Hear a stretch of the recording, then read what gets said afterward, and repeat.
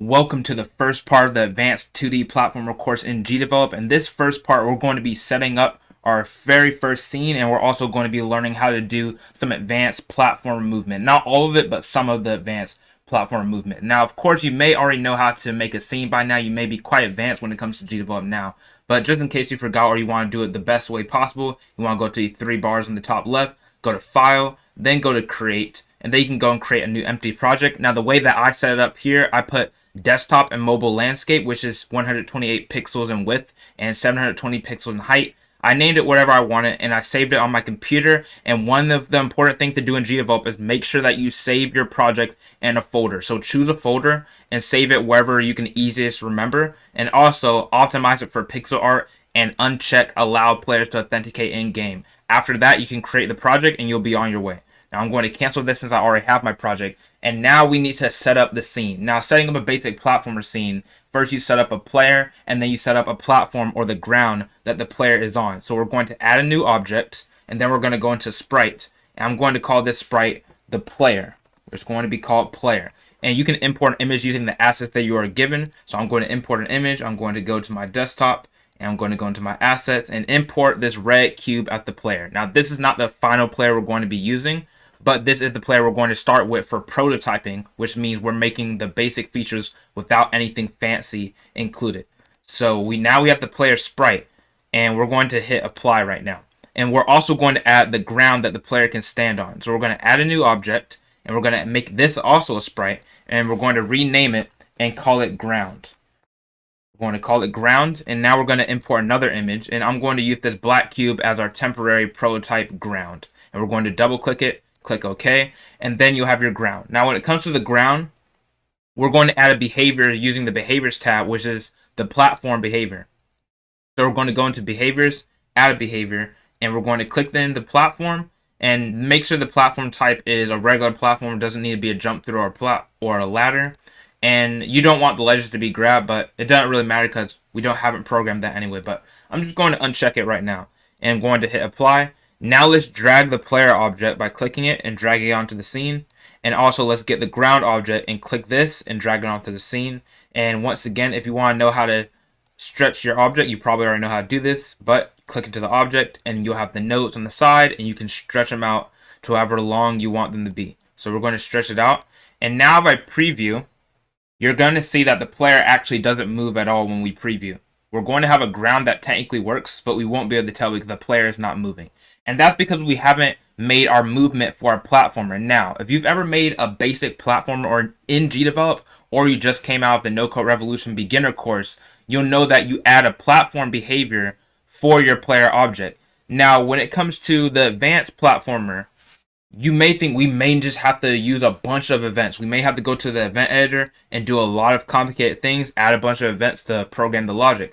But when it comes to GDevelop, it's extremely simple because there's already built-in extensions, some of them made by GDevelop members and some of them just made by the community. So we're going to be going into the extensions, which may or may not be new to you.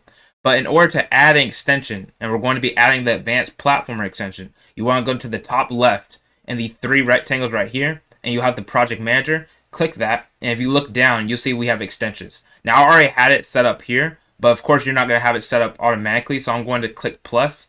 And the way that you look for, all you have to do is make this blank and type in advanced.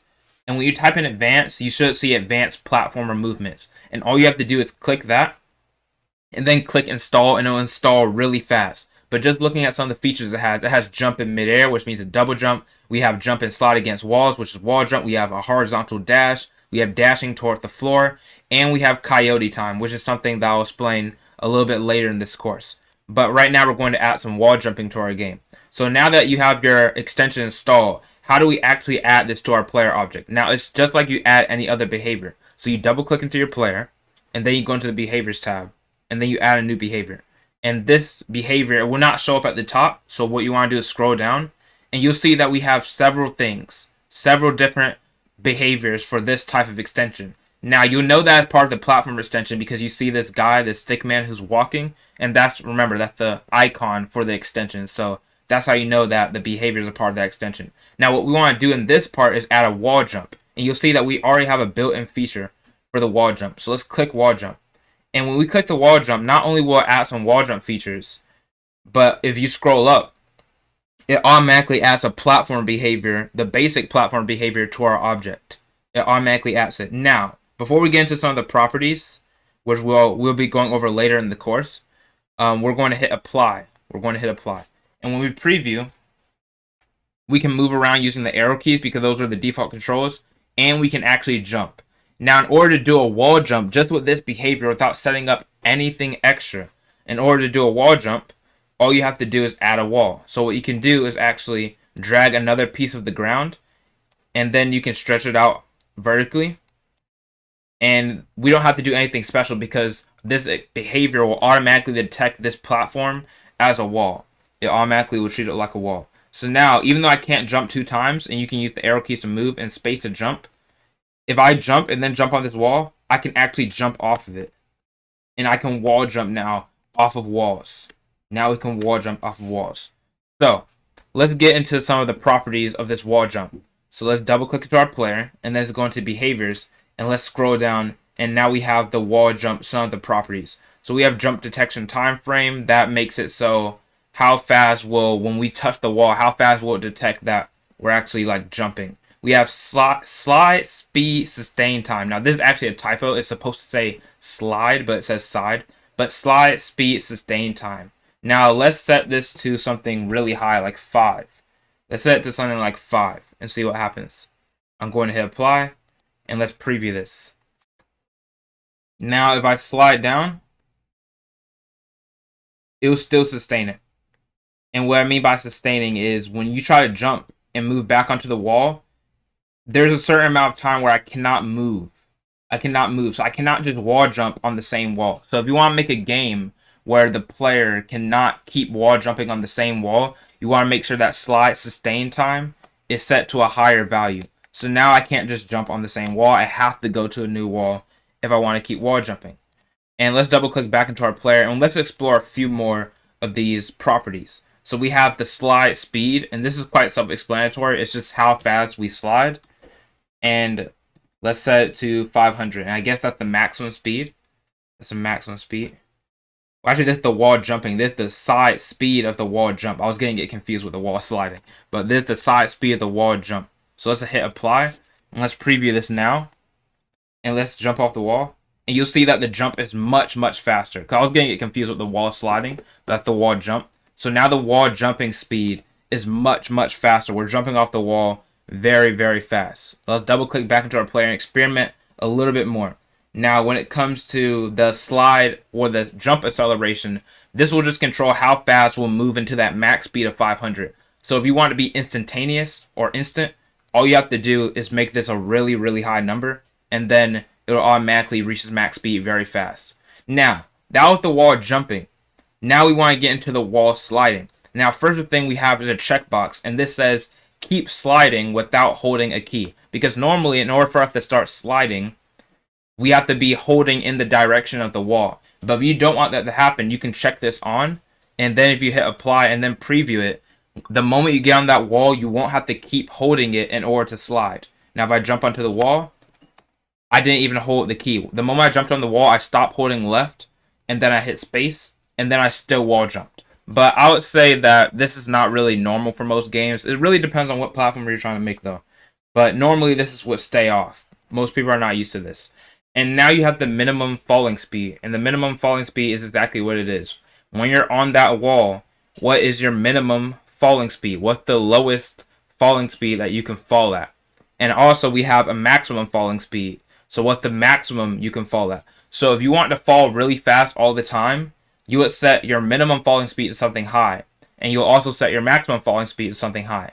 But if you want to fall really slowly, you would keep your minimum falling speed low. And you would keep your minimum or your maximum falling speed also low. So these right here are quite self-explanatory. Now gravity is also self-explanatory. You have gravity when you're on the wall. So up here, we have a default gravity of 1000. So that's why when we're on the wall, we start to slide. Because now our gravity is actually changing. So if I change the gravity to be something even lower, let's half it by making it 250. And then we apply it. Now we're going to slide even slower. So if I jump on the wall, You see that I slide much slower. I slide much slower than before. And one more thing that I also want to check out myself, because sometimes things are not self-explanatory. And you'll have something like impact speed absorption, things that are a little bit hard to explain. So let's set this to a very high value. And this is how you experiment with anything. If you have something that you don't know what it does, experiment with it on a super high value and a really low value. So let's change the impact speed absorption to 1000, and let's just test out to see what it does. Now if I jump on the wall, you'll see that nothing really changed. Nothing really changed. And you have to be testing things out. But what it actually does, so I can just unspoil it, don't have to leave it as a surprise, the impact speed absorption is how much it'll absorb your speed when you go into that wall. How much will your speed be absorbed? Now if I set this to something low like 8 impact speed, it's probably not going to change anything. So if I jump into the wall, you see that nothing changed. So it has nothing to do with the wall sliding itself. It's still not going to affect the wall sliding. It's just about you kind of crashing into that wall. Will your speed be absorbed? Will your impact be absorbed by that wall? So that is how you use the wall jumping and the wall sliding behavior in GDevelop. In the next few parts, we're going to be exploring more aspects like dashing as part of the advanced platformer behavior. Welcome back. In this part of the advanced 2D platformer course, we're going to be learning how to make a horizontal dash for our player. So let's get right into it. Now, the first thing we need to do is add a new behavior to our player, and that's part of the advanced platform movement extension already. So all we have to do is double click into our player. We double click here, we go into behaviors, and we're going to add a new behavior in the top or in the bottom right. Now, to find this new behavior, all you have to do is type in dash. And you'll see that we have two dashes. We have the horizontal dash and the dive dash. We'll get into the dive dash later. But what we're worried about in this part is the horizontal dash. And it makes us dash either to the left or either to the right. Now, before we get into any of these properties, before you get overwhelmed, we have we have 9 properties to get into. 9 total properties. So we're going to get into all of them soon. But first we have to activate our dash, because we hit apply and preview this. We will not just automatically dash. You can press any button on your keyboard. You can try to double tap in a direction. You can press space. You can press Z. You can press anything. But you can't actually dash because this is not an automatic behavior, which means things will not automatically be set up for you. You have to use an event to activate the command. In this case, we need to use an event to activate our dash. So how do we do this? Let's X out of here. And let's go into our events, our scene events, and let's add a new event. Now, what we want to happen in English, if we press the Z key, or any key for that matter, you can make any key. But in this case, if you press the Z key, then we want to simulate a dash key. So that means our condition should be add a condition, and you should know how to do keyboard input by now, but just in case you forgot, go into other conditions, keyboard, and then go into key pressed. And all you have to do is type in any type of key on the keyboard that you want. And in our case, we want Z. So we're going to put Z key. And if the Z key is pressed, then we want to simulate a dash key. Now you may be wondering, how do we do this? We add an action. Now, since we're trying to dash, remember, the dashing behavior is on the player object, which means you automatically know that you need to be clicking on the player instead of other actions. Do not click into other actions. You'll never find it. Now you have all of the wall jump actions, and you can tell they're wall jump actions because you see that little stick man running, and that was the same icon as before. Now if you scroll down, you'll see that we have the horizontal dash section, and there's 2 things in here: abort dash, which will automatically stop your dash, and then you have simulate the dash key, and that's what we want to do here. Now there's nothing to configure here, so we're going to leave it as B, and we're going to click OK. Now if I preview this, if I press space and then I dash, I can dash using Z, and I'll dash in any direction, whether I'm on the ground or whether I'm in the air. Now, one thing about the dashing is that, let's say I press left. I'm pressing left right now. I press left once, and then I press Z. I'll dash to the left. If I press right, I press right once, and then I dash to the right. And that's because this platform behavior, it automatically is tracking what direction your player is in, which is really good because we don't have to add any extra events that track which direction we're in. So now that we have the dashing set up, we know how to dash. How do we actually configure and customize our dash to be customizable depending on our game? We don't always want that type of dash. So let's go back to our scene and go into the player, and we're about to experiment, and I'm about to explain each one of these properties in the platformer behavior, the dash behavior. Now we have the cooldown duration. This is very easy to understand. Cooldown means that how long will you have to wait before you can dash again. In our case, the cooldown is 0.25 seconds. This is measured in seconds. So 0.25 seconds. A quarter of a second. That means you have to wait a quarter of a second to dash again after dashing. So you can set this to whatever you want, but let's set our cooldown duration to be 0.5, which means half a second. So we're going to test that out a little bit later because I don't want to keep coming in and out. But we have the deceleration, also pretty self-explanatory. This will be how fast your player will come to a halt while it's dashing. How fast will your player come to a halt? If you want to come to a halt very, very fast, you can set the deceleration as high. And that's what we're going to do here. We're going to set the deceleration as being equal to 7,000. That's going to be the deceleration. And now let's do a test. Let's apply and preview. Let's apply and preview.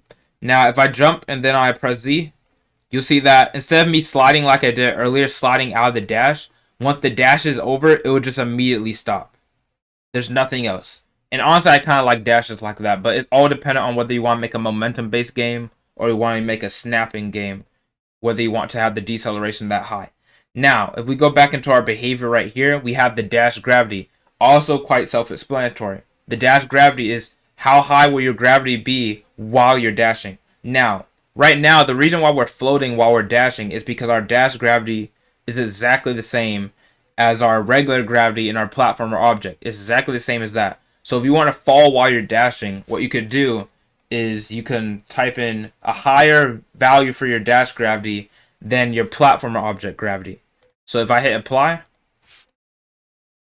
and if I now jump and press Z, you can't really tell, but I'm moving down a little bit. But it's kind of hard to tell because the dashing doesn't last that long. But that's what it's actually doing right now. Now, if I preview this again, well, not preview it, if I go into the player and then go into behaviors, we also have the initial speed of the dash. Once again, these four up here are quite self-explanatory.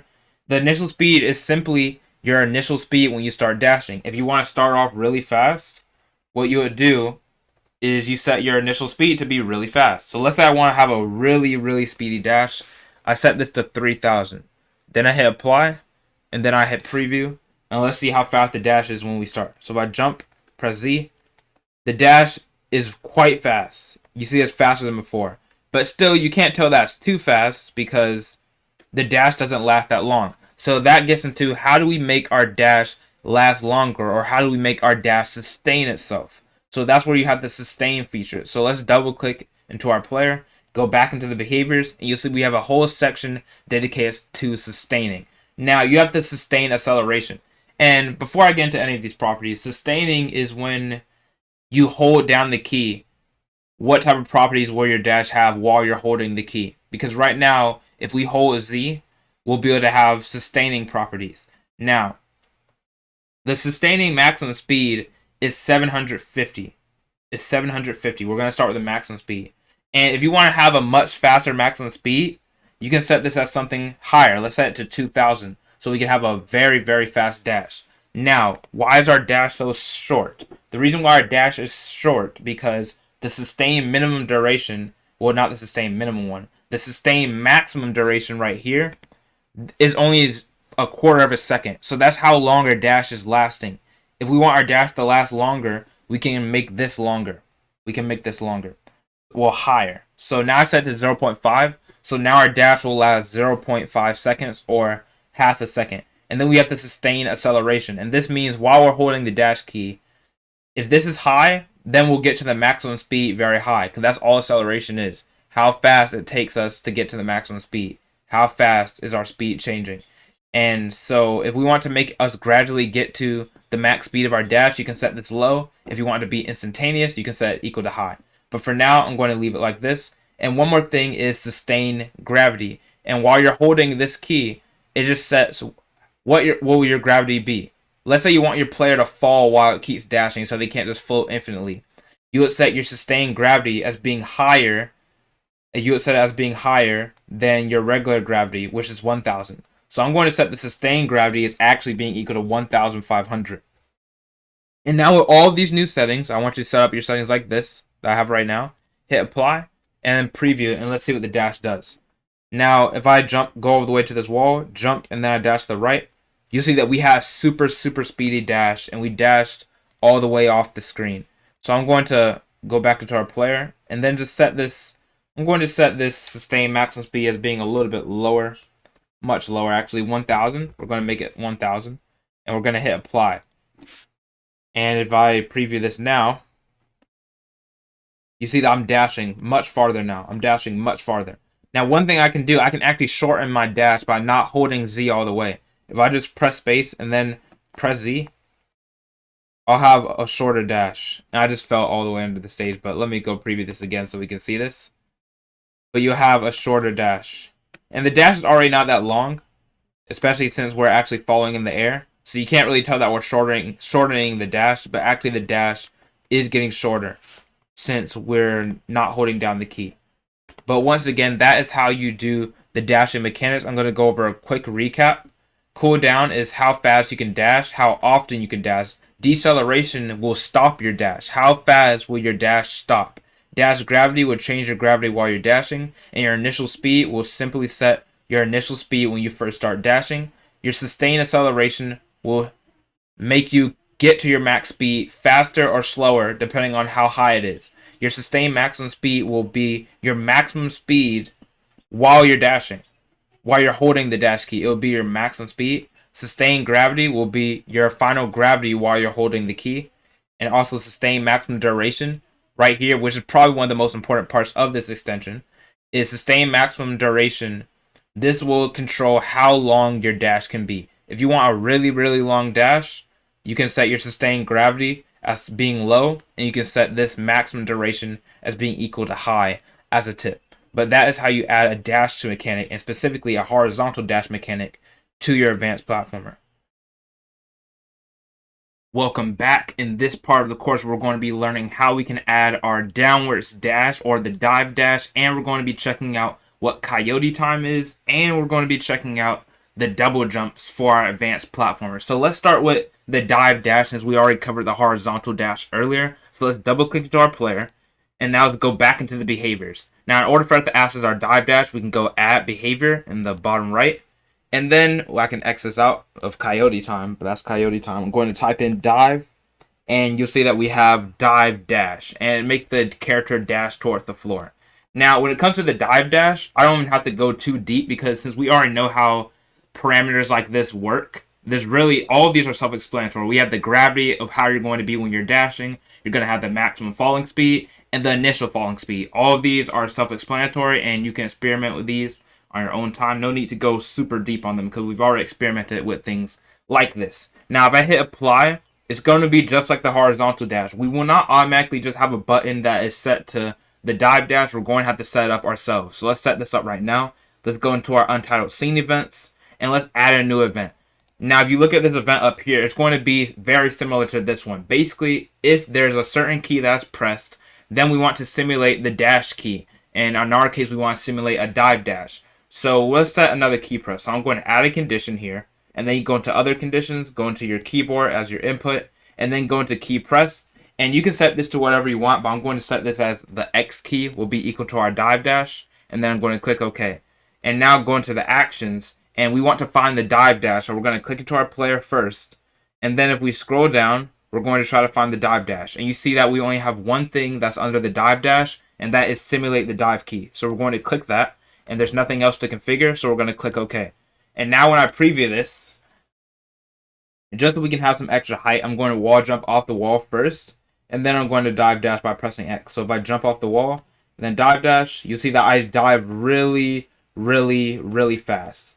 And that's because our gravity got set to 8,000 when we start doing the dive dash. So if you want to make a dash that's not so instantaneous, you want to alter the parameters of, you want to alter your gravity, definitely your maximum falling speed, and also your initial falling speed, which you have all on your behavior. So that's how you do a dive dash. Now we're going to get into coyote time and double jumps. So let's add another behavior. And in order to access the double jump, you'll see that we have right here, we have coyote time and air jump. So I'm going to click this. Now, you may be unaware of what coyote time is, but what coyote time basically is when you fall off of a platform, the game will give you a little bit of leniency and it'll give you a little bit of time. So even when you've fallen off the platform, you have a little bit of extra time to jump. And many games use this because it feels more fair for the player, even though they did already fall off the platform. It makes your game feel more fair. And a lot of games use this, and it's really hard to notice because since so many games use it now, it's become almost the norm when it comes to video games, especially platformers. Now, coyote time duration that we have right here is a quarter of a second, 0.25, and that's not that bad. But just so we can see how it exactly works, I'm going to set the coyote time duration to be equal to 1 second. That means after we fall off a platform, we'll have an entire second to jump after that, and we'll still be able to jump even if we're not actually on the platform. So let's see this in action. And also, before we do this, so we're not tricked, you'll see that we have the double jumps, and this is also very self-explanatory. This just shows you how many jumps do you have in the air. And then you also have a setting, floor jumps count as air jumps. So if I check this, floor jumps count as air jumps, that means I'll only be able to jump once, even though my number of air jumps is 1, if you know what I mean. So we're going to hit apply, then test out coyote time. And just so we can test it out, I'm going to shorten this platform so we can fall off of it, and then I'll jump. So I'm going to fall off the platform, and you'll clearly be able to see that I've already fallen off, and then I'll be able to jump still. So I just fell off the entire platform, and then I jumped. Now, normally you wouldn't want to do this for your game because that's pretty unnatural.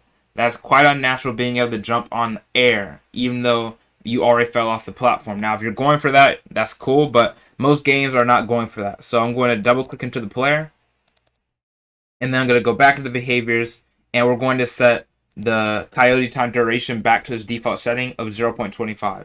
Now, you could completely get rid of it if you don't want it, but like I said, most players will appreciate having coyote time. That will help them with platforming. Now, back into the double jumps, or the air jumps as they call it on here. Now, I'm going to uncheck floor jumps count as air jumps, but it doesn't really matter. Now, right now, the number of air jumps is 1. So that means I'll be able to jump once, and then I'll be able to jump again. So now I'm in here. If I press space, I can jump once. But if I press space and then press it again while I'm in the air, I'll have an entire double jump. And the thing about the double jumping is wall jumping will get rid of your double jump. Wall jumping gets rid of the double jump. So that is one thing to keep in mind. That's what I want to say. One thing to keep in mind is your wall jump will get rid of your double jump. And there is a way to change this, but we'll get into some more of the intricacies later. But yes, your wall jump will, by default, it'll get rid of your double jump. But like I said, there are workarounds to add this back. So that's how you add double jumps to your game. That's also how you use coyote time and add an air dash to your platformer character. Welcome back. In this part of the course, we're going to be learning how to make a camera that will follow our player. And not only that, we'll also be learning how to make a smooth camera that smoothly follows the player. Because many modern games, the camera is not exactly matching onto the center of the player. It smoothly follows them. Now, are we going to need events for this? Not quite. We're not going to need events for this because GDevelop can do many things just by using simple behaviors, and we don't have to use events or anything very complicated for it. But don't get too used to it because further in this course, we're about to be using a lot of events soon. But for now, we don't need to use any. So we're going to double click into our player, and that's the reason why we're double clicking to our player to start off with is because our camera is not an external object. It's going to be attached to our player. It's a behavior that is attached to our player. So we don't need to create a separate camera object like some other game engines do. So I'm going to click into behaviors, and now I'm going to add a new behavior in the bottom right. You should be familiar with that by now. And you'll see if you go into smooth, I have it set up here, but if you go into smooth, so let me exit out so it can be more realistic. I always have things set up free just to show you, but when you type in smooth, you have the smooth camera and you have smooth platformer camera. Now, we're not going to actually need to use the smooth platformer camera. The smooth camera works fine. Now, I'm going to go into smooth camera, and you'll see that we have these 4 main settings. And there are some advanced properties, but we don't really need them. It's because these are mainly for if your camera, if your player object is going extremely fast.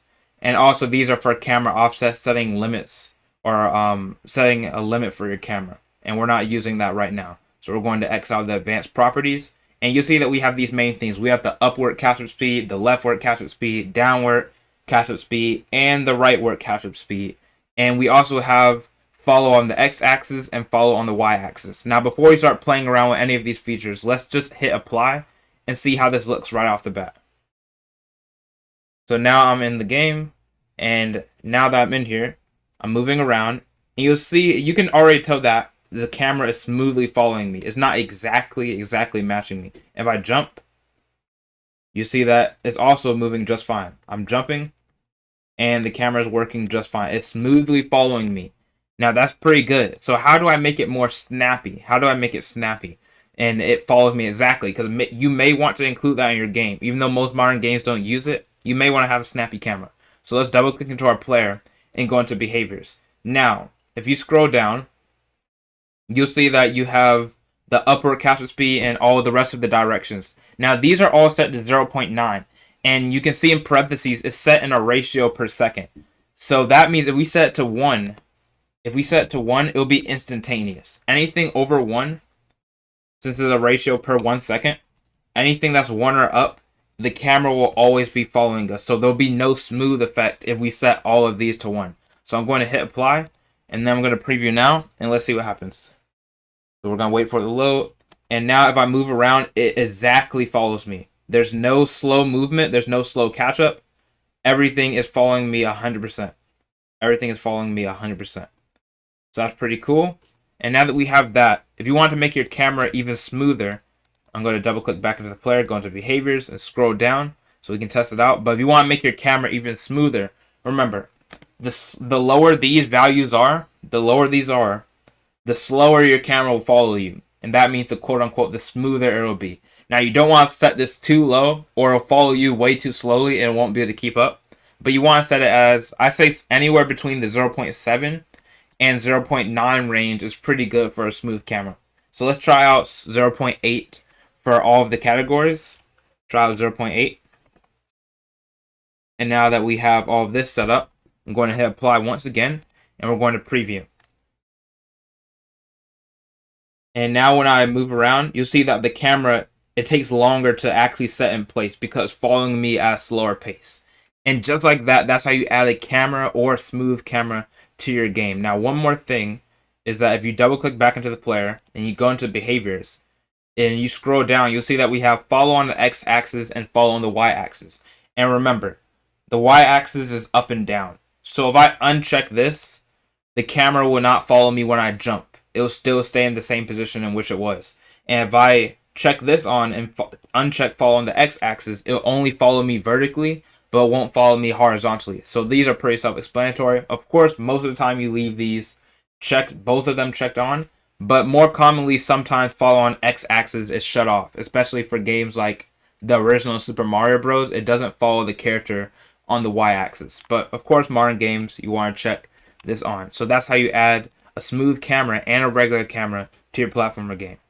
Welcome back. In this part, we're going to be learning how to set up external events and how to call on those external events. And external events are what we're going to be using for our player logic. And what an external event is, you'll see that we have the event system, and this is the event system for our scene. But external events, these are outside of this scene's event system, and they can still be called on even though they're not a part of it. But when you're doing player logic like this, it makes it much less complicated, especially when you have a really complicated character like an advanced 3D platform. We're going to be doing things like slicing, wall jumping, and we're going to have a ton of animations and a ton of different interactions that can happen. So using external events is the best way to set it up without running into a bunch of bugs. Now, the way that we set up an external event is very easy in GDevelop. Now we want to go into the top left, and you'll have the project manager right here. And if you scroll down, you don't have to scroll down. If you look down, you see the external events. And all you have to do is click the plus.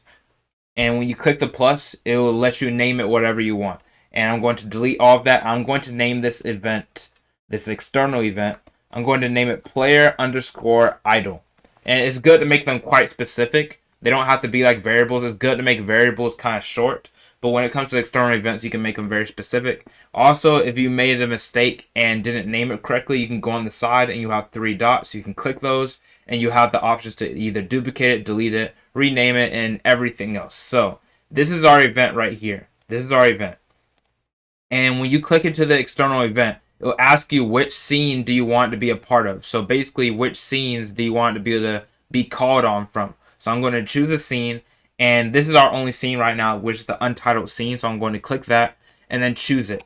And now you see that this external event looks exactly like a regular scene event system, and that's what it's supposed to be like. It's an external event. Now, when it comes to an external event, you can add anything you want to them. So I'm going to add an event, and let's make it so when this event is called on, this external event, our player will be deleted so we know whether or not it works. Now I'm going to add an action. We don't need a condition because we just simply want to delete the player. Let's add an action and then click into the player, and then let's type in delete in the search bar, delete the object, and click OK. Now when we preview, nothing is going to happen, and that's because we have not called on our external event. Now, you can call on external events by using any other event in your untitled scene events. You can use any other type of action to call on it, but the way that we're going to be calling on them is by using a variable, and that state variable is going to be a number that will switch. That number will switch, and that will be what's actually changing our player to be a different state. So, I'm going to go back into the project manager, and let's create a new scene variable. So we can go down to the scene section, and then we go to the side of our untitled scene, and we're going to, let's actually first rename it so we don't have to keep saying untitled scene. We're going to call this test room. And also let's go back into our three dots, and let's edit the scene variables. And I already have a state thing set up. I always do this. I always set up things in advance, but let's make it more natural so it's not like this. So we're going to add a variable, and we're going to call it state. I always do that, have it set up in advance because it can be hard for me to remember some of these things sometimes. But let's make a state variable that we have. Now this state is a number variable. Make sure it's a number and not a string. And we're going to set it to be equal to 0. And we're going to hit apply. Now you're going to click back into your scene because it closes out when you rename it. Now, you call on an external event using a different method. You can't call on it using an action. You have to use a sub event, which you should be familiar with, especially if you've used part 1 of the no-code revolution. But let me just show you how to do it just in case you forgot. Now, the condition here is if our scene variable or state variable is equal to 0, then we want to switch into our idle state. So I'm going to add a new event, and I'm going to add a condition, and we're trying to check whether or not the state variable is equal to 0. So we're going to go into other conditions, and then we're going to go into the variables, go into variable value, and then you'll be able to click into the state variable. And we want to see if it's equal to 0. And now that we have this, let's click OK. What are we supposed to do next? Now you can't add an action. There's no way to activate an external event from an action. So what do we need to do? We need to add a sub event. And before we add that sub event of it, we want to actually call on the external event. So the way that we do this, you can go into near the top right and you'll see this plus symbol. And when you click this plus symbol, there's many options, but you also have an option of linking the external event. Link the external event. And then you can include events from. You click into this purple text, and then you can choose the state. Now, if we preview this, actually will be deleted immediately because the game is instantly calling on this. But if you want to make it so a specific condition activates this state, what you can do is make it a sub event of this condition. So we're going to drag it under here, and now this has to be true in order for this to happen. Now our player will still immediately be deleted because by default our state is equal to 0. So you'll see that it is now deleted. But that is basically how you call on an external event. And remember, one thing that I want you to know about external events, let me just go into our project manager so we can visualize it better and click into here. One thing you need to know about external events is that even though this is running right now, all of these events in this scene are still running at the same time that this external event is running. So they're still all running at the same time. And remember, you don't have to limit it to a state variable. If I want to, I could make it so if the Z key was pressed, then the player would be deleted because it will activate the idle state. So that is basically how you activate an external event using GDevelop. And one more thing, if you did not understand this much, because you really need to grasp this topic well. You need to grasp external events well. We're going to be going over this more, so I'll have more time to explain it anyway because we're still getting to the beginning parts of it. But make sure to rewatch this video or ask any questions in the Q&A, and I'll be happy to answer all of them so you have the best understanding possible of these external events. But anyways, that is how you add and call on external events in GDevelop. Welcome back. In this part, we're going to be learning how to make several states, because right now we have the idle state, but also we're going to make a run state, and we want both of these states to have their own actions that activate certain things. So in this case, we want the idle state to be making our player be in his idle animation, and the run state is supposed to make our player in his running animation. So before we do anything of adding the external events, we need to go into our player and double click into it. Now, when you get into the player, we have to add the animations for it, because now we're not just using a prototype cube, we have to actually add the animations. So if you go into add a sprite, you'll already have all of these assets that you downloaded earlier, but if you haven't, make sure to download them at this moment because you're going to need them. But we have all the animations for the night character that we're going to be using for it. So we're going to go into the night idle animation, and the way that you add all of these frames at the same time is you click the first frame, and then you hold shift, and then you click the last frame, and then all of them will automatically select without you having to manually do it. So now we're going to open this, and we're going to click OK. Now, one thing you're going to notice that we have all of the night characters, but we still, for some reason, have this red cube here, so we can just click, make sure it's checked on, and then you can right-click it and then delete the selection. Now, another thing is you want to check the collision mask by clicking Edit Collision Mask, and you'll see that we have the collision mask right here, and this will basically be how our player collides with objects. It's not based on the pixels that are on the character, it's based on this collision mask right here. But everything looks fine right now, so we're going to keep it the same, and we're going to close it out. Now, one last thing we want to do on this animation before we leave is preview it. And if we preview it, you'll see that it kind of like shrugs its shoulders once, but it's not looping. So we want to make it loop because most idle animations loop. So I'm going to click OK, and we're going to loop it. And now if I preview, you'll see that it'll keep doing it an infinite amount of time. So that's how we want it to be. And of course, you probably already know this if you have some experience with GDevelop, but you can make the FPS go up, and then the animation will go faster. So if you want to go faster, make the FPS go up. So we're going to click OK and hit apply. And now when I zoom in by using the scroll wheel on my mouse, when I zoom in, you'll see that the player is really, really small. So I can select the player, and I can make it bigger. Now, one thing, when you're trying to make your player big, and you'll see that our player is really, really skinny. So I'm actually going to delete it, because last time we had our player set at 32 by 32 pixels. So I'm going to drag it back into the scene, and when you do this, it will be as original proportions, which is 120 by 80. And when you're changing the size, if you want to make it bigger without changing the proportions or without stretching it, you can just click on the side of either the width or the height, and you'll see that these two arrows pop up. Then you can click it, and then if you want to make this number bigger, you can move your mouse to the right. And if you want to make this number smaller, you can move your mouse to the left. So, and then it'll keep its proportion automatically without stretching. So I'm going to keep it like this to make it a little bit bigger. And now we have the idle animation set up. So we're going to go back into the player, and then we're going to set up the running animation. So I'm going to double click back into the player, and let's add a new animation. And now we're going to add a sprite. And we're going to do the same thing we did before. Go into your file system and then find the running animation. And I can double click in here. And then I can click the first frame. And then once again, I can hold shift and select all of them at the same time. And I'm going to click into open it. And now we have it opened. And one thing, this led to a bug. Okay, we're going to cut this off.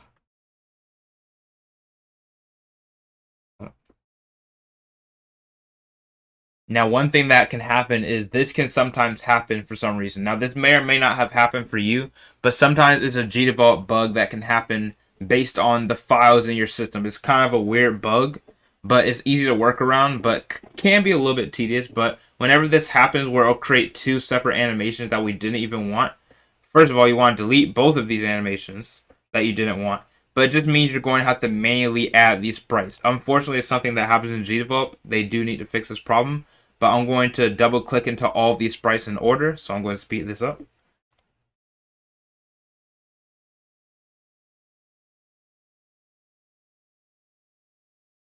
Now we have all the animations for the running animation set up.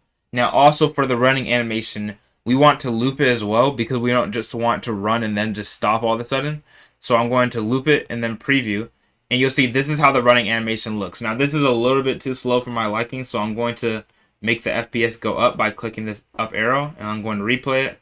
And that seems pretty good, a little bit too fast, so I'm going to set it to 20 frames per second. And I kind of like this running speed right here. So you can change it and adjust it to your liking. I'm going to click OK and hit apply. So now we have both of the animations set up. So now let's create the run state. Let's create a run external event.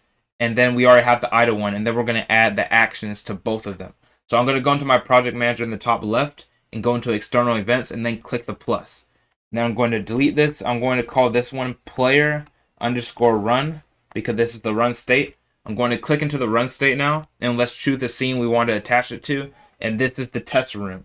So I'm going to attach it to the test room and hit choose, and I'm going to add an event to it. Now, right now, let's go back into our idle event. We haven't added anything to it other than deleting the player. Now, what we actually want to happen as our action in this event is we want to set our player's animation to the idle animation, which is in that animation by default. So we're not going to see a change, but we still want this to happen. So I'm going to click into this action and hit delete on my keyboard. That's actually a keyboard shortcut. Or you could right click and delete it. But the action that we want to happen is setting our player's animation to be equal to the idle animation. So I'm going to add an action and then click into the player. And now if I scroll down, let's scroll down all the way into the animation section. And we want to change the animation by number because we actually didn't name it. But we can change the animation by number. Now we know the index starts off at 0. The index starts off at 0. And that means we need to see if it's set equal to 0, then we want to set it equal to 0 so it can be in its idle animation. So basically what we're saying right now is that whenever our player is in its idle event, is when this external event is activated, then we want to change our animation to be equal to 0. But now, you might not like this way of animating objects, and I don't like this way either. This is not the way I use. So I'm going to show you the better way to do it. So I'm going to go back into our scene, and let's double click into the player. And you'll see that the animations, we have an optional animation name. And even though it's optional, it's best to use this. So I'm going to name this animation idle. I'm going to click into the running one, and name this animation running. And this way we can activate the animation by name instead of memorizing the number of the animation. So I'm going to hit apply, and let's go back into the idle state. And I can double click into the action, and let's change the animation by name. And now, if you have the animation name pop up as a string menu, you'll see these two quotation marks. This is not the best way to do it either. All you have to do is click this button on the side, select an animation, and then you'll have a drop down menu, so you don't have to even remember the name of it. It'll automatically pop up in a drop down menu. So I'm going to hit idle. And if I preview, like I said, nothing's going to change because by default, our player is in its idle animation by default. So of course nothing's going to happen.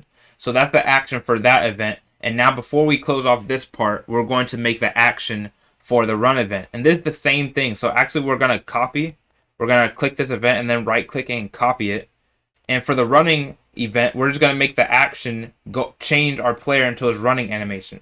So all you have to do to paste an action, you can scroll over the add action button, and then you'll see or paste actions, and then you can scroll over that or paste actions and then click it. Now these are things, just saying, you may be finding some of this hard to memorize about the keyboard shortcuts and doing things like pasting, what I just did. You'll get used to this as you make more games. This will become second nature. But for now, let's double click into the action. And you'll see that we have the modification sign, doesn't matter. So we're going to set the animation name as being equal to running. And I'm going to hit OK. Now nothing will happen. Nothing's going to happen. And that's because even though we made two external events that do different things, one changes us to the auto animation and one changes us to the running animation, we haven't actually made a transition between these two states. So there's no way to go from idle to run. So in the next part, we're going to be learning how to transition between two states. Welcome back. In this part, we're going to be learning how to transition between the idle state and the run state. So let's get right into it. Now, when it comes to transitioning between states, remember, we have to first be able to access the state. Now, right now, we can access the idle state because we can see if the state is equal to 0, which it is by default, then we're going to set our state to be equal to the idle state. But we have to also do the same thing, but for the run state. So we have to assign a number that the state variable is set to, and when that number is equal to 1, then we're going to access the events in our run state right here. So what do I mean by this? Let's get right into it. So we can just copy and paste this, and I'm going to right click and copy it and paste it. And what I'm doing is I'm assigning a number value, part of the state, to be set to one of our external events. So now we want to click into this number 0, and we want to basically check if the variable state is equal to 1. Then we want to change our external event to start accessing the events from the run external event. And I interchange with external event and state. So I'm just going to start saying state for now on. I'm going to start saying state. So basically, if our state variable is equal to 1, then we want to change into the run state. So right now we're going to click into our player idle. We're going to delete everything here, and then we're going to change our event to our run state. So now that we have that set up, now it's able to be accessed. But now we have to go into our idle state. And you'll see that when we're in our idle state, there's no way for us to go into our run state. There's no way for that state variable to get set equal to 1 to activate that run state. And what we have to do is we have to make a set of events that will set ourselves equal to the run state. Now, what type of events would do that? What classifies the player as running? Now, when it comes to a platformer, what classifies the player as running in our case, and in any type of basic scenario, if the player is on the ground and if the player is moving, that means our player is running. Because it's on the ground and it's moving, okay, it's running. So we're going to add an event that will do just that. Remember, GDevelop can easily be translated from English to conditions and actions. So we're going to say that statement one more time. We're going to start with the first part of the statement. If our player is on the floor. So let's start with that. If our player is on the floor, so let's add a condition since we're saying if. And we're going to click into the player. And we're going to scroll down and check on the platformer state. And we want to check if the player is on the floor. Then we're going to click OK. And remember, GDevelop has so we're going to add another condition, go into other conditions, and go into events and control flow, and then add and if the player is moving. So now we want to check if the player is moving. So we're going to add a sub condition, make sure it's not a regular condition, add a sub condition, and then click into the player, and then scroll down and see if the player is moving. So if all of these things are true, if the player is on the floor and if the player is moving, then we want to change our player. We want to change the state variable equal to 1. And what will happen when the state variable is equal to 1, remember, when the state variable is equal to run, not run is equal to 1 to get confused. When it's equal to 1, then it'll set our state to be to the run state. We got run and 1 super similar, but that's what it's going to do. So now let's set the variable state to be equal to 1. So let's add an action here, go into other actions so we can find our variables. Then we click into variables, change the variable value. We click into state, and we're going to set it equal to 1. So I'm going to click OK, and let's preview this and see if we can get into our run state. Now, right now, we're in our idle state. Now, let's say I move to the left.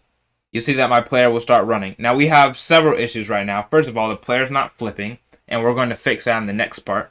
But also is that we're running now, but the player never goes back to being idle, even when it's standing still. And that's because we haven't made a transition from run to idle. We've only made a transition between idle and run, but not vice versa. So now let's make the transition between run and back to idle. So the way that we do this, we go back into our run external event, and now we're in the running external event.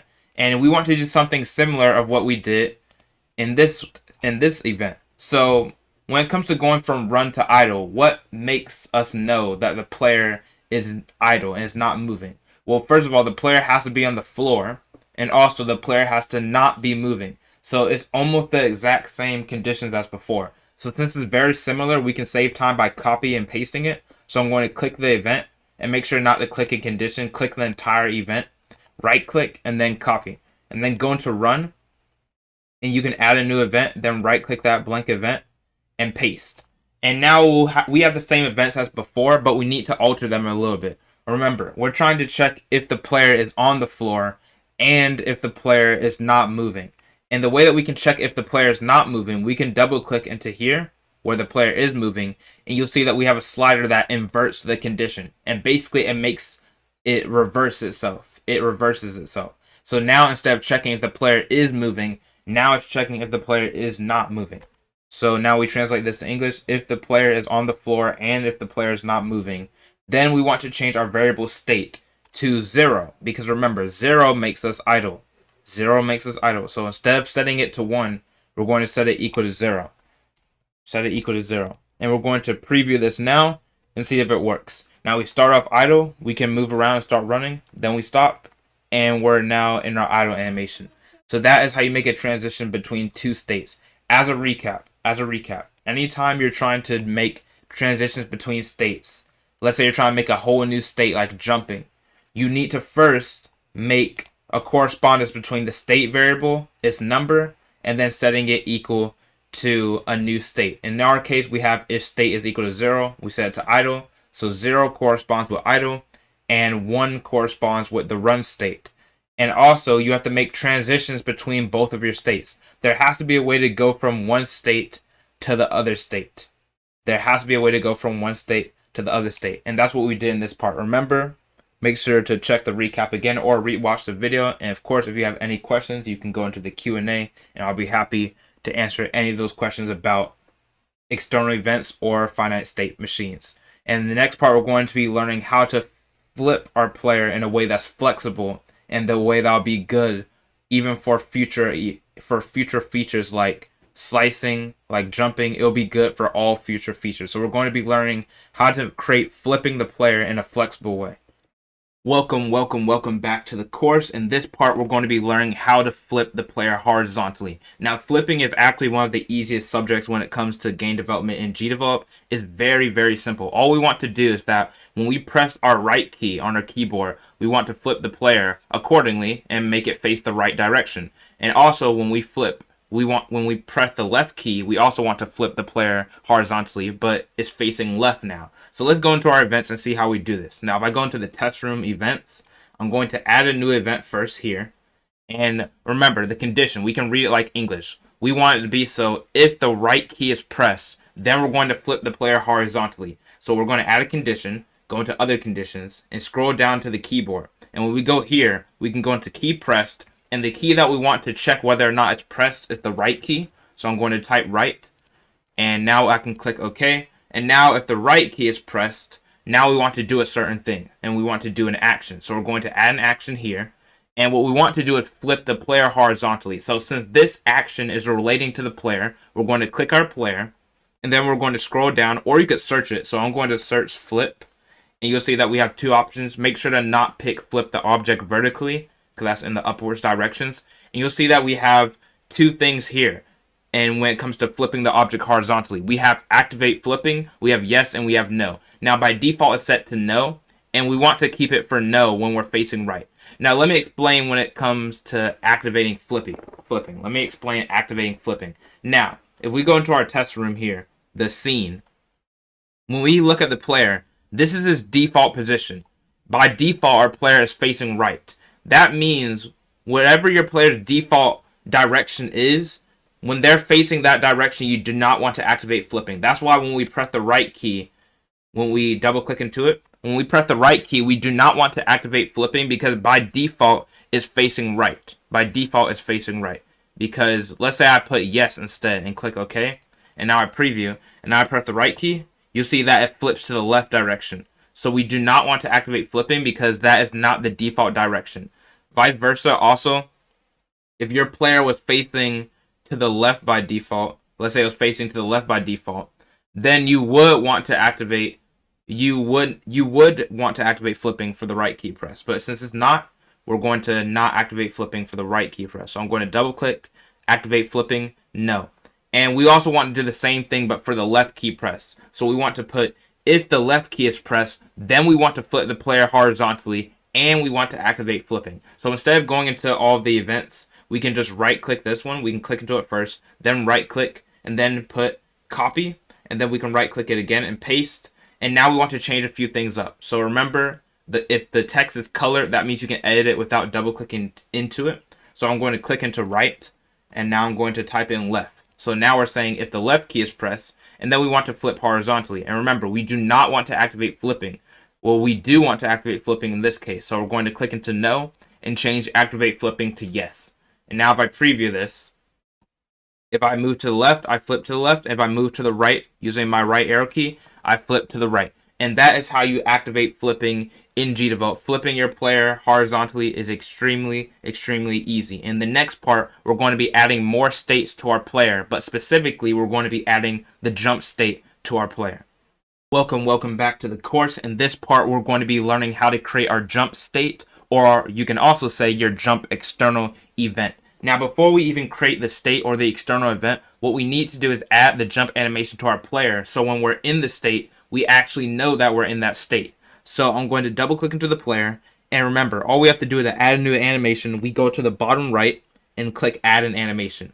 Now I'm going to add a sprite, and here I've already navigated to my night jump animation, but you can find it in your assets, and you'll see that you have 3 files. Now you could import them all individually by double clicking, but remember, we can click the first one, tile 000, and then we can hold shift and click the last one, and now I can open them and click OK, and all of them will be imported. Now, there's a reason why I don't like doing this, because normally this will work for some people, but as you can see for me, and this may happen to you, it just really depends on your computer. There's a kind of a GDevelop bug, but sometimes we import it the way I just did it, you'll see that it'll kind of be glitched out like this. So we're going to delete all of these animations that just showed up, and we're going to import them individually, because you have to test it out to see whether or not it bugs or not. So I'm going to add a sprite, and let's just double click them all individually. Make sure you do them in order from 001 to 002. So I'm going to add all of these and double click and click OK. So now we have the jump animation. Now I'm going to click loop so we can see how it looks in the preview. If I preview this, you'll see that this is how the jump animation will look. Now, the jump animation will not actually be looping when it comes to the game, because there's no reason for a jump to loop in our case, because the hero doesn't have a cape or anything like that, so there's no need for it to loop. So I'm going to click OK. We're going to unloop it, and also what we want to do is name our animation so we can access it easier in the events. So I'm going to click here, and we're going to name it jump. We're going to name it jump, and that's it. Now we're going to hit apply, and now our player has the jump animation. Now remember, to create a state, the next thing we need to do is go into our top left corner here and go into the project manager, and you'll see we have our external events, and you can already see the pattern. We're going to be doing what we did in the earlier lessons, and if you're a little bit confused, you can go back to the earlier lesson, the first one where I talk about finite state machines, but we're going to add a new state. So I'm going to click this plus symbol, and now we're going to rename this state to player, and we're going to keep the same naming pattern, so we're going to put player underscore jump. And now if I click jump, let's click it, and we have to choose the scene in which we want these states to be active. So I'm going to choose the scene, and we're going to choose test room. So I'm going to choose. Now let's add an event. So right now it's really just completely blank. Now remember, when we have a state, we have to set up the logic in that state. Basically what I'm trying to say is that when our player is in the jump state, what do we want to be happening? Now, when our player is in the jump state, we only want one thing to happen. We want the player to simply just change to his jump animation. So that's all we want to do. So we don't need a condition, because this will always be happening as long as we're in the jump state. So we don't need to add a condition. All we want to do is set our player animation to be jumping. So I'm going to add action, and since it's relating to the player, we click into our player. We can type in animation so we don't have to search it. And now we want to change the animation by the name. And now we're going to set it equal to the jump animation. So I'm going to click OK.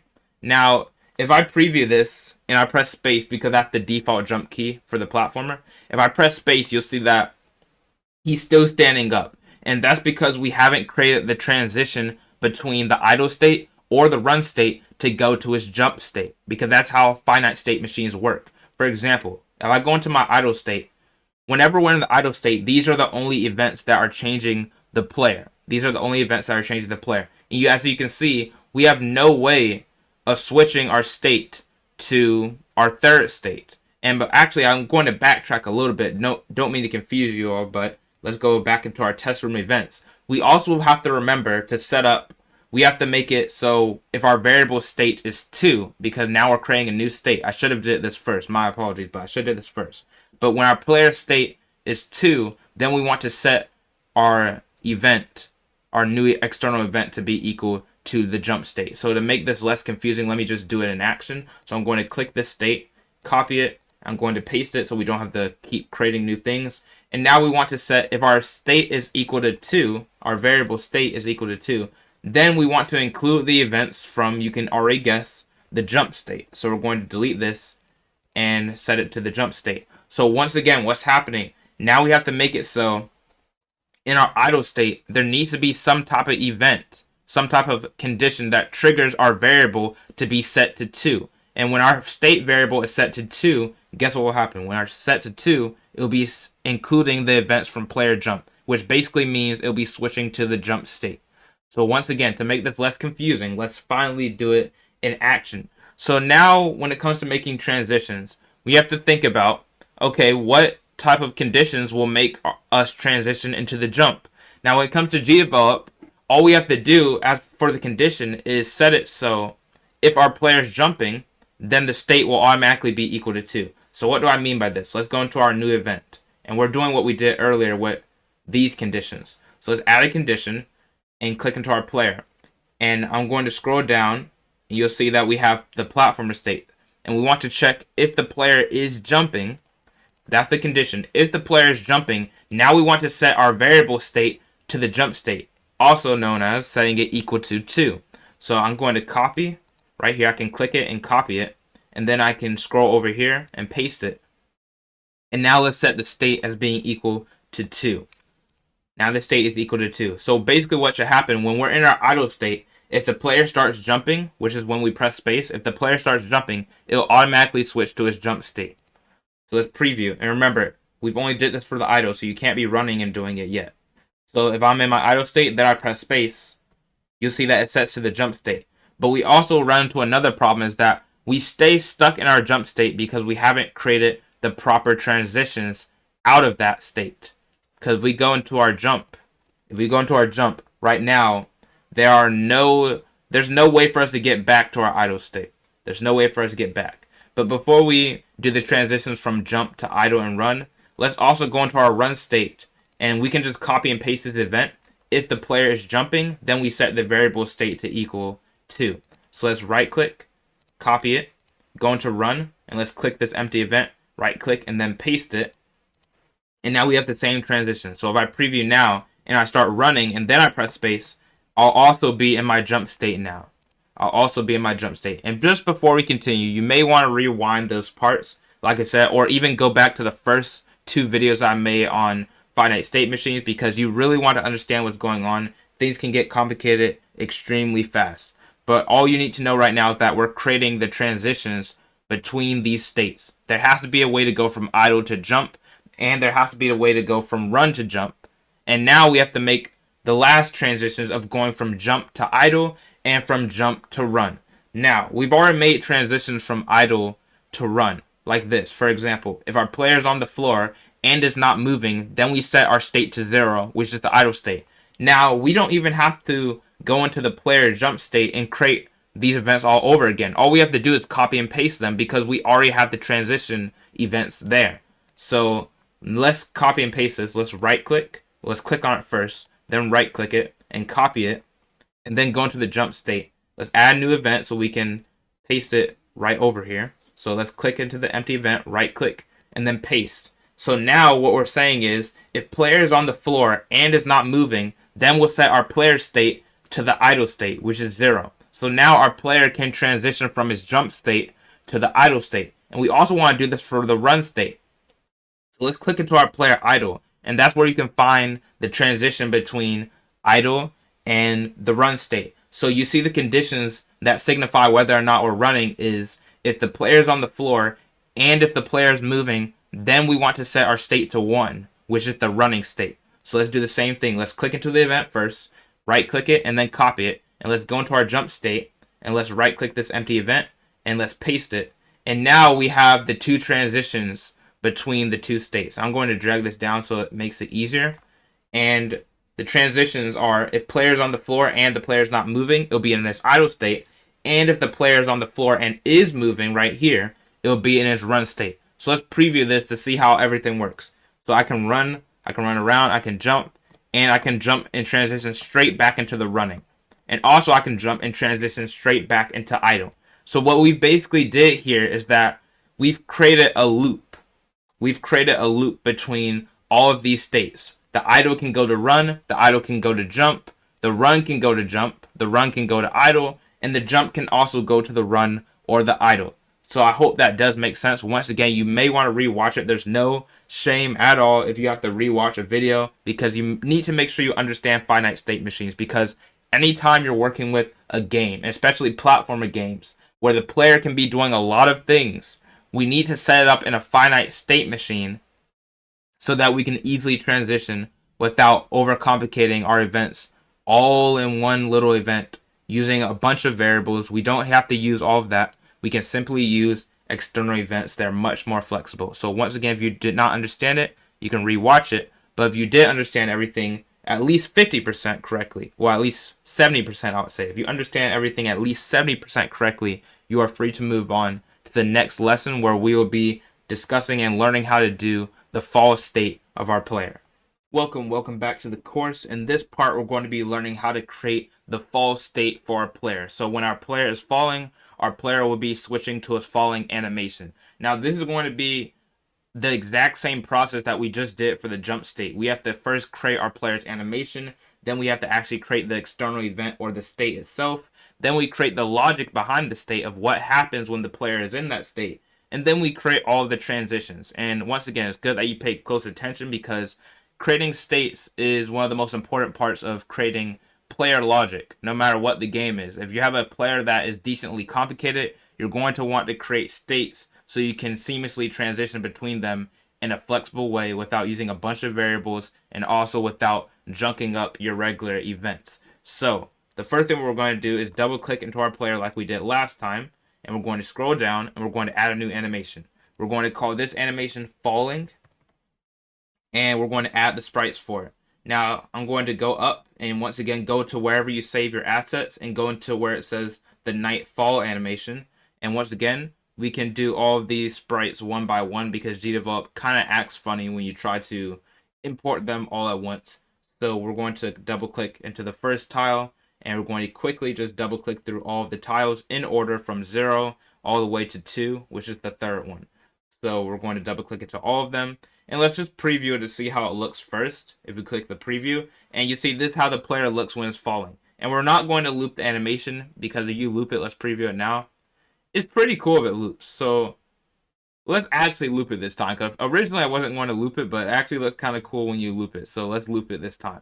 So let's hit apply, and remember to name your animation if you haven't already. But let's hit apply, and now we have the animation. So since we've already did this before, we're going to move slightly faster. So let's go into our top left project manager, and let's create a new external event. And once again, we want to name it accordingly. We're going to put player underscore and then fall. And before we click into that state, remember, go into your regular scene events, and let's create the state's transition in the first place. Let's create the number of the variable that will trigger that state. So let's once again right click this state, and let's copy it and paste it. And now let's change the variable for if the variable state is equal to 3, then we want to include the events from the player fall. So let's delete the jump, and then you'll see player fall pop up, and it'll have that little information by it because we haven't set it up quite yet. So let's go set it up right now. Now that it's able to transition now. So let's go into our project manager in the top left, and let's click player fall. Once again, it's going to ask you what scene you want to be a part of. We only have one scene, so let's click test room. So let's add a new event now that we're here. So once again, we have to create the logic of the state. What do we want to happen when the player's in the fall state? The only thing we want to happen when the player's in the fall state is that the player will then be in his falling animation. That's all we want to happen. So once again, we don't need a condition because this is always happening. And let's add the action just like we did before. So let's click into our player and let's activate the falling animation. Let's type in animation. And now we want to play the animation by the name. And then we set it equal to the falling animation just like we did before. So right there, that is the logic of the state. And now the last thing we have to do is create the transitions between all of the states just like we did last time. So let's start with the idle state. We have to ask ourselves, what condition will set us to our falling state? Last time we asked, well, we did the condition, if the player is jumping, then we want to go into our fall state. And the thing is very similar to the jump state. We want to have the condition, if the player is falling, then we set our variable to 3, which signifies the fall state. So once again, I'm going to say it again. The condition, if the player is falling, then we want to change our variable state set equal to 3. Because remember, that is what triggers the fall state. That is the trigger that we will be using for all of these states except for the falling state itself. So let's add a new event, and let's add a condition, and let's click into our player, and we're going to scroll down into our platformer state, and now we want to check if the player is falling.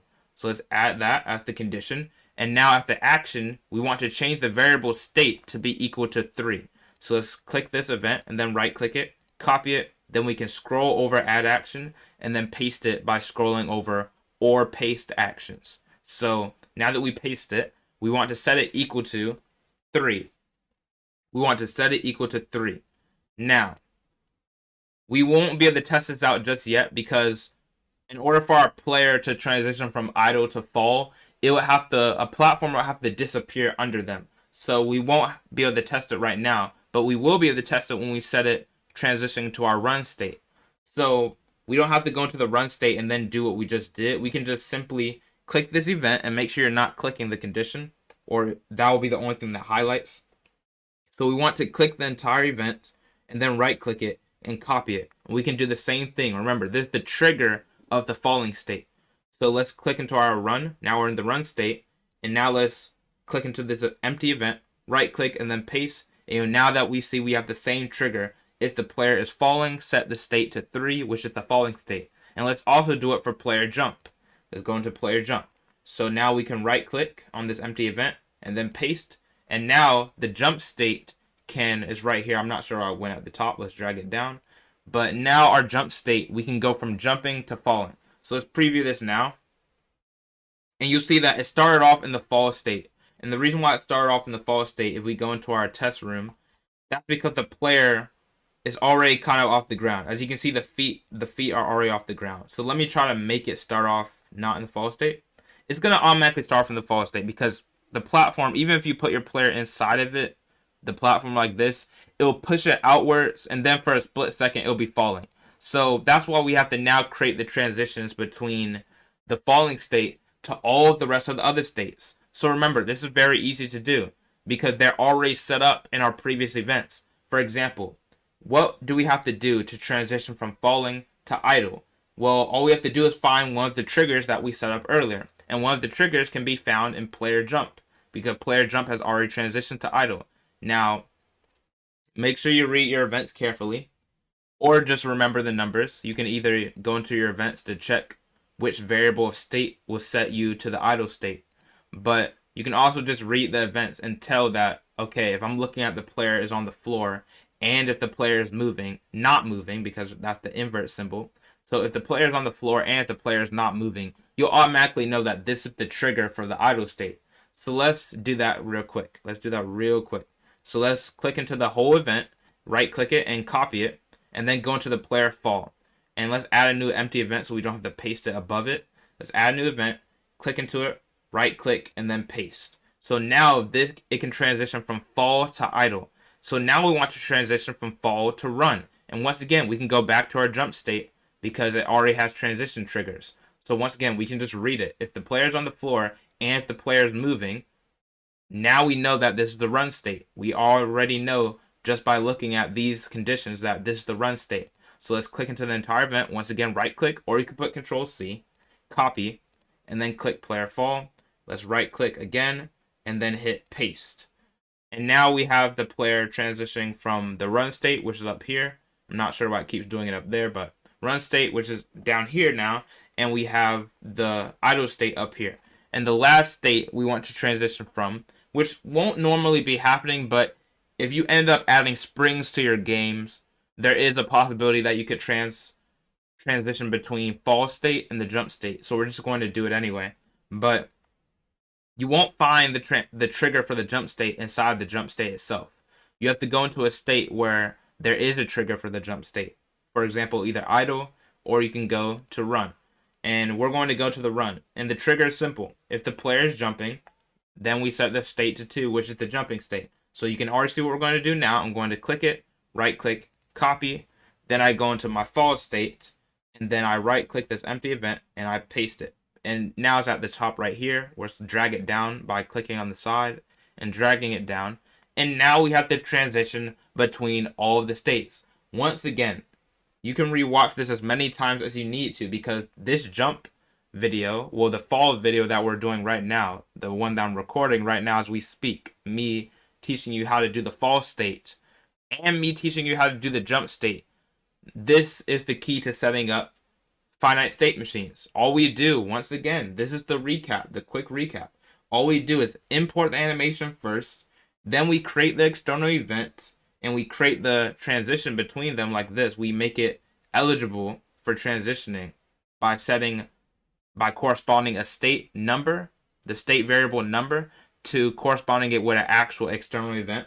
Then we create the logic of the state, which means we create the action that happens when you're in that state. And finally, we create all the transitions, which is the hardest part. The hardest part is making sure you don't miss out on any of the transitions. Now, before we end off this part, let's go preview this, and let's see if everything actually works. So you already see that we transition from fall to idle real fast. So if I jump, you'll see that it will smoothly transition between jumping and the falling state. And also, if I run and then I fall off this platform, I'll also be in my falling state. And I can actually jump out of it because I have a double jump. But that is how you transition between the jump state, the fall state, the player running, and the player's idle animation. Welcome back to the course. In this part, we're going to be learning how to do wall jumping and wall sliding. Now, this is actually going to be separated into two parts because this is a little bit more complicated than the other states when it comes to wall jumping and wall sliding. So, of course, we're going to be making a new state. But of course, the first step in creating a new state is importing the animation. So let's double click into our player, and let's go into our player, and then add an animation, and let's name this animation wall slide. We're going to name it wall slide because we're adding the wall sliding animation. Now, we don't have a specific wall jumping animation. The wall jumping animation itself is still the exact same as the jump animation, so we don't have to worry about that.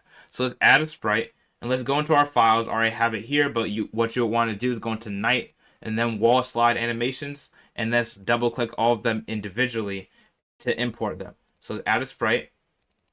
Let's double click all of them individually in order. And also, I'm going to also set the animation to be looping, because if I loop it and then I preview it, you'll see that it looks like this.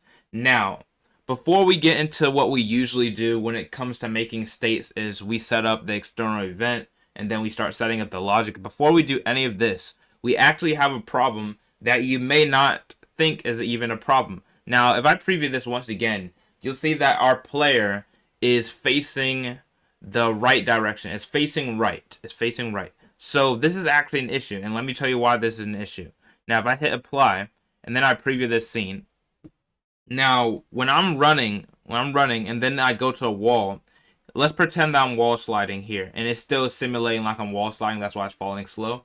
But let's say I'm wall sliding. If I'm wall sliding on a wall while I'm facing right, I don't want to still be facing right because the player's face would still be facing the wall. The player wants to be facing in the opposite direction. So that's why when it comes to wall sliding, if it's set up this way, we need to flip the animation itself horizontally. And now you may be wondering, could we do this with the events? Yes, and I actually did this the first time I ever created this project. But doing this with the events is way more complicated than just simply flipping horizontally the animation itself. You don't have to do everything with events. Certain problems like this are specific for animations. The best way to solve this problem is by flipping the animation itself. Now, how do we do this? Well, the way that we do this is we can edit the animation with Piskel.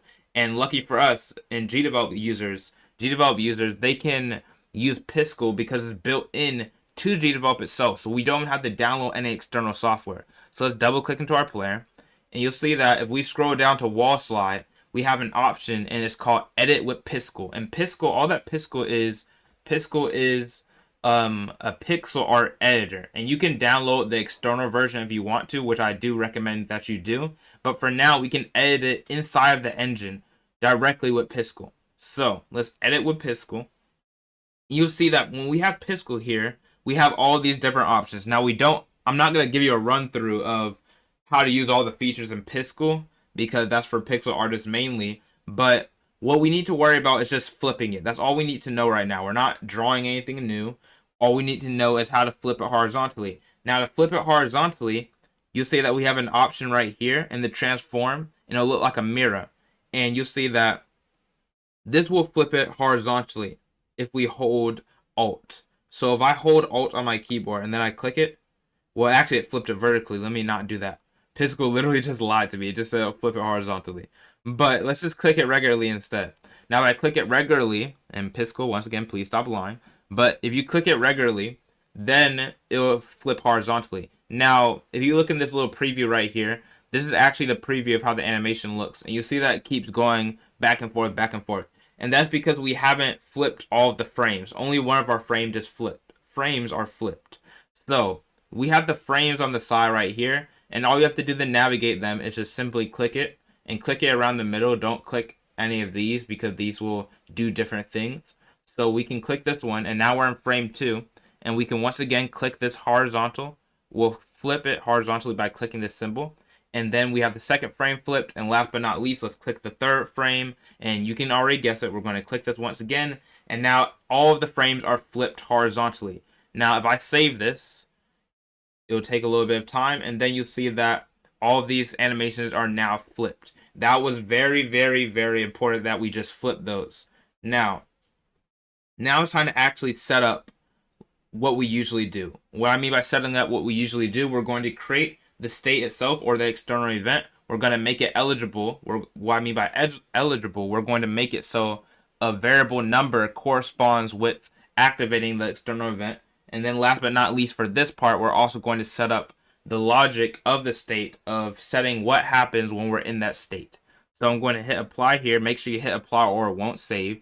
So once again, you can already guess what we're going to do. We're going to go into our top left and go into the project manager. We're going to click add a new event, an external event, and we're going to call this player underscore wall underscore slide. And it's good to make all of your names very specific just so it's easier to read your events. I'm going to hit enter and let's click the event. And let's choose the scene which we want it, which is, well, of course, the test room. So we're going to choose that. And now that we have that, we want to make it eligible for switching between. And once again, we're going to click into our events. And you already know what we're about to do if you've gotten used to this. Let's click this empty event. Let's right click it, copy it, right click again, and then paste it. And we're going to correspond the wall sliding state with the number 4. So if the variable state is equal to 4, then we want to switch to the wall sliding state. And remember to click this because we don't want to switch to the false state. We want to switch to the wall slide state. So we're going to delete this and then click player wall slide. So basically if the variable state is equal to 4, then we want to change our external event or the player state to be in the wall slide state. So now that we have this, the last thing that we're going to do for this part, because the next part is going to be a little bit more complicated, so I didn't want to include it all in one lesson.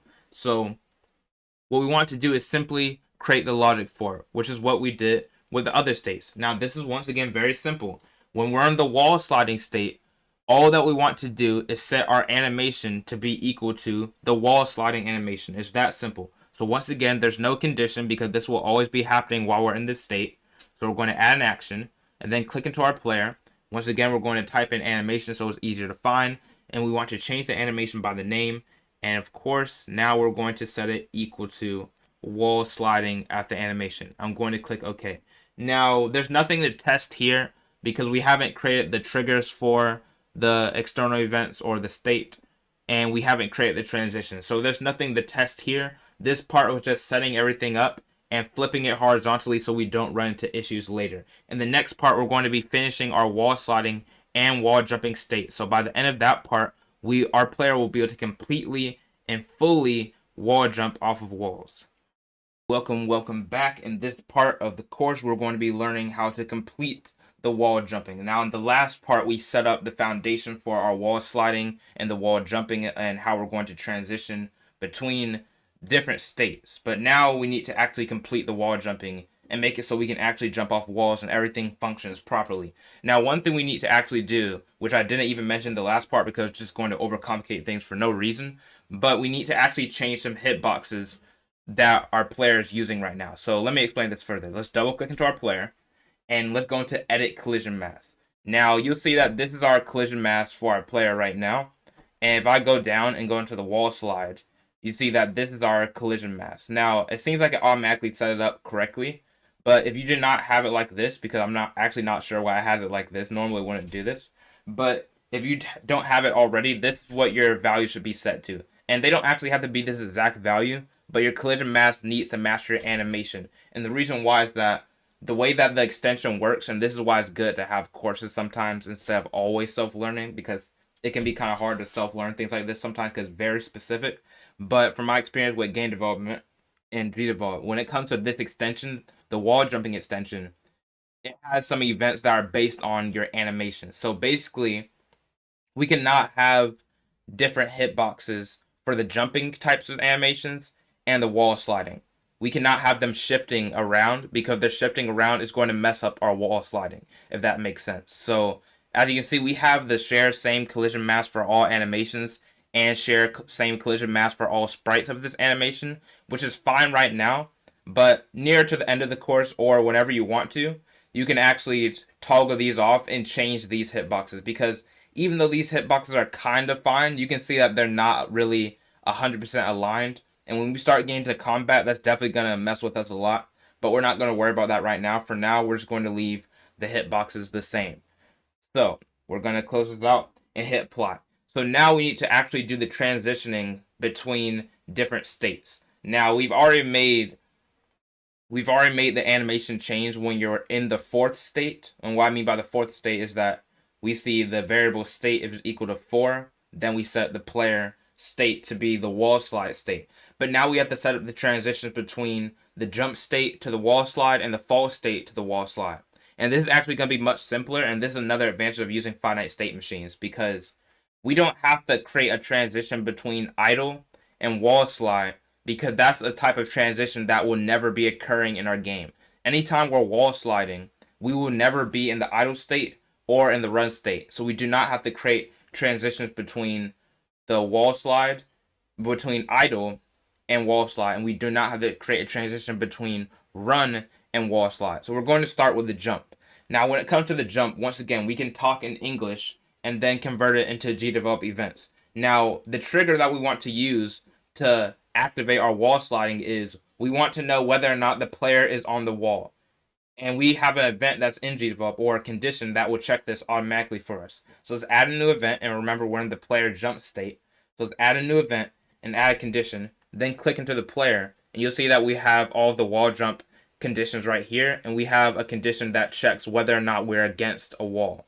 And walls are automatically classified as those platforms that we made. Your platforms that you make are automatically classified as a wall. So we're going to check if the player is against a wall.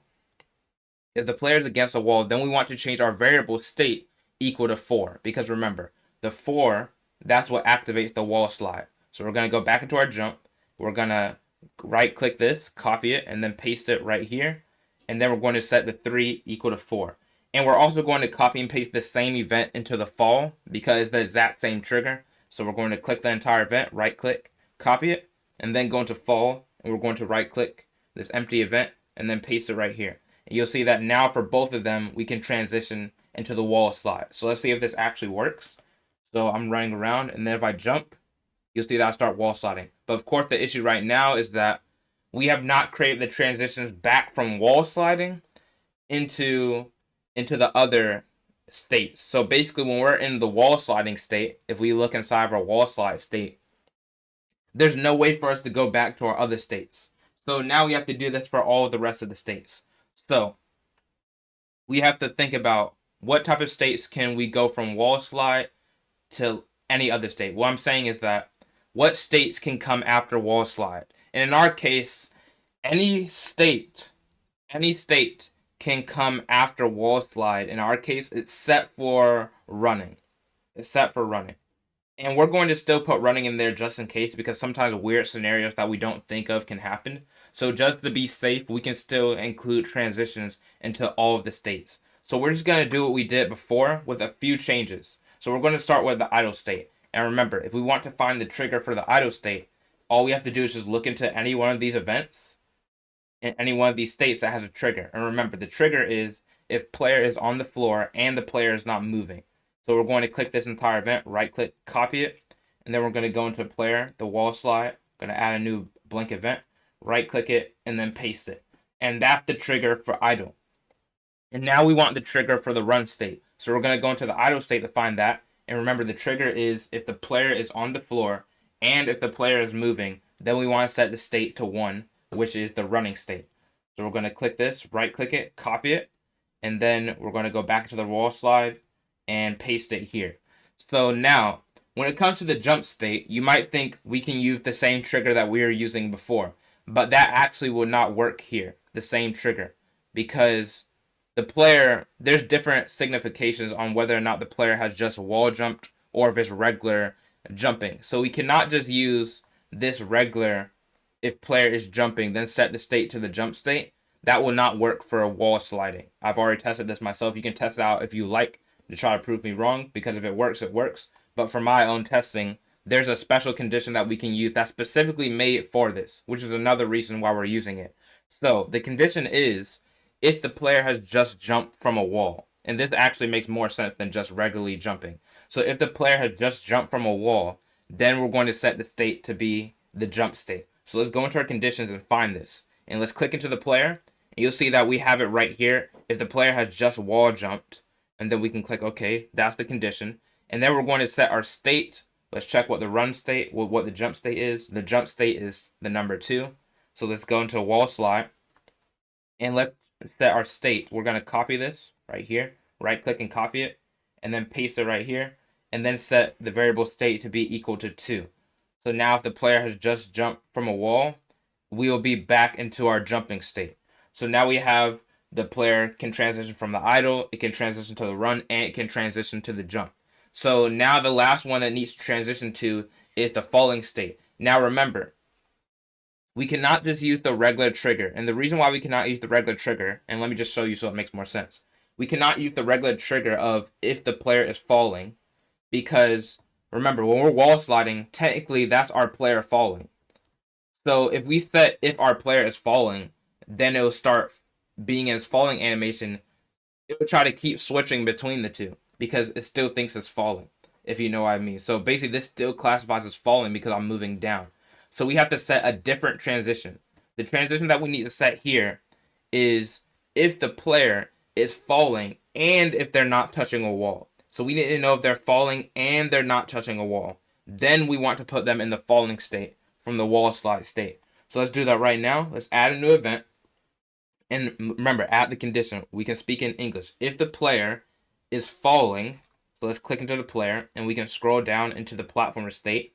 And we can check if it's falling, if it is falling, and then click OK. And remember, we want to have another condition, so we're going to put and, add a condition, go into other conditions, events and control flow right here, and then click and. And now we want to check if the player is not touching a wall. Remember, if it's not touching a wall. So let's go add a sub condition and make sure it's a sub condition and not a regular condition. We're going to add a sub condition and then click into the player. And then we're going to scroll down into the platformer state, and you'll see that we have a state of if it's not touching the floor and not touching the floor. We have against a wall. I was thinking about platforms. We have against the wall. And remember, we're not trying to check if it is against the wall. We're trying to check if it's not against the wall. So we're going to invert the condition because we're trying to revert the statement. So now it's saying check if the object is not against the wall. So that's what it's doing. So now that we have the condition, if the player is falling and if the player is not against the wall, then we're going to set our state to being the fall state. And we go back into our regular events, you see that the fall state is represented by the number 3. So we're going to go into wall slide, and then we're going to right click this, copy it, and paste it. And let's set the state as being equal to 3. And let's preview this now. So if I preview this, I can slide off the wall. And I can jump off the wall. I can slide off the wall and jump off the wall. And I can transition smoothly into all of the states. So that is basically the wall jump. But I do want to show you one more thing before we exit out of this lesson. So let's go back into our test room. And if we preview once again, if you stop holding the key on the wall, you'll see that you'll stop wall jumping. Well, you'll stop wall sliding. And if you don't want that to happen, because sometimes games, they'll automatically let you keep sliding whether or not you're holding the key, we don't have to use any extra events. We can actually use the built-in functions and the behavior. So if you don't want this to happen, we can double click into the player, go into behaviors, and let's scroll down until we find what handles the wall jumps. So we'll just keep scrolling down, and you'll see that this handles the wall jumps, and you'll have wall sliding under here. You'll have a checkbox that will ask you whether or not you want to keep sliding without holding a key. So you can check this on if you want to, and hit apply. And then when you preview, it'll automatically slide without me even holding the key. And it'll only stop sliding if I stop holding the key in that direction. And just to show you that also works on this wall, I haven't been testing out this wall, it still works on this wall. So that is how you do wall jumping and wall sliding in an advanced platformer. Welcome back. In this part, we're going to be learning how to organize our events so we can read our events better. And this is very important because right now, we have a decent amount of events right now. Like if we look into our test room events, we have a pretty good amount of events. And right now, what we have here is kind of self-explanatory because you have the names of what things are doing right now. But when we're in the idle states and all of the other states, it's good to organize them so you don't have to actually read the trigger. For example, we've been reading what triggers each state. For example, we've been reading the events if player is on the floor and if the player is moving. Then we set the variable state to 1. We've been doing that. And you can organize your events in a way where you don't have to always read what's going on. And this is especially helpful if you're coming back to a project after a long time of not working on it. It's helpful just to navigate around your projects faster. And it's helpful when you're giving other people your events and they're trying to see what's going on. For example, if you run into a bug, it's best to organize your events all the time. Now, there's 2 main ways to organize events, and you can either organize them using comments or you can use event groups. Now, to create a comment, there's 2 ways. You can either right click and then add, and then you can add a comment right here, and then it will create a comment above it. And comments, you can name it anything you want. For example, this is the trigger for the idle state. Well, not the idle state. This is the trigger for the run state.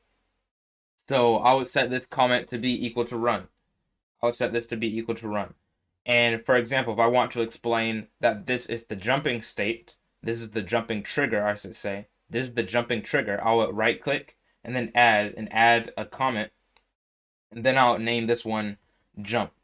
So now just by looking at the comments, I already know that the event under this is the run trigger and the event under this comment is the jumping trigger. And this is the way that I like to organize events when it comes to finite state machines instead of adding an entire event group. Now let's get into what event groups are as well. So if I add a new event, a blank event, and event groups are basically, they are groupers of events. You can make an event group and you can put a bunch of events inside of that event group. So what do I mean by this? Let's first of all create one. So if I click into the empty event where we want to be placed, I can right click it and then add, and then you'll see that we have an option of event group, and then we can click event group and it'll ask you for the group name. Now I'm going to name this just test because it's a test event group, and right now there's nothing in this event group, but the way that we can add it to the event group, we can click the side of the event right here where it's highlighted, and then click it and then drag it to the right, and you know that is inside of the event group. If you see this little white line, it kind of moves to the right. You can see it move to the right, and it's not just covering the whole space. So once you see it move to the right and is indented, then you can place it and you can just stop clicking, and now you see that it's inside of the event group because now we have a drop down menu. And event groups do not change the way that events work. They will still work exactly the same. For example, we could actually put all of these events right here inside of an event group. And another cool thing you can do with event groups, which is completely unnecessary but still cool to know, if you right click on the event group on the side of it and then click edit, you can actually change the background color of the event group. And this is not 100% useless because you can use it to color code different parts of your events. So this is slightly useful, but most of the time you don't need it. For example, I could change it to green, and now if I hit apply, you'll see that the background color is now green. But I'm going to delete this event group by just clicking the side of it, and then I can either press delete on my keyboard or right click and just put in delete. And that is how you organize your events. Now, I recommend as your own assignment, and this is really not an assignment because you should just do this as a general practice. Go into all of your states, and I want you to put a comment over the triggers. For example, this is the run trigger, so you should be putting a comment of run over this trigger. And you should be doing this for all of your states, for the idle state, for the run state, for the jump state, for the fall state, and for the wall slide state. Welcome back. In this part, we're going to be learning how to create combat and melee combat. We're just going to be doing a simple slice. Now, I'm saying a simple slice, but this is actually the hardest part of the course, I'd say. And it's good that you pay close attention, but I'm going to simplify this by separating this slash into different parts so we're not doing it all at once because there's a lot that we have to do. So, when it comes to making the slash is just another state. Remember, every time the player is doing something, it's just another state, unless we want it to always be happening like the flipping. But we have to create another state. And remember, the first thing we have to do when we're creating a new state is import the animations. That's the first thing. So in this part, we're just simply going to be creating a state like we did before and setting the transition to that state. Now let's double click into our player and let's scroll down and let's add a new animation. And of course you want to name your animations, and we're going to call this animation slash. And then we're going to add a sprite, and you of course can import them in where you found your assets. So we're going to go into the night and the slash animation. So let's go find the slash animation, and you'll see that you'll have all of the sprites here. Remember to double click and add all of them individually because GDevelop sometimes acts funny when you try to do it all at once. So we're going to double click each one of these frames. And this is one of our animations where there's a lot of variance between the frames. Like as you see, he's actually changing more than he does in the other animations. Because some of these animations just look like duplicates besides the running. So we have the third frame, and remember it goes from 0 all the way to 5. So since we have the third frame, we want to go to 3 as the fourth frame. And we're going to keep importing all of these. So I'm going to double click 4. And then the last one, we're going to double click the fifth one.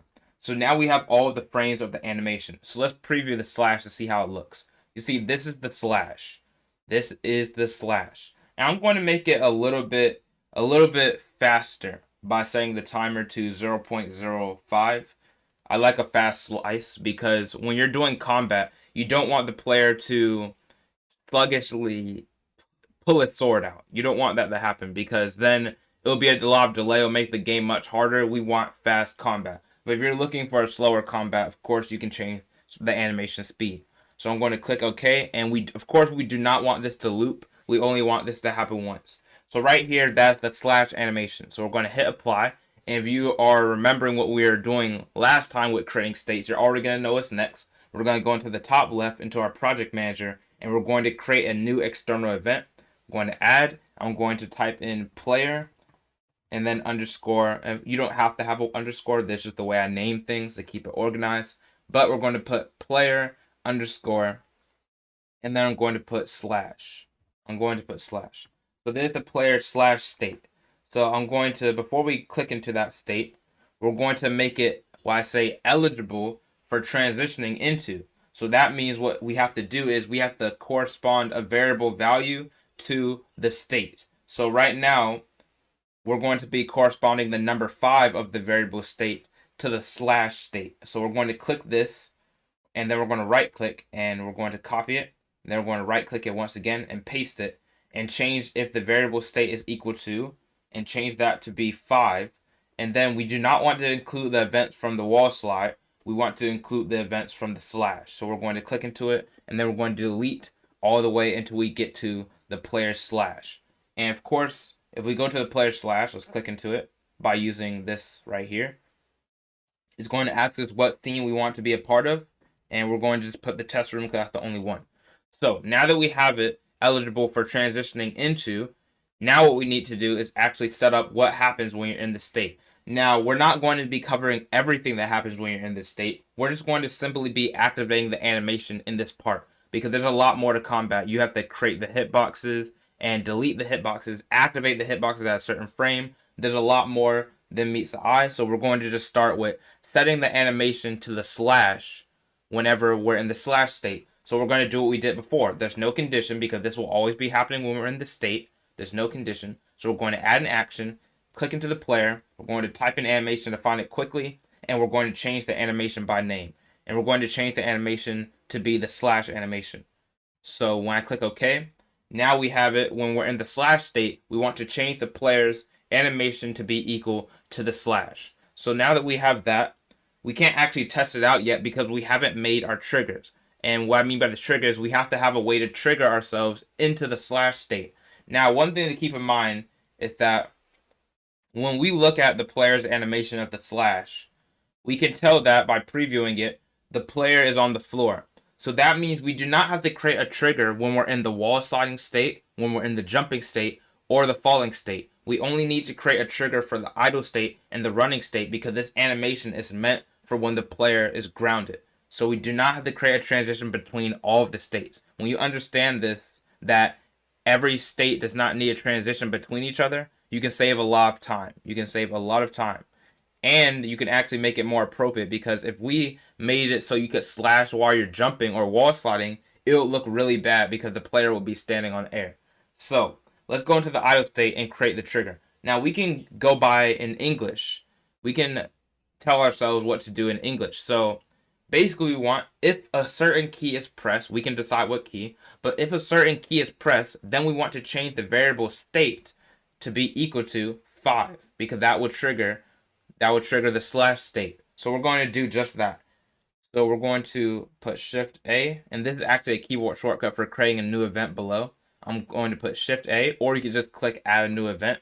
But what we want to do is set that if a certain key is pressed, then we change the variable state equal to 5. So let's do this. Let's add a condition. Let's go into other conditions because we're trying to access an input. We're going to go into keyboard, and we're going to check if a key is pressed. Now, since we're using the arrow keys to move and space to jump, I think a good slash key would be Z. X will also work pretty fine as well, but you can change this to whatever you want. So if the Z key is pressed, then we want to change the variable state to be equal to 5 because then it will activate the slash. It will activate the slash. So I'm going to right click this right here, and I click into it first, and then I right click it, copy it, and then paste it. And instead of setting the variable state set to 3, we're going to set to 5. And if I preview this, remember, this is the transition from idle to slash. If I press Z, you'll see that it starts slashing, but a weird thing that happened is it really starts sliding. It starts sliding, and that's probably because of some type of hitbox, which we'll deal with later. But right now, there's not too much to worry about here. So if the Z key is pressed, it sets the state to 5. And another thing you can do is I like to put trigger once so the player can't just keep holding the key to slice. So I'm going to go into other conditions, go into events and control flow and trigger once. And I put that right under there. So I'm going to preview. It's still going to slide around more than likely. Yep. So it's going to slide around, but we'll fix that in the future parts. We're just setting up the foundation right now. So now that we can go from idle to slash, we're going to do the same thing, going from running to going to slashing. So all we have to do is just copy and paste this trigger into the run state. So we're going to right click the entire event, right click it, and then copy. Then we're going to go into our run, and then we're going to go into this blank condition, click it, right click, and then paste. And now we should be able to transition from running to slashing as well. So if we run around and then we just slash, you'll see that we boost. We just start boosting all the way to the wall. So that is actually the foundation of the slash state. In the next part, we're going to be actually setting the limits because right now the player is sliding around when it's slashing, which is an odd issue that's not supposed to be happening. And also the player can flip around while it's slashing and move around while they're slashing. So we need to be setting some limits and boundaries for our slashing state. Welcome back. In this part, we're going to be limiting the player while they are slashing. So first of all, we're going to be fixing that bug that we had earlier of the player moving around while slashing. And also, we're going to be stopping the player from flipping, which means when we're in the slash animation, we will not be able to turn around because that simply just doesn't make any sense. We won't be able to move around, and we won't be able to jump when we're in the slashing animation. And we want to have all of those things reset. We want to be able to move again after the slashing is done. Now, the first thing we need to do is fix that weird bug that we saw earlier. Now, when I was looking at the events, I realized that the problem is quite embarrassing to even have up here. It wasn't a hitbox problem. it was a problem from our old leftover events, because this leftover event, you see that if the Z key is pressed, it simulates a dash. And in this platformer, this one specifically, the one with the knight that we're using, we're not going to be doing any dashing or diving around. So we can actually delete both of these events. So we can just click them, and you can either put delete on your keyboard or right click and a menu will pop up and you can delete it. So now that those are done, if we preview and press Z again, you see that there's no more movement. We just simply can slash. So the problem right now is that we can move around while we're in this animation, and we can even jump. We can flip around, we can move around, and we can jump. So we want to get rid of all of that. Now, the way that we're going to be getting rid of this is we're going to be simply changing the values of our platformer character. And what do I mean by this? Let's double click into the player and let's go into the behaviors. Now, if you scroll down and you go into the behaviors, you'll see that we have different properties of our platformer. So all we're going to be doing is modifying these properties so the player cannot move. Now, just by looking at the properties, there are a few things that we need to modify. Now, in order to stop the player from jumping, we need to set the jump speed equal to 0. And to stop the player from moving around, we need to change their maximum speed to 0. And we need to change their current speed, which you don't see here, but is in the events. But we need to change their maximum speed to 0. And we need to change their acceleration to 0. And also we need to just set their current speed in general to be 0. So that's what we're going to be doing to stop the player from moving. Setting the jump speed to 0 and setting the acceleration and maximum speed to 0. So let's hit apply, even though we didn't even change anything.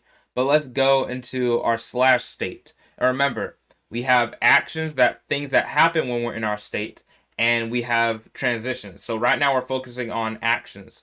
So just to show this, I'm going to right click and I'm going to put add, and I'm going to add a new comment, and I'm going to call this actions below.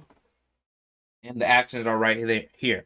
So another action, like we said, when we're in the slash state, we do not want to be able to jump. So that means we need to set our jump speed equal to 0. And jump speed, like I said earlier in the course, jump speed is the same as jump force. So let's go into add an action, and let's click the player, and let's scroll down in the platformer state until we find the jump speed. And this is actually in platformer configuration, not the state.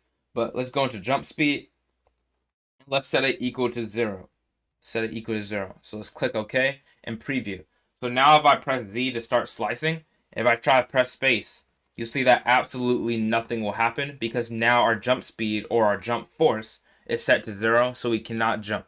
So now that that is done, we also need to make sure the player can't move. And that means we need to set our maximum speed to 0, our current speed to 0, and we're going to set our acceleration to 0 to make sure that the player cannot move. So let's add an action. Let's click into the player and let's scroll down in the platformer configuration. And you'll see that we have maximum horizontal speed. And we want to change the maximum horizontal speed to 0. We're going to set it equal to 0. Maximum speed to 0. And let's also add another action. Let's click back in here. Go click the player. And if we scroll down, and you'll find for some reason it's in the platformer state, not configuration, which I guess makes sense since you can't configure it manually. But let's set the current horizontal speed to 0 as well.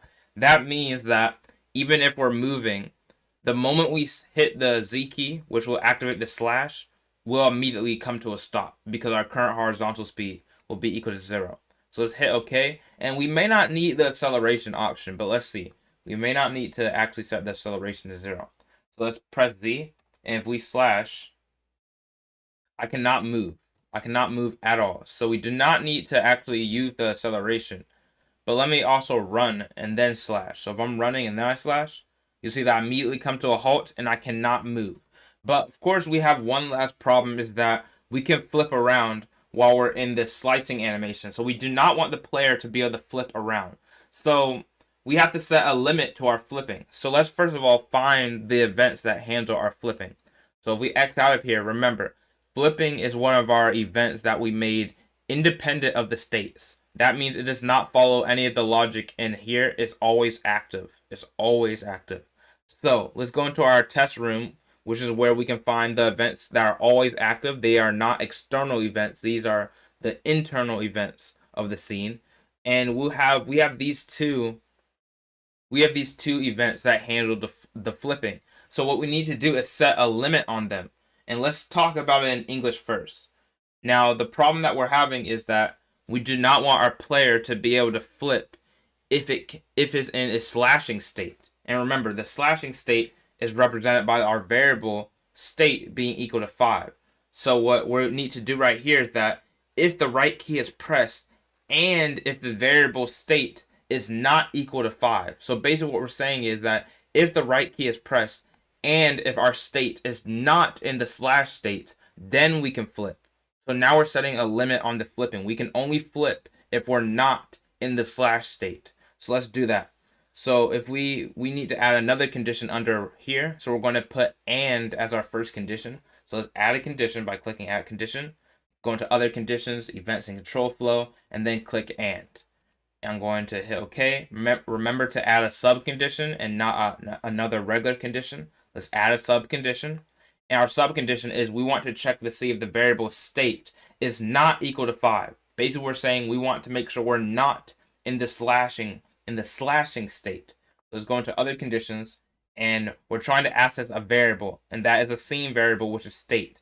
So we're going to go into variables, and then we can go into variable value, and we can click state, and then we can check to see if it's not equal to state. So we have all the options here, so we can put not equal to, and then the value, remember 5 represent the slashing state. So we want to check if state is not equal to 5. So if we read it once again, we have if the right key is pressed and if the variable state, remember that's the slashing state, is not equal to 5, then we can flip. So if our state is equal to 5, this will be ignored and we will not be able to flip. And we can also do the same thing with this left key press. We do not want to be able to flip to the left as well when we're slashing. So let's, after we can copy this and, we can click the and copy it and then paste it. And it'll also paste itself with its sub condition that was under it. So we don't even have to go through all the event menus to get back to it. So let's hit preview. And let's slice now. If we press Z, you see we cannot flip. We cannot flip anymore. So now that we limited the player when we can slash, we also need to reset the player. And what I mean by resetting the player is that we don't want to be stuck in the slashing animation forever, in the slash state forever. There has to be an end to it. We don't want to just slash and stay like this forever, unable to move. So how do we reset it? Well, we have to make a trigger in this slash state that will be able to access the other states. Because right now, you look at, we only have actions. We have no transitions at all, which means once we get in this slash state, we cannot get out. So what we need to do is now start adding the transition. Now, let's add a new event. And just for organization purposes, I'm going to right click and we're going to add a new comment. And I'm going to name this comment transitions below. We have transitions below. So transitions will be here. Now, since we're at a standstill, we only need to create one transition from slash. We only need to transition from slash to idle because we're always at a standstill when we're slashing. So we have to think about the trigger. What type of trigger would make us be ready to be going to our idle state? And you may not know about it because we've never used this event, but we need to check if the animation is finished. Once the animation is finished, then we should be back at our idle state because there's no need for it to linger in the same animation for no reason. So that's going to be our condition. So if we say it in English, if the animation of slash is finished, then we'll switch to our idle state, which is represented by 0. So let's add our condition. Let's add a condition. Let's click into the player. And if we scroll down, we want to find our animation. Now, we have a condition that says if the animation is finished. And it doesn't specify which animation. And that's because it'll automatically, GDevelop will automatically detect what animation the object is in. And since we're slashing right now, it's trying to check whether or not the slashing animation is finished. So there's no need for you to specify which animation needs to be finished. So now we can check if the animation of the player is finished. Then we want to switch our state to being equal to 0. So we're going to add an action, and then we're going to go into other actions and go into our variables, change the variable value, and we want to change state to be equal to 0. Let's hit OK, and let's preview.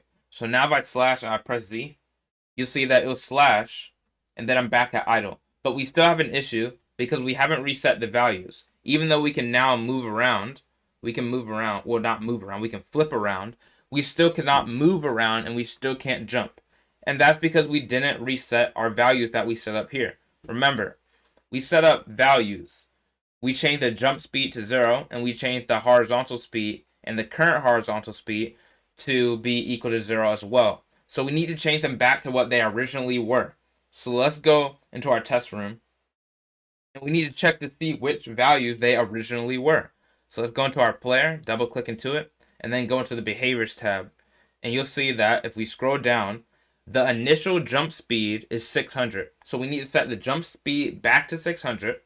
And then also, if we scroll down, we need to set our maximum speed to 250. That's all that we need to do. We need to change our jump speed to 600 and our maximum speed to 250. So let's hit apply. Now remember, it'll automatically go back to its idle state. So let's go in here. And remember, when we're in our idle state, now we want to reset our values. So we want to change the jump speed to 600 and the maximum speed to be equal to 250. So let's do that. Remember, these are actions. This is the action that's always happening when we're in the idle state. So let's add an action under here. Click into the player, and let's go into our configuration, and let's set the jump speed to be equal to 600 pixels per second. So now that we have that set up, we're going to hit OK, and let's add one more configuration. Let's go into add an action, click into the player, and let's scroll down until we find the maximum horizontal speed. And let's set that to be equal to 250. We have the maximum horizontal speed. So let's hit OK, and let's see if everything is working correctly. Let's press Z, and now we're back in the idle state. Let's see if we can run around. We can run around, and let's slice again. And yep, we can now run around. So now we've set it up correctly where we can slice, and then we can also go right back seamlessly into the rest of our states. So that is how you do the states and the transitioning of the slice. In the next part, we're going to be actually adding the hitboxes, which is the main part, so we can actually start performing some melee combat in the future. Welcome back to the course. In this part, we're going to be doing the finale of the slicing. Well, I kind of lied right there. It's not the complete finale because we will be interacting with enemies, but this is the finale, which I mean making the hitboxes. We're going to be making the hitboxes of the slice so that those hitboxes can actually destroy enemies and objects in the future. So let's start with it. So when it comes to making a hitbox, when you have games that have combat, when the games have combat, what they're doing is that they're simply creating an invisible hitbox that the player cannot see. And if that hitbox collides with something, then a certain action is triggered. That's how hitboxes work. Hitboxes are not a part of the player themselves. Most of the time, hitboxes are separate because you do not have as much flexibility if you're trying to just simply do a collision with the player. So that's what we're going to be doing. Now, the first thing we need to do is actually create some points on the player, which we haven't really got much into points of the player. But we're going to be creating some points that are on the player that are attached to the player always. And then we will be spawning the hitboxes from those points. So let's first of all double click into our player object. And we want to scroll down. And here we have our slashing animation. Now, I want you all to go into edit points. Now, edit points. This is where the points are. And I actually kind of had them pre-set up, but I'm going to delete them just for realistic purposes instead of having it pre-set up like this because you really don't learn like that. But here we have it. Here's our player object, and here how their points are by default. Now, when we're in this points menu, we can change the animation just like we do when we're trying to edit collisions. So you want to switch to the 5th animation, which is slash. And here we have the slashing animation. Now, when we're setting up these points, we want these points to match where we want to make our hitboxes. This is very important. We want our points to be where we create our hitboxes. So when it comes to this frame of the animation, this doesn't really show the slice itself. So in order to show the slice, we can change the frame of the animation. So here we have the 5th frame. Well, not the 5th frame. There's the 5th animation. And we have the 0th, I guess that's a word, the 1st frame, I guess. And we want to switch to frame, let's see, 1. That's still not slice. Let's switch to 2. 2 is the actual slice. 3 is not bad, but 2 is where we want the slice to be. So we're going to, first of all, be creating one point for this direction. And then we're going to flip the object and create a separate point for that direction. So let's add a point here, and let's call this point, we want to make sure we rename these points, because if we do not rename them, it's just going to be really hard for us to access them in the event. So name it something that makes sense. I'm going to name this one /1 because the first slash hitbox. And right now you see that its position is at 0, 0, which is in the top left corner. So let's drag it out. And you know that you're selected the slash because when you click this point, you'll see that this point name is now highlighted. Make sure you're not grabbing the origin point. You want to keep the origin point at 0, 0. So we can place this slash hitbox where we want the slash to be. Now, just by looking at the slash, I probably want the hitbox to be created somewhere around the middle. So we're going to put the hitbox in the middle of the slash. So here we have it in the middle. And that's the first /1 hitbox. And we're going to keep it right there. Now, we could try to eyeball it and create a separate point on the other side right here where my mouse cursor is. But it's better to just flip it and then change the point from there instead of trying to eyeball it. It's going to be less accurate. So let's close this out. And remember, the way that we can flip the sprite, we can just edit with Piskel. Make sure you're under the slash animation. You can edit with Piskel. And then what you want to do is click the third frame. Click the third frame. And then you want to flip it horizontally. So we can just click this symbol right here and it'll flip horizontally. Let's click save.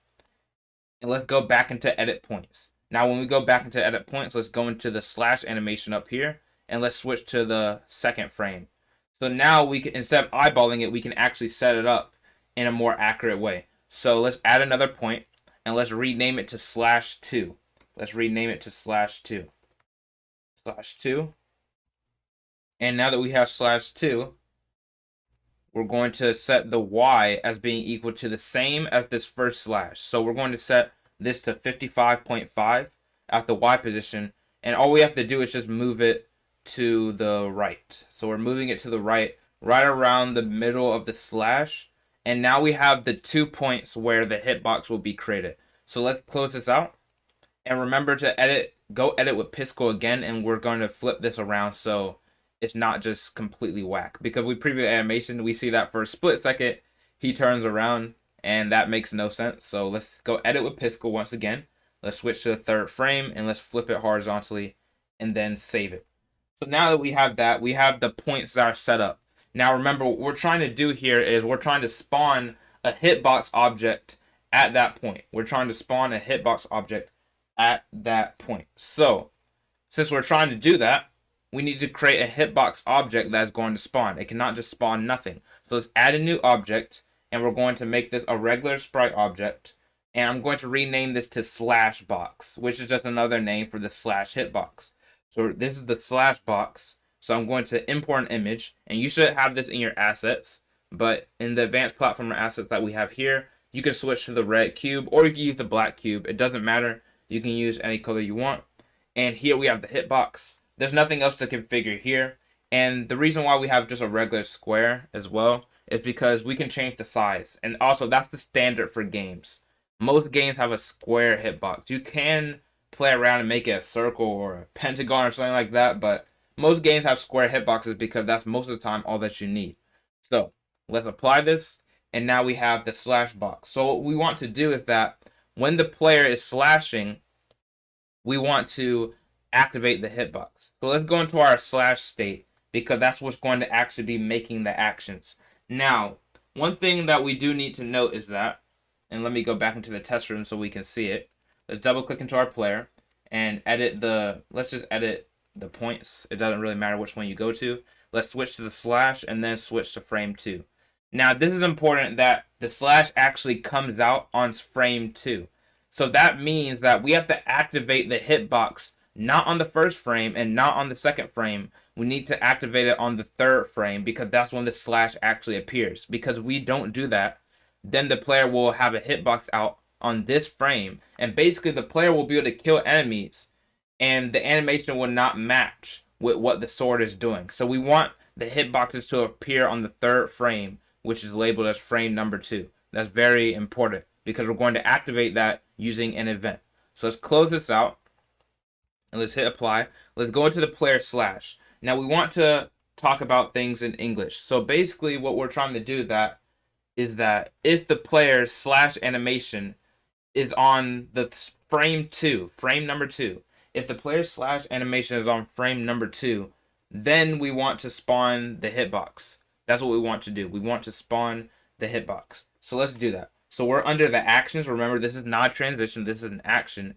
And we cannot put this under here because this condition is nothing, which means it will always be happening. So let's remember we can use Shift A to create a new event below, or you can right click and create a new one. And we're going to add a condition. And the condition that we want is that we want to check whether or not the frame of our hitbox is frame number 2. So let's click into our player and let's type in animation because that's what it's under. And you'll see that we have current frame. We have current frame. And we want to check if the current frame is equal to 2. And the reason why we're saying it to 2 instead of 3 is because if you look up here, you see compare the index of the current frame in the animation displayed by the specified object. Okay, that's nerd text, what I like to say. But basically, the frames, they start counting from 0. They don't start counting from 1. They start counting from 0. And GDevelop, you didn't have to put all that nerd text there. We already knew that. So let's click OK. And now we want several things to happen. And it's dependent on which way you're facing. Because remember, that's why we created 2 slash hitboxes. Well, not hitboxes. We created 2 points. Because 1 point is for if you're facing left, and 1 point is for if you're facing right. So that's what we're going to be doing in the next part. We're going to be creating different hitboxes depending on which way the player is facing. Welcome back, and it's finally time to finish off the slashing. Now, the last thing we need to do is we need to create a certain hitbox depending on which direction the player is facing, and we also need to delete those hitboxes after the player's animation is finished. So we have what I like to call action trees. Now, this is not an official name for it, but the reason why I call it an action tree is because we have one condition, but there's several possible outcomes. Like, for example, if the animation frame of the player is 2, there are 2 outcomes that we're trying to make an action for. One outcome is whether or not we're facing left, and the other one is whether or not we're facing right. And when we're doing this, we could just create 2 events and use and.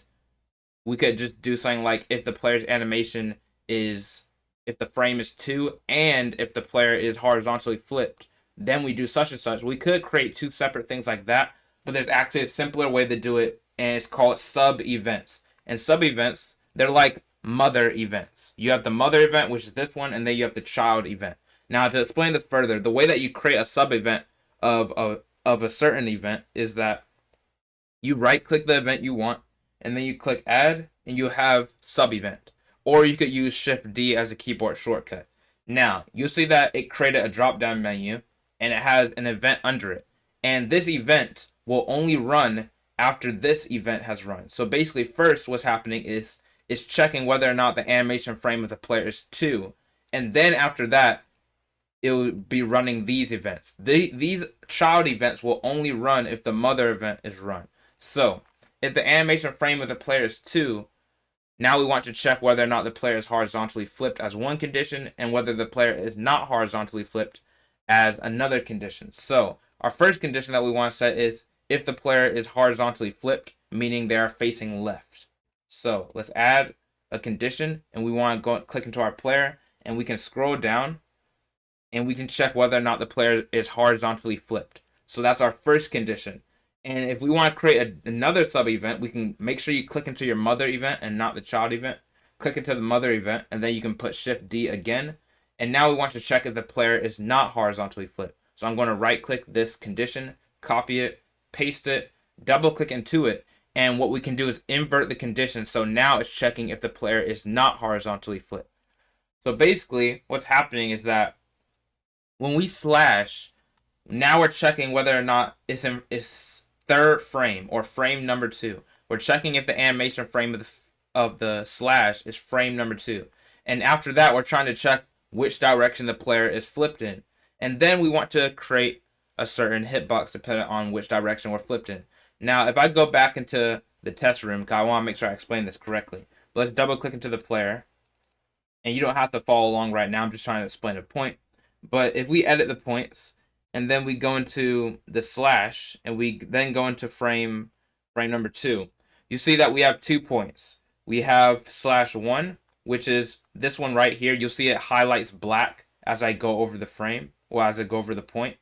So we have /1 is to the right direction, and /2 is in the left direction. So that means, remember, if we're horizontally flipped, if I click this and horizontally flip it, that means we're facing left. That means we're facing left. And if I unflip it, when we're not flipped, we're facing right. So how does this relate to our slash? Remember, when the animation of the frame is number 2, then we're checking whether or not the player is horizontally flipped. Now, if the player is horizontally flipped, meaning that, remember, it's facing left if it is horizontally flipped. If the player is horizontally flipped while slashing, then we want to create the hitbox at that second slash point. And make sure to rewind that so you know which points I'm talking about. But let's add an action, and we want to create that slash box at the point 2. Now, you may be unfamiliar with how you create an object at a point, but I'm about to walk you through this. This is a very important skill to know, how to create an object at a point. So let's click into slash box, and because that's the object we're trying to create. So now we click create an object, and now this is more advanced because I'm not going to be going through these menus as much because we're starting to get more advanced. And this is really not coding, it's just learning how to type in parameters for things. But when it comes to the X position, we want to create it at first the player, and you may be unfamiliar with this, but we want to create it at the player. That's the object we want to create it at.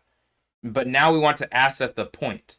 And the way that you access parts of an object is that you put dot, and now we can access different parts of the object. So now we put player dot, and if I type in point, because we're trying to access a point, you'll see we have point X, and now we have point Y.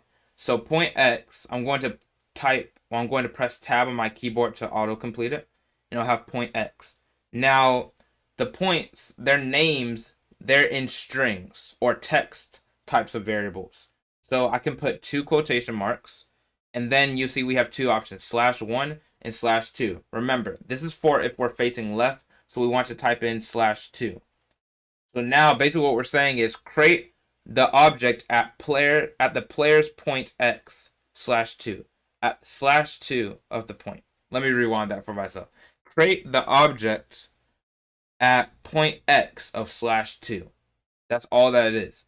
And for position Y, we can do the same thing. We can actually copy and paste this entirely. I'm going to copy it by putting Control C and then put Control V to paste it. And instead of just having player.pointX, we can put player.pointY instead. We can put player.pointY instead. And now it'll create the object at that point. And we can do the same thing for if it's not horizontally flipped, which means it's facing right. So I'm going to copy this. I'm going to click it, copy it, and then paste it down here. And let's double click into it. Now there's a few things we need to change. We need to create the object not at /2, not at the /2 point. We need to create it at the /1 point. So all we have to do is edit it right here, click in 1, and then edit it right here and still put 1. So now we have creating the object at /1 and /2. So let's see how this actually looks in action. So if I press Z, let's press Z, you see that it'll create a hitbox at that point. It creates a hitbox at that point. If I turn around, it still creates a hitbox to the other side. And the reason why it does is I actually forgot. Your points will flip with you. Your points will flip with you, which means since I'm horizontally flipped, the point will actually flip with me. So this was kind of unnecessary to actually do with the point flipping in that direction. So the way that we're going to fix this is that we can just get rid of this. We've did a little bit too much here. We can actually just get rid of this point entirely. We can just get rid of it. So, well, we can keep it the same. We only need 1 point, basically. That's what I'm trying to say. So, let's change this to /1 and change this also to /1 because I basically just overcomplicated things. So now we have 2 slash hitboxes, and that's completely my fault for overcomplicating things. We only need 1 point, actually. We only need 1 singular point. So this was a little bit overcomplicated. That's completely my fault there. Got ahead of myself. Now, that's one thing to know. That means the points are flipping with the player. The points are flipping with the player. which somehow I just forgot at this moment. But now we have the hitboxes, but we have an issue. We have an issue is that the hitboxes are staying where they are, and then the second issue is that we can still see them. Now we're going to keep them visible for now, but after the player's animation is finished, we want to delete all of the hitboxes. So let's just do that. Let's add an action right here. And let's click the slash box, and then let's delete the hitbox. Let's delete the slash box. So now if I preview, if I slice in this direction, you see that it slashes, and once the animation is finished, it deletes the hitbox. Simple as that. And the last thing is we want to completely hide the slash box. We do not want this to be visible because inside of the game, we don't want to be seeing our hitboxes. We do not need to see them. The player's not supposed to see the hitbox. So what we can do is go into our test room events. And remember, these are not external events, which means these events are always active. So what we can do is just hide the object. And it's very simple to do something like this. All you have to do is create a new event. And since we want to always be hidden, we don't need to add a condition. We can click add an action, click slash box, and now we can delete it. And this will delete all slash boxes. Well, not delete. I'm getting a little bit ahead of myself again. Let's double click and hide it.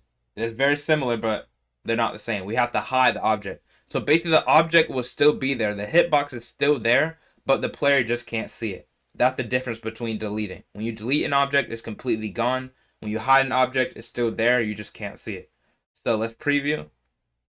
And now if we hit Z, you'll see that we cannot even see the hitbox. But we know from testing it out that the hitbox is still out there. And that was the finale for now of slicing. And the next few parts of this course, we're going to be getting into melee combat with actual enemies. Welcome back to the course. In this part, we're going to be starting to make the first types of enemies. Now, we're going to be making two enemies in this course. We're going to be making a basic patrol enemy that moves left and right, the way that Goombas kind of do in Super Mario Bros. And we're also going to be making an enemy that detects when the player is near the enemy, and when the player is near the enemy, then it will try to strike the player. Now, we're going to start off with the most basic type of enemy, which is a patrol enemy. Now, the first thing, of course, we're going to do is create a new object for our enemy. So let's add a new object, and we're going to make this a sprite object since it's just a regular type of object, and we're going to rename this to skeleton. And you can name this whatever you want, but I'm naming it a skeleton because that's how our enemy is going to look. It's going to be a skeleton enemy. So go into your assets where you have downloaded your skeleton assets. So I'm going to go into my advanced platform assets and then go into the skeleton animations. It should be up here. Skeleton animations. I already have them labeled. We're going to start off with the running animation that the skeleton has, which is going to be its default state. Because since it's in a patrol state, which means it moves left and right, there will never be a moment when there will never be a moment when the enemy is not moving. So it doesn't have to have an idle state. So we're going to double click, and remember with GDevelop, the way that works, we have to be safe and just import them all one by one. But the skeleton's run animations go from the number, it goes all the way from 26 down to 37. So I'm going to speed this part up.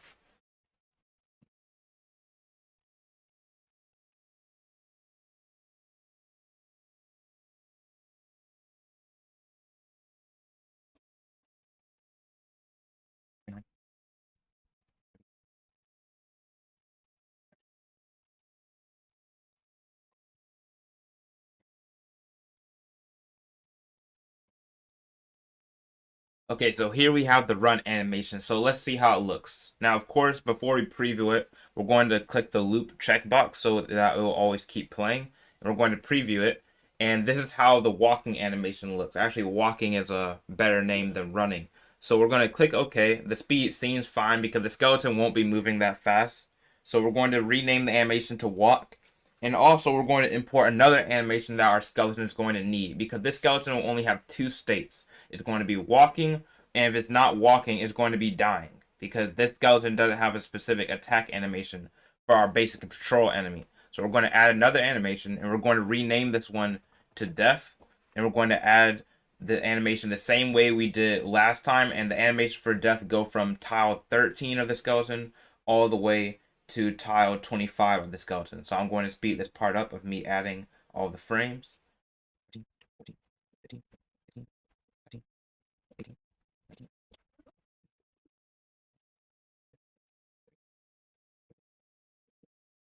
Alright, so now we have all of the animations for the death imported, so let's preview it to see how it looks. And you see that the player falls all the way down. Not the player, I keep saying the player, but the enemy falls all the way down and it just face forward on the ground. So everything is working fine when it comes to the animation. Now I'm going to hit apply because it's good to hit apply every now and then with animations, because if you forget, you may click out accidentally and all your progress will be gone in terms of adding animations. But let's double click back into our skeleton. Now, another thing we need to add is actually the platform behavior. Now, I'm going to add it, and then I'm going to explain why I'm adding it. So go ahead and add the platform behavior, the platform character behavior. Now, you may be wondering, okay, why are we adding the platformer behavior to an enemy that will not be able to be controlled by the player? That's because the platformer behavior is not only used just for platformer objects. You can use it just to move around an object realistically. Because let's say I uncheck default controls. Remember, the default controls are the arrow keys and space.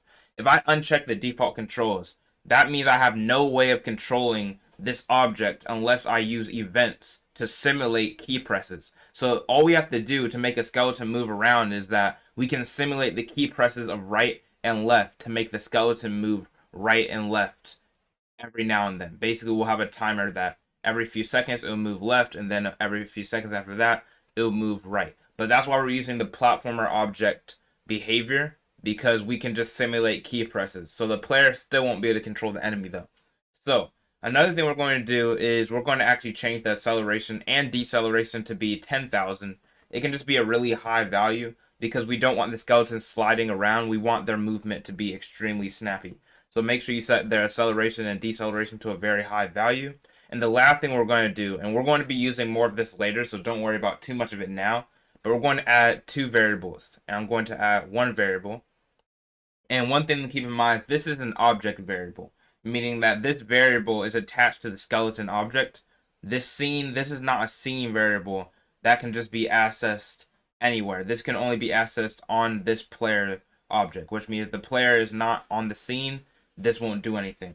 So the first variable that we're going to add is called direction. And the reason why we're adding a variable called direction is that we're going to be toggling this variable direction. So we're going to switch it to a Boolean. And basically when the direction is false, we're going to move it to the right. And when the direction is true, we're going to move it to the left. So we're going to be toggling this variable with a timer to control the movement of the enemy. And we're going to also add another variable. And this variable is going to be called death. And this will also be a Boolean variable, which is a value that can only be true or false. And the reason why we're adding a variable death is because the death variable will be able to use that to detect whether or not the player is dead. So when the player slices a dead enemy, then the enemy won't move. Basically, when the player slices it while it's already dead, it won't do anything. And also, it'll make it so that when the enemy is dead, when we touch the enemy, we will no longer die. So this is the setup right here. Remember, just get the animations going, which you probably already have. You are falling around. And you can change different properties on the platformer object. If you want to make the enemy faster, you can do the same type of changes that you would do if you're just changing a regular player object. And remember to add the variables. Make sure they're booleans, because we're going to be using these variables in the next part to actually use events to control our patrol enemy. Welcome back. In this part, we're going to be doing the back and forth movement for the skeleton enemy. Now, inside of GDevelop, this is extremely easy to do, because there's an extension that basically does almost all of the work for us when it comes to the back and forth movement. But before we install that extension, the first thing we're going to do is drag the skeleton onto the scene. And we're going to increase the size of it because it's extremely small. So I'm going to go into the width and the height. And I'm going to change this to about 200. And this is a pretty big size. I like for the enemy to be bigger than the player. Usually it makes it more threatening. But let's get into this extension. All we need the enemy to do is move back and forth. That's all we need it to do right now. Just simply move back and forth. So let's go into our project manager in the top left. And let's add a new extension in the extensions tab. And all we have to do is type in timed. I already had it set up, but type in timed. And after you do that, the second option will be timed back and forth movement. Once again, this is very self-explanatory, so let's install this into the project.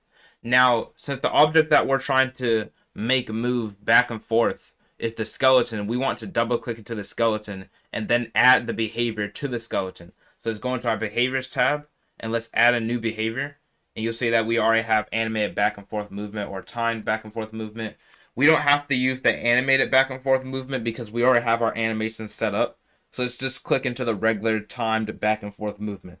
Now when you click into here, you'll have three main parameters. You have moving distance in pixels, you have the moving speed in pixels per second, and then finally you'll have the moving maximum time. And if you just read them, they're actually all self-explanatory. So I'm going to set the moving speed to be equal to 300, and you can set this to wherever you want. But remember, we don't want them moving way too fast for the player.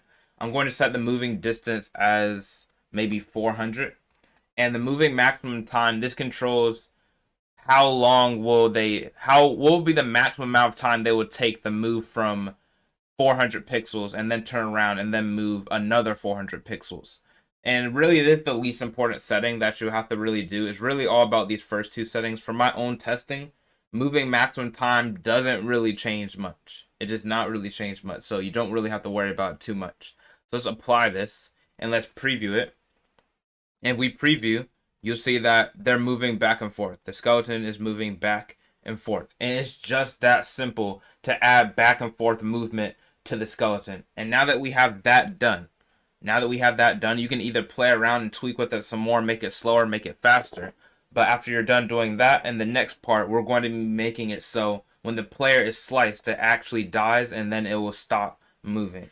Welcome back to the course. In this part, we're going to be actually learning how to kill the skeleton patrol enemy that we have right now. Now, killing the skeleton patrol enemy is very, very simple, and we're just going to be using a process like this. Basically, our slash hitbox, which we already know is attached to our player when they slash. When we press Z, and I have my hitbox shown already, so when I press Z, you see that red box, and that's the slash hitbox. And what we want to happen is that when this slash hitbox touches the skeleton is supposed to enter its death animation, and it's supposed to stop moving as well. It's supposed to enter its death animation, stop moving, and it's supposed to have its dead variable as equal to true. So let me double click into my skeleton. You don't have to follow me right now. I'm just showing something. But if I go into the variables tab, you'll see that we have the death boolean variable. And boolean is just something that goes from true to false. But basically, we're going to set this variable to true.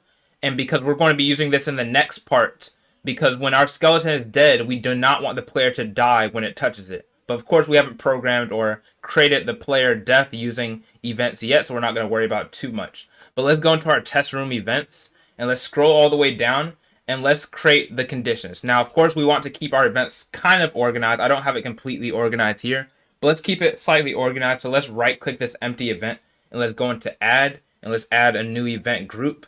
And let's name this event group. We're going to name it Patrol Enemy Death. That's what it's going to be. Patrol Enemy Death. Now, of course, we're going to convert English into events. So before we do that, we're going to drag this event under the event group, and you'll know that's under it when you see the drop-down menu.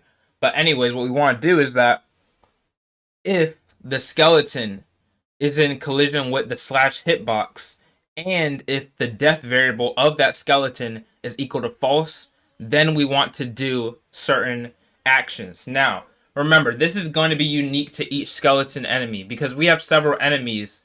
Each of them have an object variable that's called death, all of those skeletons individually. And what I mean by this is we drag another skeleton onto the scene. You see we have the small skeleton and we have the big skeleton.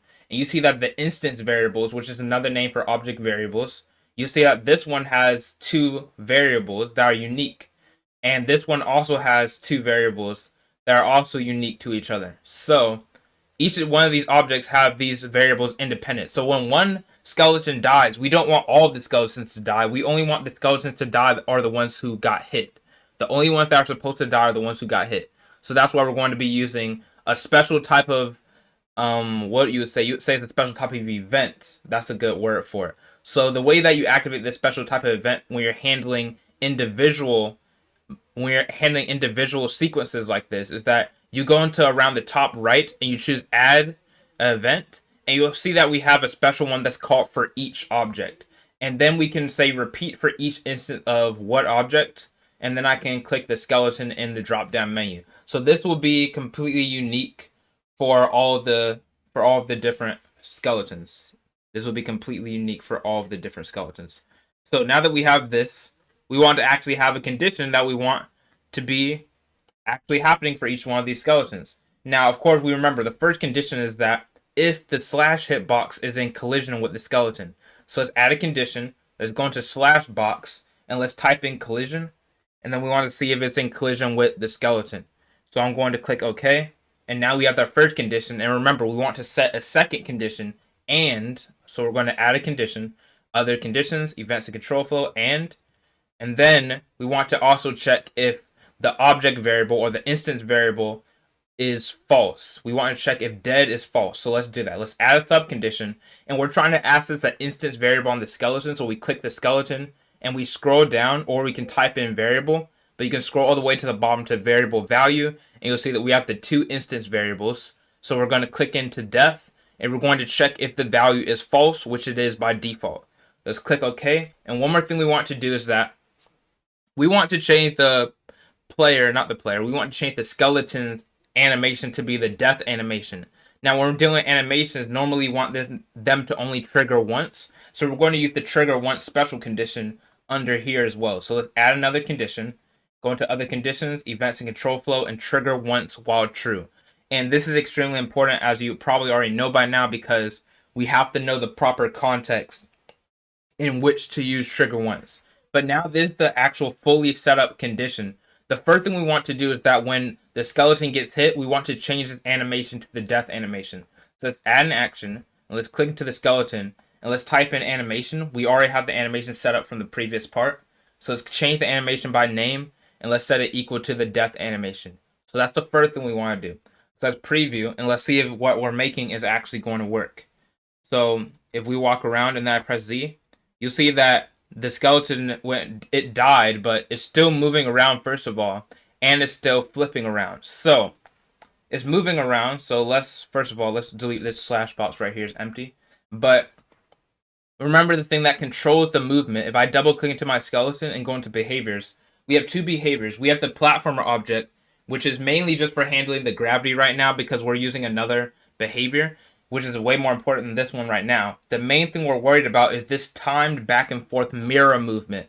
This is what's actually moving the skeleton. So what we need to do is deactivate this behavior once the skeleton dies. So let's just hit apply here, go back into the test room, and as another action, we want to deactivate that time back and forth movement on the skeleton. So let's add another action. Let's click into the skeleton, and let's type in behavior, and it should pop up. And you'll see that we have deactivate or activate behavior, and we want to make sure we click time back and forth movement. And when it asks you activate, do not put yes, just put no, because we're not trying to activate it. So let's click OK, and let's preview this again and see if the skeleton stops moving. So if I click Z, you see that the skeleton now dies. The skeleton now dies and he sits still.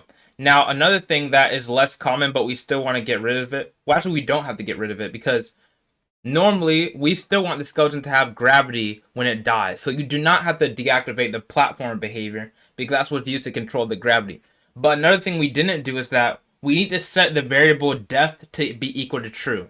And this is not going to change anything as for right now, but it will change something in the next part when we start programming the player depth. Because the player depth, we only want the player to be able to walk through the skeleton if their variable depth is equal to true. So we want to now set the variable of the skeleton of depth to be equal to true. So let's add an action. Let's click into the skeleton, type in variable, and we're going to change the variable value depth to now be equal to true. And let's click OK. And this is not going to change anything, so we don't really have to test it. But just as a recap of what we did, we use this repeat for each instance special event, and this will make it unique for all the skeletons. So as you can see, if I duplicate this skeleton right here, if I duplicate it and preview it now, I can kill this skeleton individually, and the other one's still walking around. They all won't die at the same time. And I can kill this one individually, and they're both dead. So that's why we use the repeat for each instance. And then we just set up a simple condition system. We use trigger once, so it only happens once. Then we change the skeleton's animation to death, and we deactivate the behavior for time back and forth movement.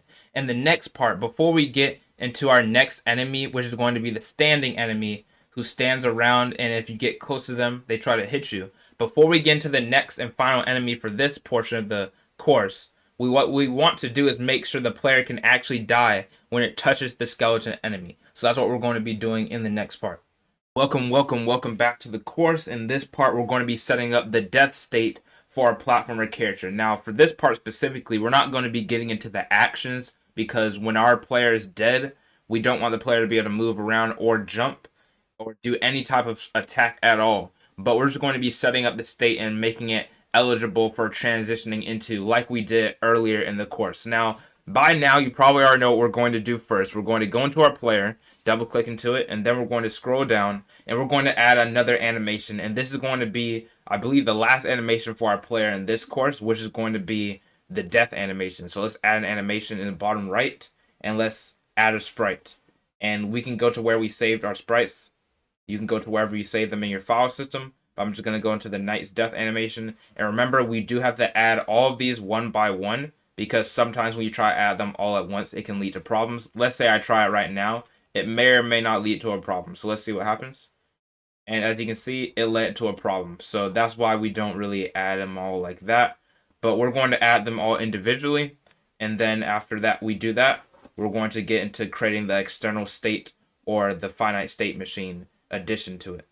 So I'm going to speed this part up. And here we have it. We have the death animation. The last thing we want to do is we want to add the name to the animation, which is going to be called death. And now we're going to hit apply. So of course, that's the first step for creating a state. The next step is to create another state, or as you can call them external events as well. So we're going to go into the top left, project manager, and we're going to create a new external event. And we're going to rename this to player underscore death. And now we have the death state. We're going to click into it so we can choose what scene we want to be activated in. And we're going to click the test room. And now we're going to choose that scene for it to be activated. Now we're going to add the actions in the next part, but we're not going to do it right now. So let's go back into our test room. And the final thing that we want to do is we want to make it eligible for transitioning. For example, we have the states right here. If state is equal to 5, then it'll change to the player slash. And we're going to do the same thing. Remember, we've been going from all the way from 0 to the highest number. So the next number here is going to be 6. So all we have to do is actually copy and paste like we've did earlier in the course. We can copy this, the newest state, paste it where it already is. And then we can change, instead of variable state being equal to 5, we can change it if it's equal to 6. And instead of going to the slash state, then we can change it to the death state. So basically the way that the death state will be activated is that the variable state will be equal to 6 and then the death state will activate. So here we have the basic setup of the death state, and the next part we're going to actually be making the actions for the death state so the player can no longer move and the player can actually trigger his own death by getting hit by the enemy. Welcome back. In this part we're going to be finishing the death state for the player character. Now we need to do two things. First of all, we have to make a trigger for the death state, and then we have to actually make the actions of what's going to happen when the player is in the death state. Now starting with the trigger, what's going to happen is that, let's preview so we can show an example of it, what we want to happen. What we want to happen is that when we touch this enemy, if we're not already attacking it, if the enemy is not dead, then if it touches us, we want to automatically, it kills the player automatically. So that's the trigger for it. So let's start off by going into our events, and we don't have to actually create a bunch of transitions individually for all of the states, because this will be able to happen in any state except for the death state, because of course the player will already be dead. So we don't need to use any of the external events. We can use the scene event, so it will always be active.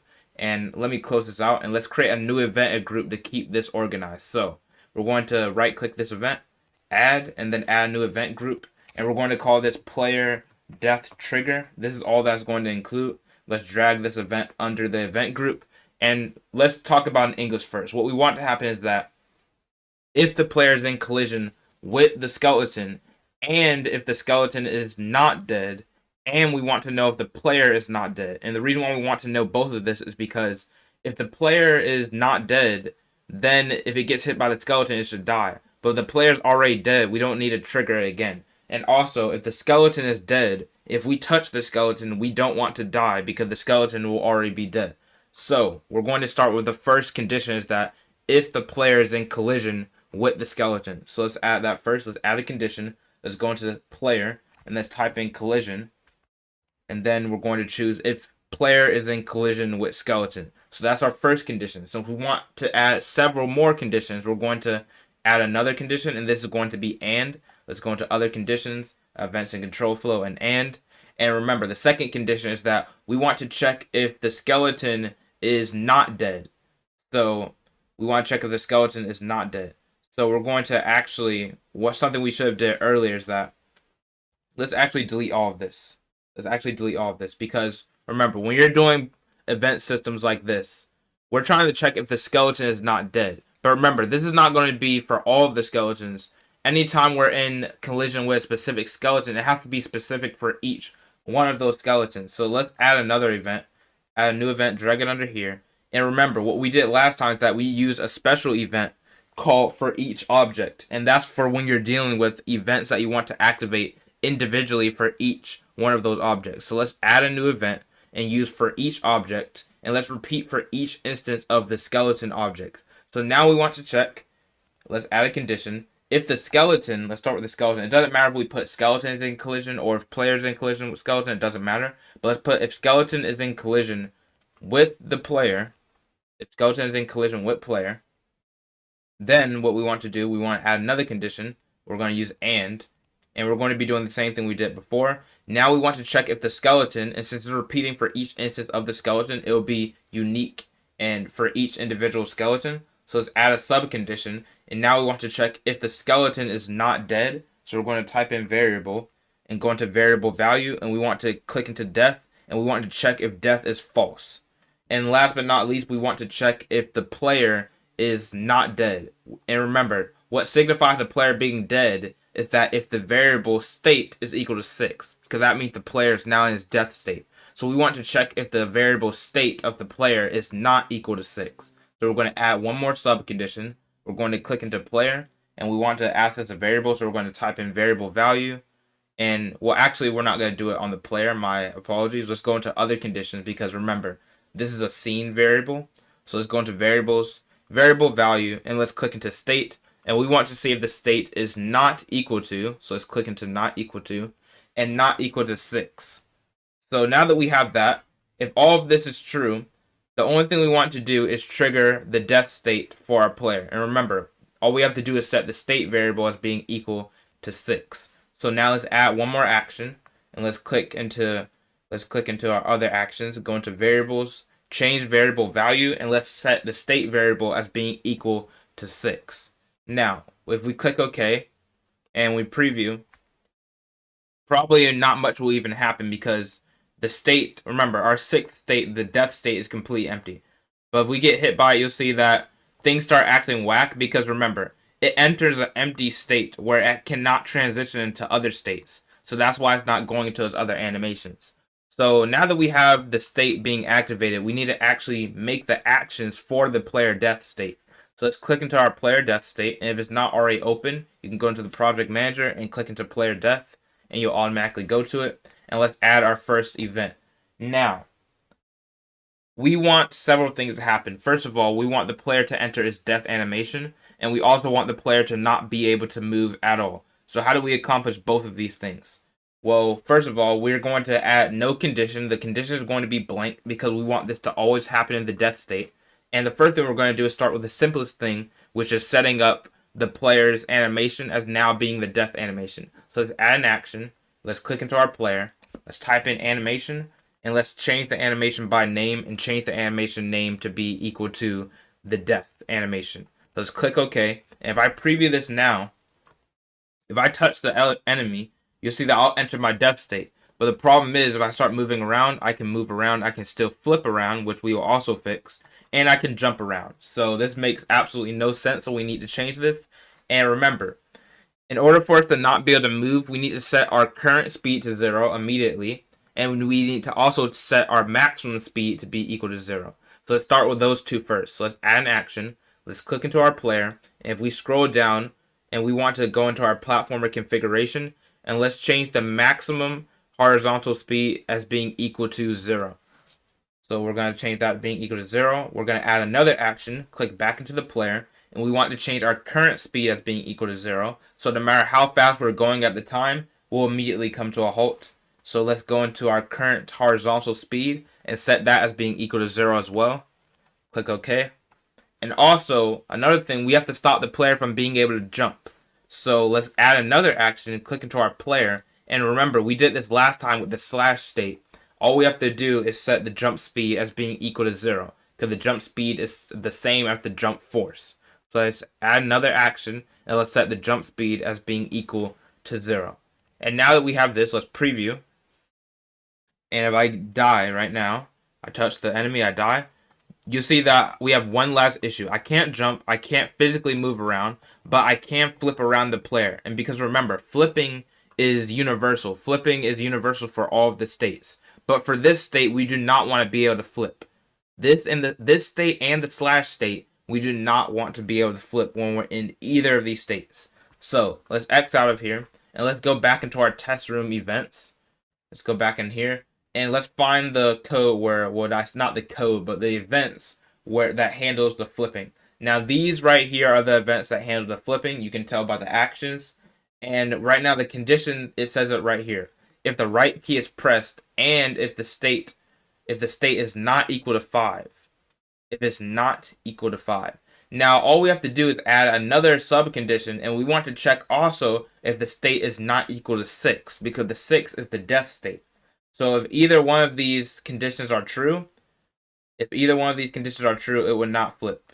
If the state is 6, it will not flip. So actually what we can do is click this right here, copy it, the state, and then paste it in the subcondition section.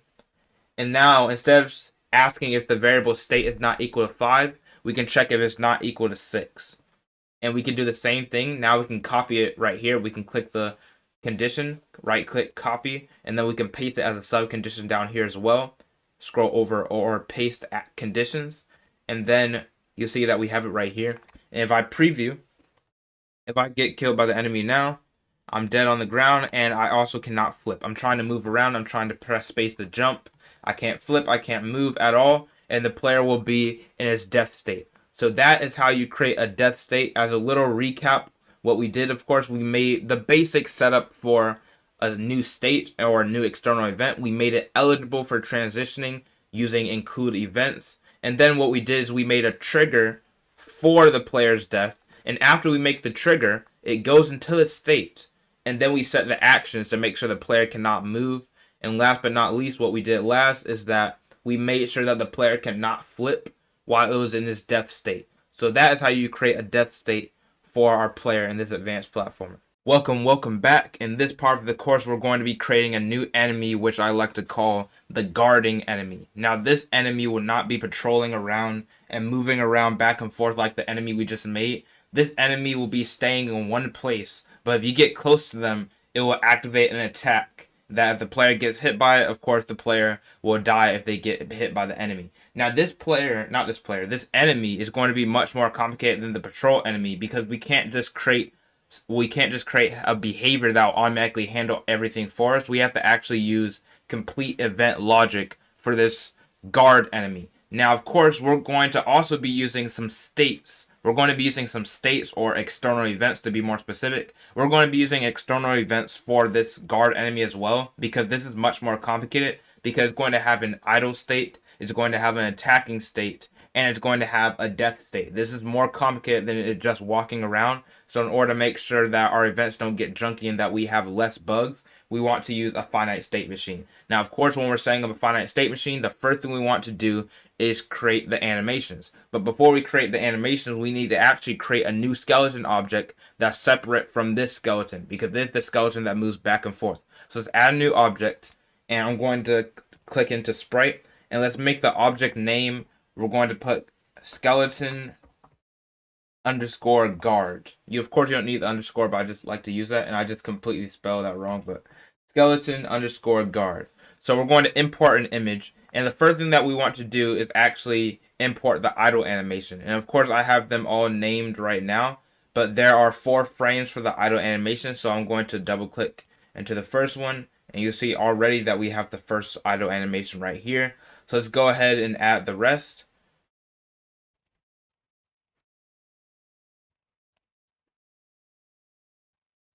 And here we have the rest of the idle animation. Now, of course, since this is the idle animation, we want this animation to loop, so let's click into loop. And let's preview to see if the speed is good. This is way too fast for a skeleton to be moving. So let's go into the FPS, and you'll see that we have a little arrow. We can just click the arrow and make it keep going down.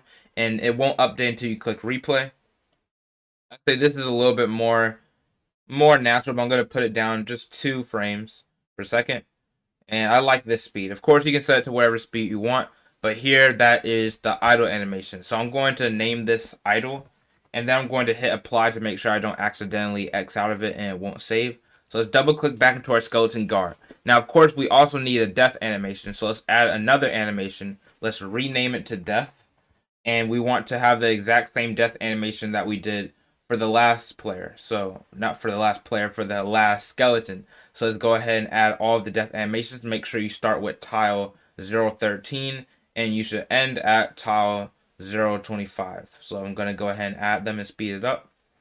13, 14, 15, 16, 17, 18, 19, 20, 21, 22, 23, 24, 25.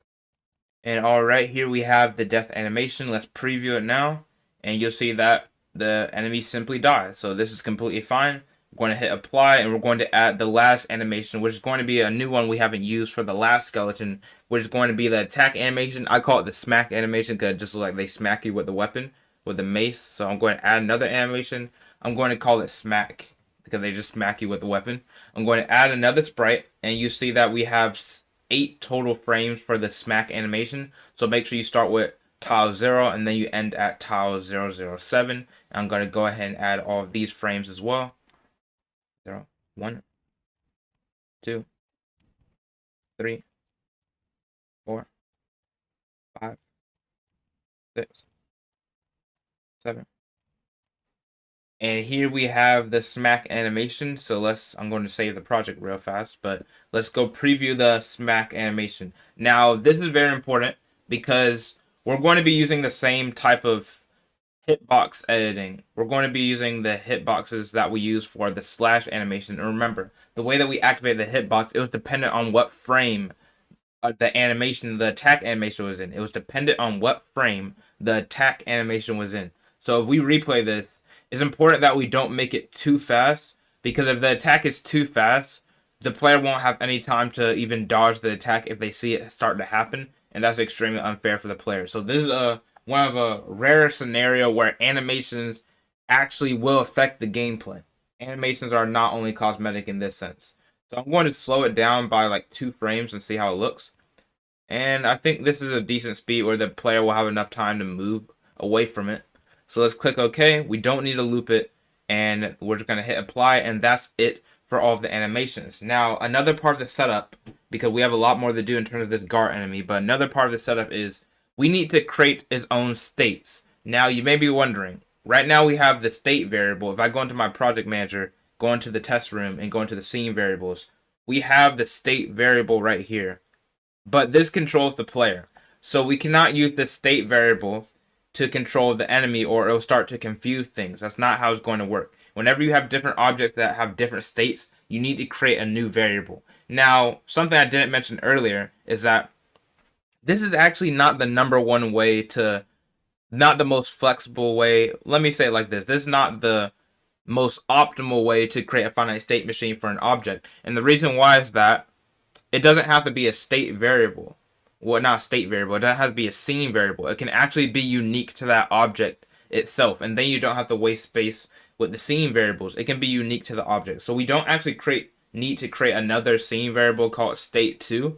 What we can do is attach an instance variable to the object that will work as a state. Now, if you don't know what I'm talking about, I'm going to do it right now. Make sure you follow along. But I'm going to double click into the skeleton. And remember, every object has its own variables, which are called instance variables. So we're going to add an action, and we're going to see that we have this blank variable. Now, we're going to do what we did for the last variable, the scene one, which is we're going to name it state. And since this is an instance variable that's specific to this object, we can name it the same name as another variable. It doesn't matter because it's specific to this object. Remember, we're going to keep it a number, and by default it's going to be equal to 0, because what we're going to be doing, if the number is equal to such and such number, then it will change to such and such state. That's how it's going to work. So right now we have the state for the skeleton guard, and we're going to hit apply. And let's go into our project manager, because now we have the state variable, we have the animation set up, we need to create some new external events for our new skeleton object. So remember, the skeleton has 3 states, which are signified by the animations it has. It has the idle state, it has the death state, and it has the attack state. So let's hit apply, and those are the 3 states that we need to create. So let's go into our project manager, go into external events, and let's name this one skeleton, and let's name it Skell, because you don't always have to name it something really long. Let's name it Skell and then underscore idle. That's going to be the first state. Let's add another state. We're going to name this one Skell underscore death. And finally, we're going to have one more state. We're going to have this called Skell underscore smack. And remember, you want to activate all of these and assign them to a scene. So let's click into the idle external event and let's choose the scene. Of course, there's only one scene. And let's quickly do this for the rest of the states. We already did idle, so let's do the death. We click into the death state, we choose the scene, and we click the test room. And finally, we go into the Skell smack, we choose the scene, and we click into test room, and we choose it. So now it's actually attached to the scene, and let's X out of all of these.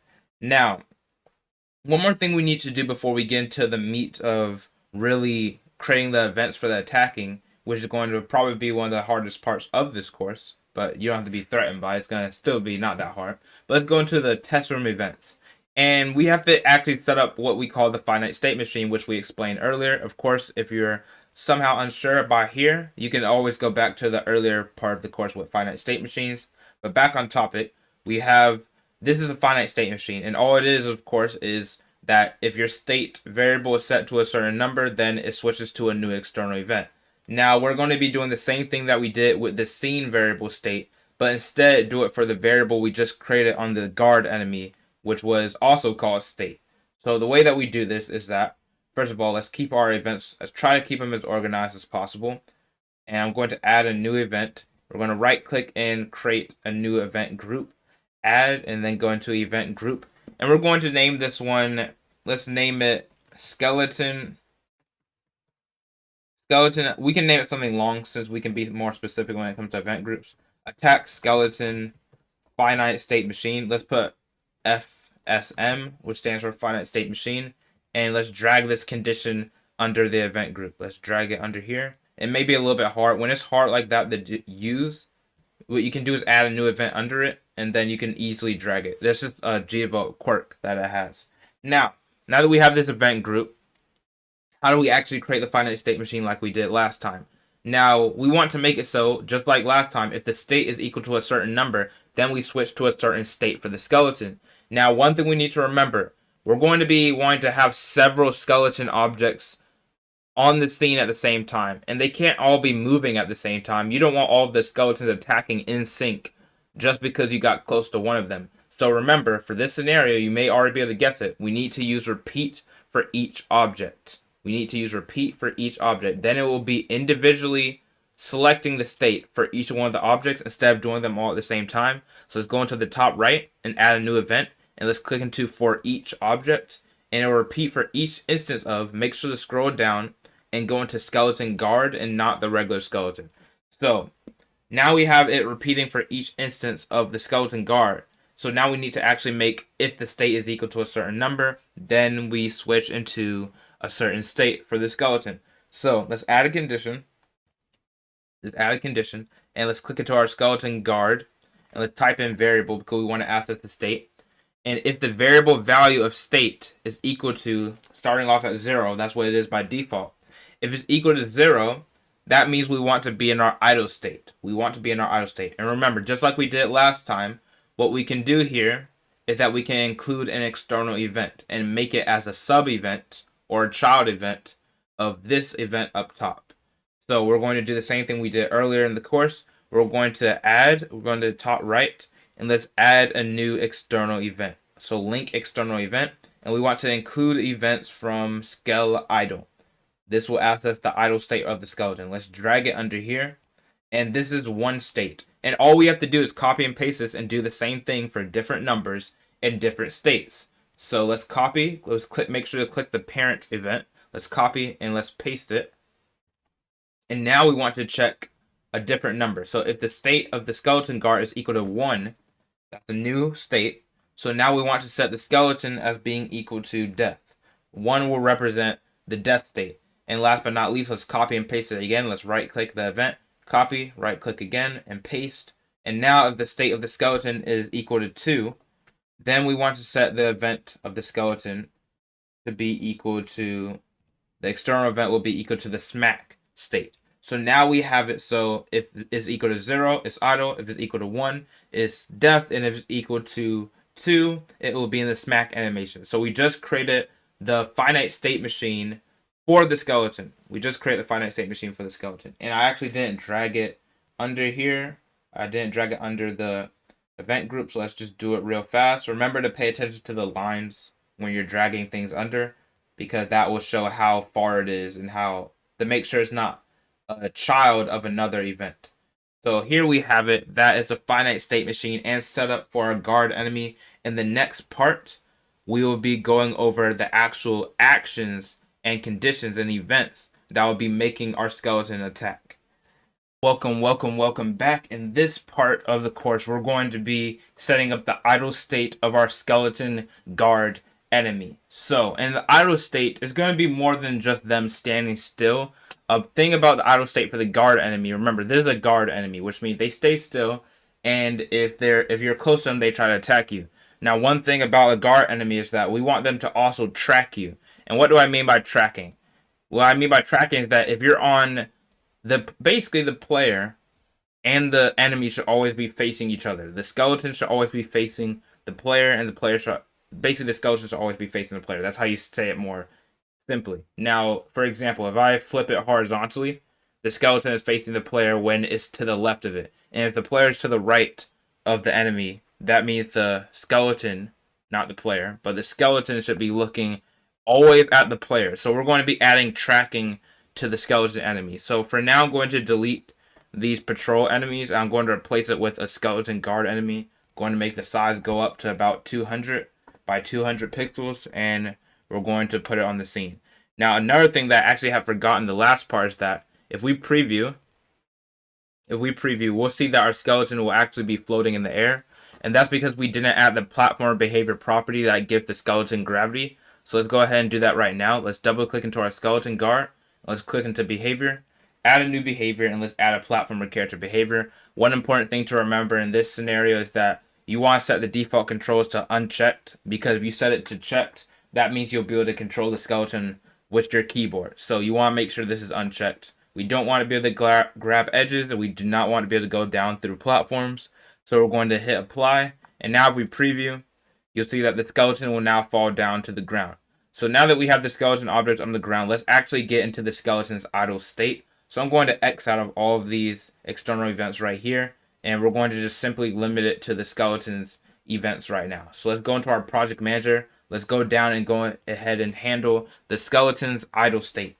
So of course we have no events right now. Let's go ahead and add a new one.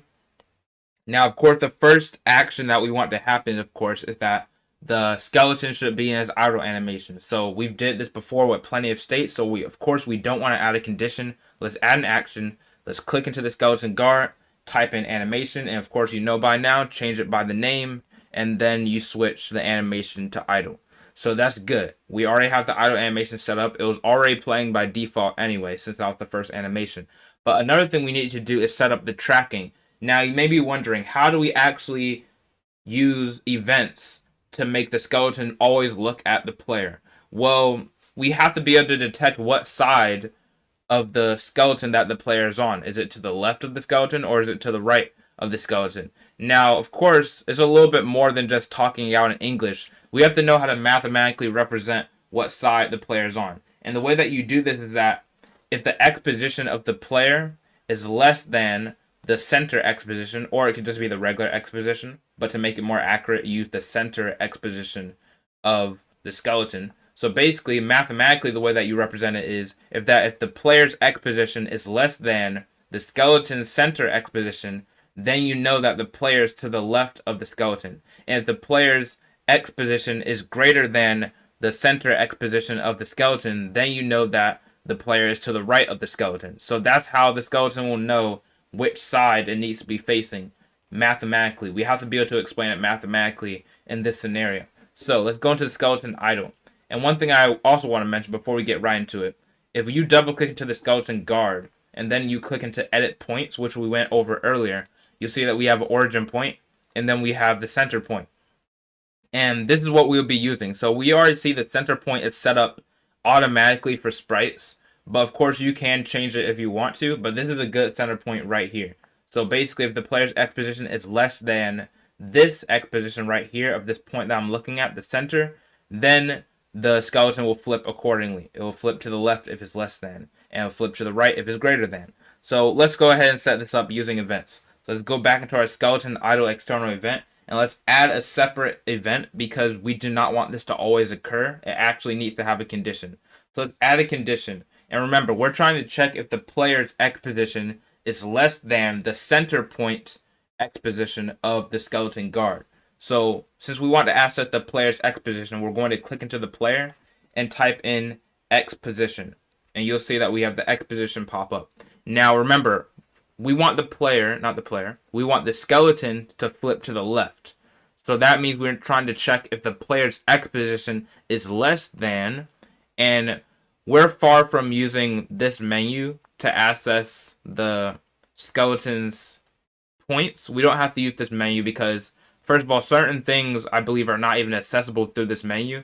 And as you get more advanced in GDevelop, it's much faster to just type it out. So remember, I explained this earlier in the course, but if you forgot, because we haven't used it that much, whenever you're trying to access a part of an object, you have to start with the object first. So remember, we're trying to access the center point of the skeleton guard. And since we're trying to access a point on the object, we need to first type in the name of the object, which is skeleton guard. And if you use your down arrow key, and then it'll be highlighted in white, and then you can press tab and it'll auto-complete it.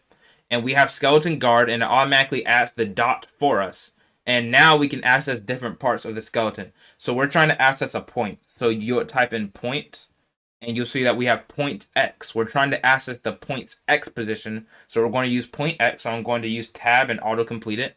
And now inside the parentheses, what you want to put is the name of the point. Now by default, the name of the point is center. And since it's a name, remember, you use a string or a text type of variable, even though it's not variable. But we're trying to access a name, so since it's text, we have to put 2 quotation marks, and then inside the quotation marks, you put the name of the point, which is the name of this point is center. Now that might have been a little bit complicated, but you'll get the hang of it. You have the skeleton's name, then you have what you're trying to access, and then you simply have the name of the point. Now that we have the condition, we have if the X position of the player is less than the skeleton guard's X position of center. If that is true, then we want to flip our player. Not our player, I keep saying player, but we want to flip our skeleton guard. Remember, we did flipping before.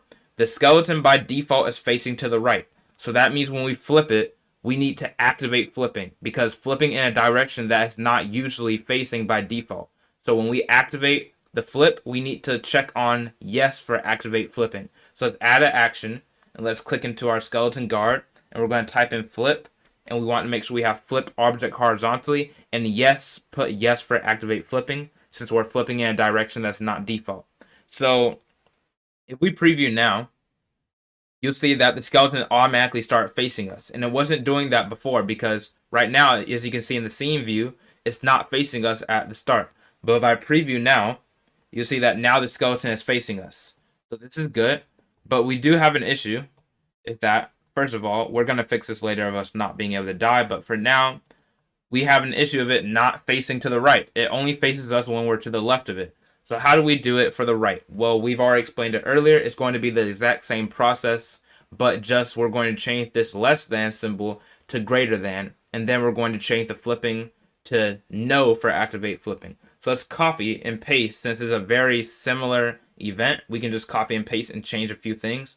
So let's right click this event, copy, right click again, paste, and here we have it. Instead of changing it for it being less than, we want to check if the player's X position is greater than the skeleton guard's point center, the center point of the skeleton guard. And let's double click into our flip.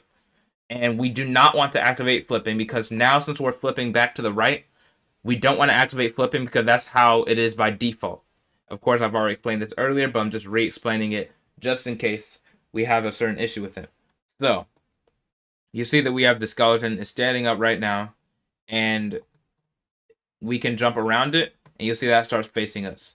Now, we do have an issue, and you'll see that it doesn't really face me yet. It wasn't really facing me yet. And the reason why it wasn't facing me yet is because it's based off our origin point. It's based off our origin point. Now, what do I mean by based off our origin point? The X position that we're setting right here, the player's X position, GDevelop doesn't tell you this by default, but whenever you're using the X position, you're actually accessing the origin point on the player. So let's go look at the origin point on the player and change it so it can be more accurate. So let's click OK, and let's go into our test room, and let's double click into the player. Now we click into edit points. You'll see that our origin point is at 0, 0, which is in the top left. This is our origin point right here. So basically, it doesn't match up with our center. So you can see why it takes a while for it to face back to the right, because the point itself hasn't passed that center point of the skeleton guard. So what we can do is just manually change it. And a lot of the times, the origin point can be set around the same thing as the center point. Actually, our center point is kind of off right now. Our center point is right here. But I'm just going to leave it here because we're not using it for anything. It's better not to change anything if it's not broken. So, now the origin point is around the center. So now everything will be more accurate. So if I hit apply, and then hit apply again, if I preview now, you'll see that I have to actually jump. And you'll see that it's changing way faster now because it's more accurate. Our center point, our X position is now at our center point. So that's just a little trick that you won't really know until you get more experience with GDevelop. You might have to explore certain forums, but you can learn it just right here. Now, we have almost everything done for the idle state. And of course, in the next part, we're going to be getting into the death state. But for now, when it comes to the death state, we're not trying to transition to the death state yet. We want to make a little transition into the attack state. Now, what will trigger the attack state? We have to figure out the trigger. Now, in GDevelop, you can check how close an object is to you by using a distance condition. Because basically what we want to happen, if we're within a certain distance of the skeleton guard, then it'll start attacking. It'll switch to its attack state. So let's add a condition. So basically, in English, if our player is within a certain distance of the skeleton guard, then we want to enter the attack state. So let's add the condition for that. So we're trying to check the player, if the player is within a certain distance. So let's click into the player. Let's type in distance. Let's type in distance between two objects. Let's click that. And the second object that we're trying to compare the distance between is the skeleton guard. Now the distance, this is in pixels, so it's quite small. It can be very, very small. So the distance when we want to start attacking, I'm going to set 100, but you can play around with different values. You definitely should.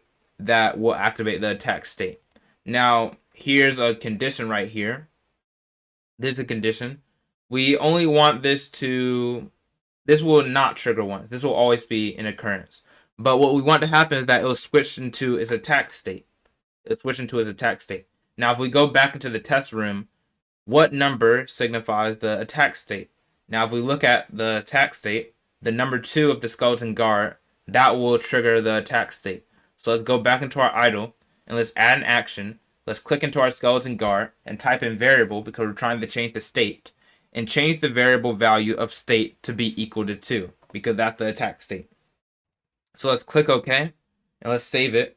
Now if I preview, you're not going to be able to tell that anything's actually going on behind the scenes because even though it's currently in its attack state, you can tell it's in its attack state because it's not flipping around. You can tell it's in its attack state that it's not flipping around. But just to make sure, we can also set up a temporary action in our attack state. Let's go into our project manager. And this is just a little bit of extra. You're really done with this part by now. But let's go into our skeleton attack state and add an event. And let's add an action that when we're in our attack state, it will just immediately delete the skeleton guard. So let's delete the object and click OK. And then we preview. And you'll see that now we can tell the exact distance. When I get to a certain distance, it will delete itself. So you can use that to play around with different distance values. But now we're done with the idle state of the skeleton. In the next part, we're going to be dealing with the death state for the skeleton, just like we did with the death of the patrol skeleton. Welcome back. In this part, we're going to make it so the guard skeleton enemy can now be destroyed or it can now die. Now, of course, we have to transition it into its death state when the slash hitbox touches the enemy. So when the slash hitbox touches the enemy, it will transition into its death state and then it'll play the death animation. But also what we're going to do in this part is make it so if the player touches the enemy, even if it's not doing a smack attack, if the player touches the enemy, it's supposed to die as well. Now, getting into the death state first. When it comes to the death state, we need to first of all open up the state and set up the action for it. So let's go into our project manager. Let's go down into the skeleton death. And you'll see that we have no events currently, so let's add a new event.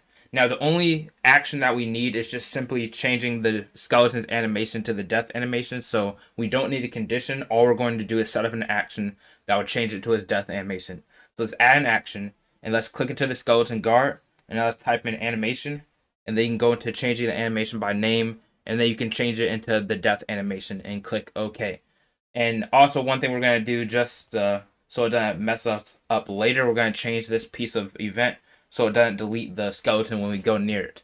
So now when the skeleton is in the death state, it will be in its death animation, but we have to trigger that first. We have to trigger that death animation. So the skeleton can go from its idle into its death animation, or it could go from its smack animation or the attack animation into the death animation. So we're going to start off in the idle state, and we're going to create a transition from the idle state to the death state. Now, we can say it in English first. What will be the trigger that will make it so the skeleton will die? And I said the trigger earlier, and the trigger is if the skeleton is in collision with the slash hitbox, then it would change into its death state.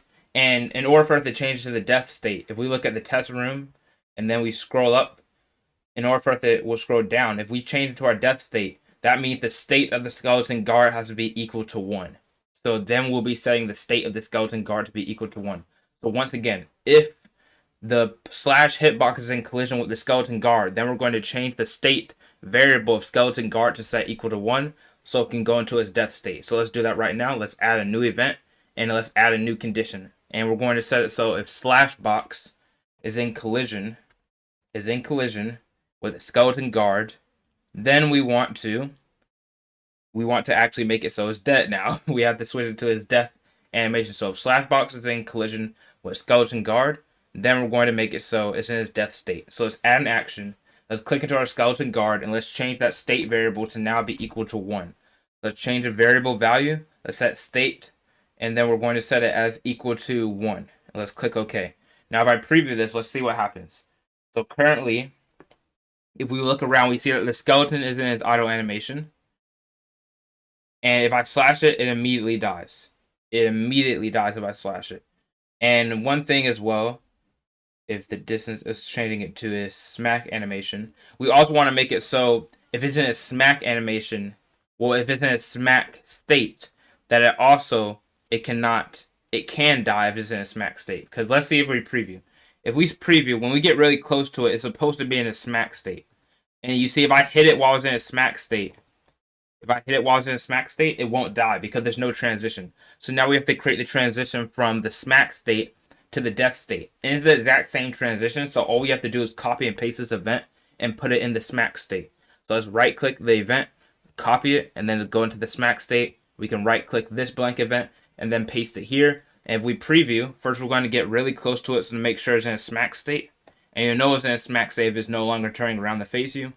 And if it's doing all of that, then you can slice it and it'll still go into its death animation. So now that we have the death of the skeleton done, we also want to make it so the player will die if it touches the enemy. So let's go into our test room events. And if we scroll up for a second, and let's scroll back down to where it is right here. This is the player death. And let's actually drag it under the player death event group so it can be more organized. But this is the player death event. And what we did for the last skeleton is we made it repeat for each instance of the skeleton, which we're going to do with the next one. And then we tested if the skeleton is in collision with the player, and if the death of the skeleton is false, and if the state of the player is not dead. Basically, if it's not equal to 6, then the player will die. So we're going to do something similar with the other skeleton object. So let's create a new event, and remember the keyboard shortcut is Shift-A, or you could right-click and create a new event. So I'm going to click this event, Shift-A, and then create a new one. So we're going to add that special event in the top right. So we're going to choose and add an event and put for each object. And then we're going to select an object and we're going to click the skeleton guard. So this will be unique for each skeleton guard. And now we want to check if the skeleton guard is in collision with the player. So I'm going to add a condition. We're going to check skeleton guard and we're going to type in collision. And if the skeleton guard is in collision with the player, then we want to do a certain action. So the next thing we need to do is check whether or not the skeleton guard is not already dead. So we need to put and as one of our other conditions. So let's add a condition, go into other conditions, events and control flow, and then go into and we need to check whether or not the skeleton guard is not already dead. Now, in order for it to check whether or not it's dead, we have to check if it's not in state, if the state variable of the skeleton is not equal to 1. Because remember, if we scroll down, if the state variable of skeleton guard is equal to 1, that means the skeleton will now be dead.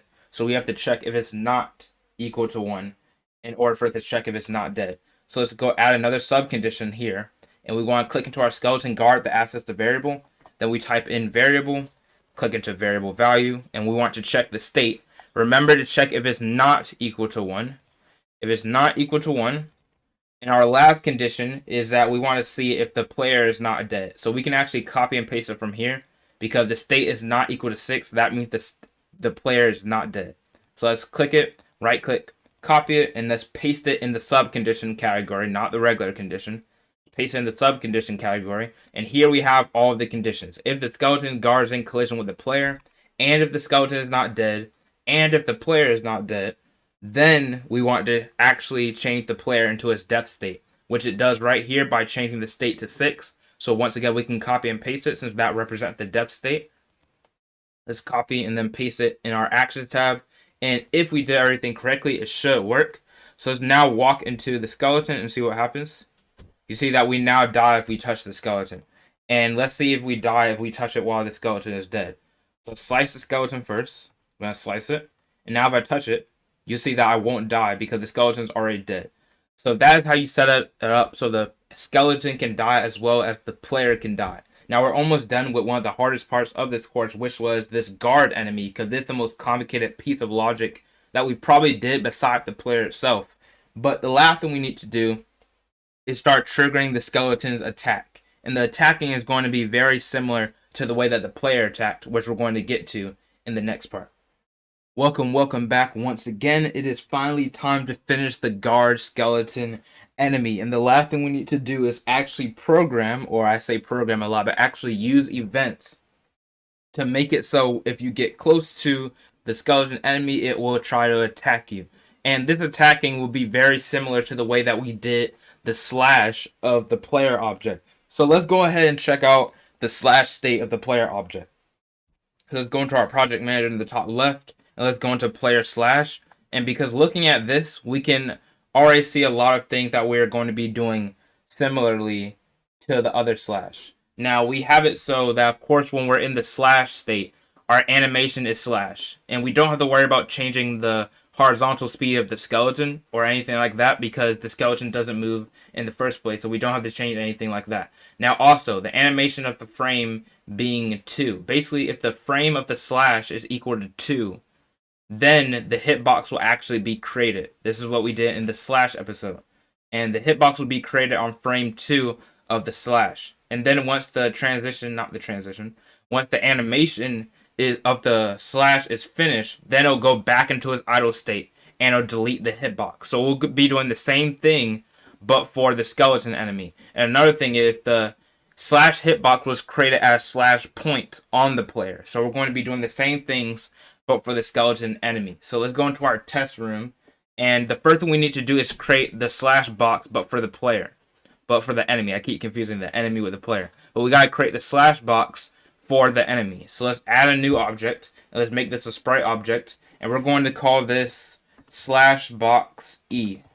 Slash box E, which stands for slash box enemy, and we're going to import an image. And actually, let's just create it with Piscal, and let's use a 32 by 32 red cube. It doesn't even matter what we use, but we're just going to create this as the hitbox, and we don't need to configure anything else here. We're just going to leave it at that. Now remember, another thing we need to do is create a slash point on our skeleton.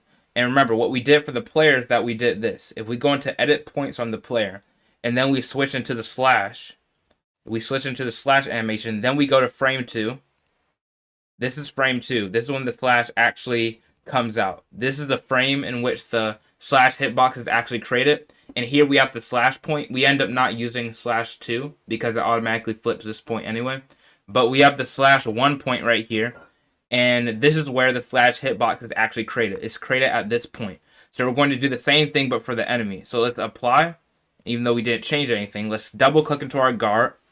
And let's go into edit. Let's go into edit points. So of course the skeleton has his own animations just like the player. So let's go into our smack animation. And you'll see that frame 1 doesn't really do anything. Frame 1, that was frame 0. Frame 1, he's still getting ready for the attack. Frame 2, still getting ready. Frame 3, still getting ready. And then we also have frame 4. Now frame 4, this is a frame in which we want to spawn the slash hitbox. And this is also the frame that we're going to be using as a reference point so we can know where to create the point of the slash. So we're going to name this point. We're going to first of all add a new point. And we're going to call it slash. It can still be the same name as the slash of the player because it's unique to this object. So the game engine knows how to differentiate between them. And the position we're going to set it at. I have a preset position because of course I've used these assets before. I know a good point for them. So I have a good position of 30.5 for the Y and 51 for the X. But of course, if you want to, you can move around this slash point wherever you want, and it'll create it at the point in which you want. For example, you can move it further to the right, and it would have like a more extending hitbox. But the reason why you wouldn't want to do that normally is because, remember, the hitbox is a cube. So the hitbox will actually move past this area. So you don't want it being unfair and the player getting hit by what looks like to them nothing. So I'm going to set it back to 51, and then for the Y, I'm going to set it to 30.5, and we're going to leave it at that. And I'm going to hit apply, and we're going to apply this once again. So now it's time to finally go into our smack state or the attack state of the skeleton and start really making moves in here. Now we already have, this is our transition right here. So we already have the transition of the slash to the death animation. So this is completely fine. I'm just going to move it down. What we want to do first is set the animation of the skeleton to a smack animation first. So remember, of course, we've did this so many times before, so you probably already know. No condition here because it always happens. And let's add a new action. And we're going to click into our skeleton guard, and then we're going to type in animation. And you can already guess it. We're going to change it by the name, and we're going to set it equal to the smack animation. So I'm going to click OK. And also, before we do anything else, let's quickly go back into our idle. And let's set the distance to like 150 so we can test out things a little bit better and a little bit easier without getting so close to the enemy. So now if we're within 150 pixels of the skeleton guard, it will switch into his attack state. So let's go back into the smack state or the attack state. And remember, if we look into the player slash, because it's very similar, we want to create the hitbox at the slash point on a certain frame. Now remember, if you remember earlier, frame 4 is when we want the hitbox to come out. That's the frame that we want the hitbox to come out. So let's go back into our smack, and let's add a new event. And the condition that we want is that if the animation of the skeleton is in frame 4. If the animation of the skeleton is in frame 4. So let's add a condition. Let's click into our skeleton guard. Once again, we're going to type in animation, and we have the current frame condition, and we want to see if it's equal to frame 4, frame number 4. And if it is equal to frame number 4, then we want to create a hitbox at the slash point. And we're going to only trigger this once. We're going to trigger this once because we don't want to create a bunch of hitboxes. So we want to put a trigger once special condition. So we're going to add a condition. Let's go into other conditions here, events and control flow, and then we're going to go into trigger once while true. And now it will only create one hitbox instead of creating a bunch of hitboxes. Now, the next thing we want to do is create the hitbox at the point that we just specified. So we're going to add an action. And remember, we're trying to create this hitbox. So we need to click into slash box E, since this is the object that we're creating. And then we're going to create an object. Now, this is going to be the second time we ever create a hitbox. But remember, when we're dealing with points, we want to access a point on the skeleton guard. And since that point is a part of the object, first of all, we need to type in the name of the object. And the name of the object is skeleton guard. So I'm going to go down the menu using my down arrow key once again. I'm going to press tab. And right now it'll automatically have a dot. Remember, we're going to type in point X because we're trying to get the X position where it's going to spawn. And then we put parentheses. And then inside the parentheses, we put the name of the point.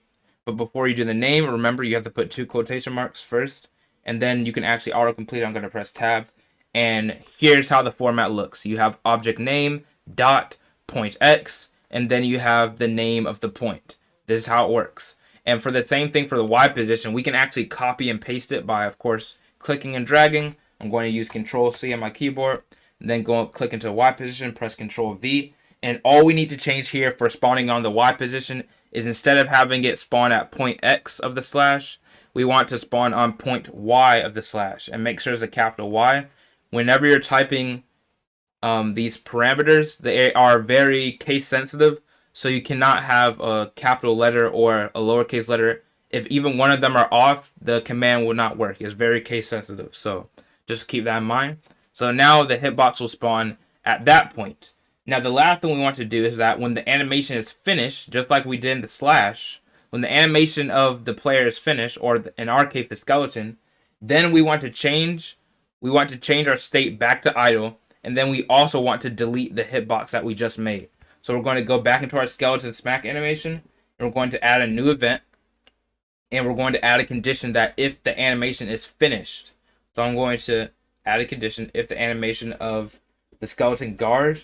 So we're going to type in animation, and if it's finished, then we want to do 2 things. We want to set its state back to idle, and then we want to delete the slash box that we just created. So first we're going to set its state to idle, and if we go back into the test room, remember that 0 for the skeleton guard represents the idle state. 0 represents the idle state. So let's go into skeleton smack once again. Let's add an action. Let's click into our skeleton guard, and we're trying to access the state of it. So once again, we're going to type in variable, change variable value. We're going to click into state, and then set it equal to 0. And then it'll go back idle. And last but not least, now we want to delete the slash box of the enemy. We want to delete the slash box of the enemy. So I'm going to add an action, and we're going to go into slash box E, and then we're going to delete this object. So we want to delete the slash box. And here we have it. Now, if we did everything correctly, it should work when we preview. So first of all, we're walking around. We get kind of close to him, and you'll see that it hits. And since we haven't hidden the hitbox, this is where the hitbox is. And you may be like, this is a little bit inaccurate, isn't it? Well, of course, you can make it more accurate if you want to. You can make it spawn a little bit higher. But the reason why is that generally when it comes to game development, and this is actually a game design technique, is that you want to give your player a little bit of leeway. Everything doesn't have to be exact, especially when it comes to hitboxes, because it can make the game harder than usual. And there are many casual gamers. Most gamers are not extremely good. So you want to definitely make sure you balance the difficulty of your game. So now we have to make it so if we actually touch it, we would die. Now, it may seem like we just died from him attacking, but that's not actually what we died from. We just died from touching the skeleton in general. So we have to make it so we now die if we touch the slash box of the skeleton. So let's go into our test room. And if we scroll back up, let's scroll back down. We have the player death event group. And all we have to do for this one is we don't have to do anything complicated. All we have to do is simply speak English and convert it to GDevelop. So we wanted to make it so if the player is in collision with the slash box of the enemy, then we want to change our player's state to his death state, which is represented by 6. So let's do exactly just that. We're going to click this condition, put Shift A, and create a new event under it. And now let's add a new condition. And remember, we want to check if our player is in collision with slash box E. So I'm going to click into player, type in collision. And now we're going to check if it's in collision with slash box E. And that is our condition. And for the action, we want to change the variable state to 6 because that will change us to the death state. So let's just click this right here and copy it and paste it since we've already did this many times before. And now if we preview, if you look closely, and you'll see that if I even touch the hitbox a little bit, I die. And actually, I'm going to move around the hitbox just so we can know that we're actually getting hit by the hitbox. So I'm going to go into the slash point, and I'm just going to quickly change it to something different. You can do this if you want to, or just not if you want to. It just depends. And right now we have it right here. We're going to move it a little bit up and to the right. Let's hit apply and preview this once again. And you'll see if we get close to it. Let's see what happens.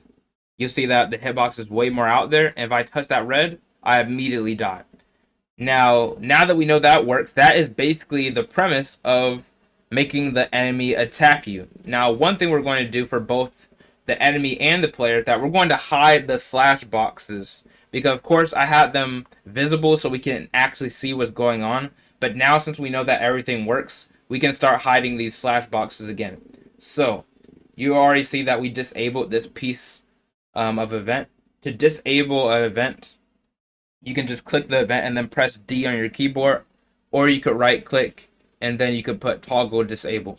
But now the slash box for the player should be hidden. So if I press Z, you'll see that there's no more hitbox. So there's no more sloppy hitbox that we have to see. And we're going to do the same thing, but for the enemy's hitbox. So let's go ahead and add an action right under here, since this is always going to happen. Let's add an action, and we're going to hide it. We're going to now hide it. So we're going to click to slash box E, and we already have in the visibility setting right here, we can hide it. So I'm going to click OK. And now if we preview, of course the slash, if we press Z, the slash has no hitbox that's visible. And also if they attack, you see it visible for a split second. A split second it is visible. And there is a way to change that. So we're going to go fix that real fast. Now the fix I did here is that GDevelop sometimes it doesn't prioritize hiding objects over creating it. It's honestly an issue that needs to be fixed. For some reason it prioritized hiding the slash box, but it didn't do it for the enemy hitbox. But there's a way to fix this. Once again, as you use more GDevelop, you'll figure out things like this. But I'm going to go into the tester room. Just going back into the tester room. And what I did as a fix is that I double click into my slash box. And all I did is go into edit the sprite. And you see that it used to be red. It used to be completely red. But all that I did is get the bucket object. Then I right click to delete everything and save it. Because technically it's still 32 by 32 pixels. But there's just nothing to show for it. If we edit the collision mask, you'll see that it's still there. It's still a hitbox. So let's hit apply. And now if we preview it, you'll see that you cannot see anything at all. And if you touch the hitbox, you will still die. So that is exactly how it works. Sometimes that is an issue. The first time I ever made this project, that didn't happen. So like I said, GDevelop sometimes doesn't prioritize hiding the object over creating it. But that is the finale when it comes to creating the enemy, guard enemy, and the enemy for the patrolling. We have the patrol enemy completed, and we have the guard enemy completed. Welcome back to one of the final parts. Not the final part, but almost the final part of this course. We've already learned how to make advanced platformer where you can make dashes, where you can make combat, where you can even make wall jumping, and even make enemies and their AI. We've learned so much already, but the last thing that you want to do is to get out of this blank space that we're in and actually start creating your own levels. Now, this is a little bit of an extra part, because when it comes to level creation, technically level creation and level design is completely different from programming a platformer's elements, which we've already did. But I know most people would just want to create their own levels. Now, in order to create your own levels, you could use the ground object right here. And let me deactivate my grid that I had up. But we could use the ground objects and stretch them out or duplicate them. But first of all, these things look bad. And then duplicating them like this, even if we're using the grid to snap it, is extremely tedious. So what are we going to be doing to fix both of these issues of things looking really bad and also things being tedious? And the way that we get rid of both of these things is that we use the tile map object in GDevelop. Now, if you're not familiar with the tile map object, that's completely fine. That's what we're going to learn in this part. Now, we're going to be using the tile map object to create just a little bit of a level. We're going to create a little bit of a level. But first, we have to know how to use the tile map first. This is going to be an introduction to the tile map object. So in order to create and use tile maps, we're actually going to use a tile map object. It's not a setting in GDevelop, it's actually an object type. So let's add a new object. And if we see in the general, we have tile map. We have the display a tile based map. So we're going to click this tile map, and it'll ask you to have these default ones. We're not using any of the default tile maps. You can if you want to, but we're going to skip and create from scratch because I already have one provided. Now, when we go into the tile map, it's going to ask you for your tile map name. And since we have a dungeon tile set already in our files, if you've seen the asset folder, we're just going to rename it to dungeon because that's where we're going to be. And now the atlas image is an image when it comes to a tile map or a sprite sheet that contains all of the sprites, and they're specifically lined up so they can be easily cut. That's why when you're downloading different tile maps and tile sets from itch.io, make sure that they have an atlas image, because if they don't have an atlas image, you're not going to be able to have them all in one tile set or all in one tile map. So make sure it has an atlas. Unfortunately for us, we have one that has an atlas, so we're going to choose a file, and you want to go into your files where you saved your assets, and basically all you have to do is go into Legacy Dungeon, then you go into Final, then Assets, and then the assets right here, if you double click it, this is what's called the atlas image that contains all of the sprites in the sprite sheet. Now, you'll see that it asks for a tile size as well. And we can tell that the tile size is not the right tile size because this little white outline, that represents the tile size. And it's way too small. It doesn't even match up with the blocks. But the tile size for this atlas image, and these tile maps in general, for this one is 16 by 16. And this was already said on the itch.io page where it was downloaded. And most time they will specify. But most of the time they're either in 8 by 8, 16 by 16, 32 by 32, or 64 by 64. Those are the most common ones if they do not tell you what the dimensions are for the atlas image or the tile map. So here we have the tile size as 16 by 16, and now we can easily scroll over. And now you may be wondering, how do we create levels with this tile map? Well, we're going to start painting objects with the tile map. So we're going to hit apply here. And the way that you start painting objects, first of all, let's get rid of all of the ground. Let's click the ground. I'm going to press delete on my keyboard. Click this as well. We just want purely the new stuff that we're trying to make. Now, in order for us to actually use the tile map and start painting with it, what we need to do is drag it onto the scene. And you can drag this anywhere. And then if you want to actually start making things, you can click it. You can scroll over the tile map object, and then you can click it. And then you'll see the tile map painter will pop up. Now, in order for you to start painting, we have the entire tile map right here on the side. But in order for you to start painting, you need to click this paintbrush image, and it will say paint. And when you click it, you see that you have access to all of the different blocks. So let's say we want to paint using this block over here. It's kind of hard to see. It's good, for example, if you have your atlas image opened up separately from GDevelop so you can see the images up close. But let's click into this block right here, and you'll see that if we zoom up, we see the block that we're holding right now, and we can move it all around the space. Now, it's naturally moving in increments of 16 by 16 because that's the tile size, and we can paint around by just clicking.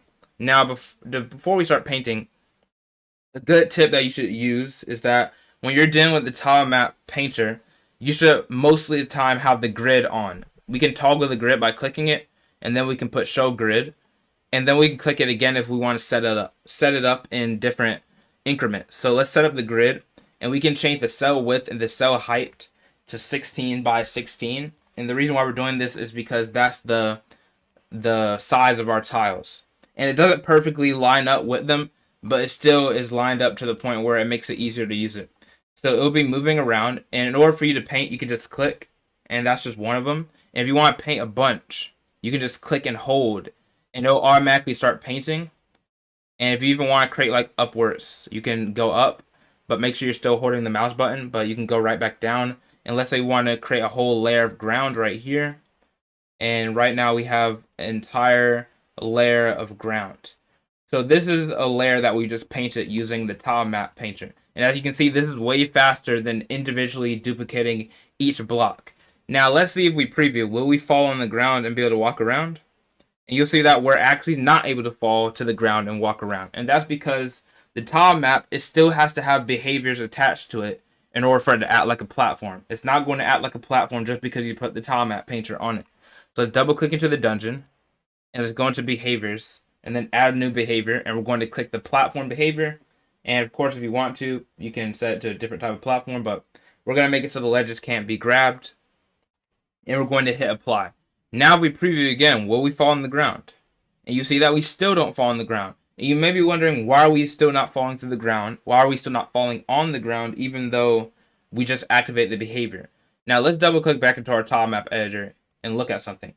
Now under here where it says configure tiles hitboxes, you'll see that it tells you click on the tile map grid to activate or deactivate hitboxes. When it comes to the tile map, every tile map in GDevelop, it will not have a hitbox until you individually select what tiles you want to have in hitbox. And this is very good because it allows you to have background tiles. For example, let's say you want this cage to not be able to be collided with, you can just make sure you don't click it. But if you want this block, and this is the block that we're standing on, to be able to be collided with, what you want to do is click it. And when you click that tile, now it has a hitbox activated to it. And I recommend you do that for any block that you see in here that you think you should be able to stand on. For example, you might want to stand on this. And in order to deactivate the hitbox, if you made a mistake, you can just click on it again, and then it will deactivate the hitbox just in case you made a mistake. But for now, we're just going to keep this one as the only hitbox, and we're going to hit apply, and we're going to preview it. And now when we fall, we will actually fall on the ground. And that's because everything has a hitbox now, and everything's working just as we want it to. Now the last thing that we're going to do is we're going to change the size. We're going to change the size. And I also want to showcase how you can have different tile maps, because each of these are like separate objects. And what I mean by these being separate objects, let's cancel out of the tile map painter. In order to cancel out without you keeping painting things, without painting things continuously, in order to do that, what you want to do is click the paint object again, the paint icon. And when you click the paint icon, it will no longer be selected, and then you will be able to just click off of it, and then you can go wherever you want after that. Now, if we click into this object, you'll see that it's its own object now. All of these objects that we just painted, even though we painted them individually, they're all connected. And you can have different tile maps. For example, if we drag this dungeon, in order for you to access something new, if you want it to be separate from this object right here, you can just click this dungeon right now, and then you can click back into the tile you want to paint. And let's say you want to create a roof, we can just paint the whole thing right here. And if we click the paintbrush again, to click off of it, you'll see that these are both two separate objects that we can edit. So all tile maps don't have to be connected to this one right here. You can create separate ones. And the last thing that we can do is, like, let's say you want to have different sizes for your tile map. Like, these tiles are actually really, really small, and they don't really match with the game because they're just way too small. Like, normally you want to be standing on a block that's small. So how do you create bigger blocks? The way that you do this, let's go drag another tile map object into our scene, and let's go click into it. Now let's say I click this block. Now that we have it selected, and you'll know that's selected because the paint icon will be lit up. This is the width and the height of each individual tile. And by default, of course, since we set the tile size to 16 by 16, that's the default that is going to set up. And in order for us to make it bigger, let's say we want to make it double the size, all we have to do is just change the width or the height or both. So I'm going to delete 16 and replace it with 32. And now when I scroll over, you'll see that this block that I just made, much bigger, is much, much bigger than the block that I just created earlier. Now, one thing to know, be wary with this, because when you're creating tile maps like this, you see that sometimes you can have a desync. And what I mean by desync, these are not really aligned. You have this block overlapping the smaller blocks. But right here, now we have another platform that we've made with bigger blocks, and we can easily just paint over it. And then let's deselect this here and click out of it. Now, if you do have a desync, there is something you can do if you have a desync. First of all, you want to toggle off the grid. Let's toggle off the grid. Or we can keep it on. Actually, if we keep it on, it might work a little bit better. But actually not. We don't have complete freedom. So what we want to do is toggle off the grid. So we're going to click and then toggle off the grid up there by clicking show grid, or just unshow it. So if you look at this object right here, you'll see that we have a little gap. we have a small little gap between this block and this block. And what we can do here is that we can click this object, which is another good sign, well, a good tip to do is to create different tile maps. But what we can do if we want to just adjust it a little bit, we can click the object and then we can either manually adjust the Y position here, or we can just press down on our keyboard and it'll move down by one pixel.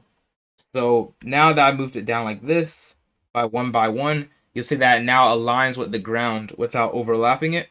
And now we can have a better looking level. Of course, this is still not anything too fancy, but still much better than before. And that is how you use the tile map object. You can create backgrounds with it. You can create different levels with the tile map object. You can do all sorts of things with the tile map object. Welcome back to the final part of this advanced 2D platform course. Now, of course, if you made it to the end, if you made it this far, I want to say congratulations for completing the course. But there is one more thing. There's one more thing that we should do. Because when it comes to game development, the best way to get better is not just by following the course. The best way to get better is by making your own different projects. And what we did here is that we just had introduction to the tile map object, but we didn't really create much. And you see we have all of these tiles. We could create a really cool looking level with them. And that's the assignment that I want you to do. Of course, it's always optional. You could use a different tile set if you want to, but I highly recommend as a send-off for this course that you change things up a little bit, whether it be making a whole new level, you edit the parameters and the behaviors of this platformer object. You can edit the settings that they have to do different things. You can make them faster. You can be editing all sorts of things. But what I want you to do is specifically create a new level using this tile map editor. Create a level using all of these tiles and change different things about the game to make a complete level. That is the final thing that I would like for you to do. And of course, if you'd like to, you can send results. I can get feedback on them. If you have any problems with the assignment, if you're trying to complete it, you can always contact me with the information given.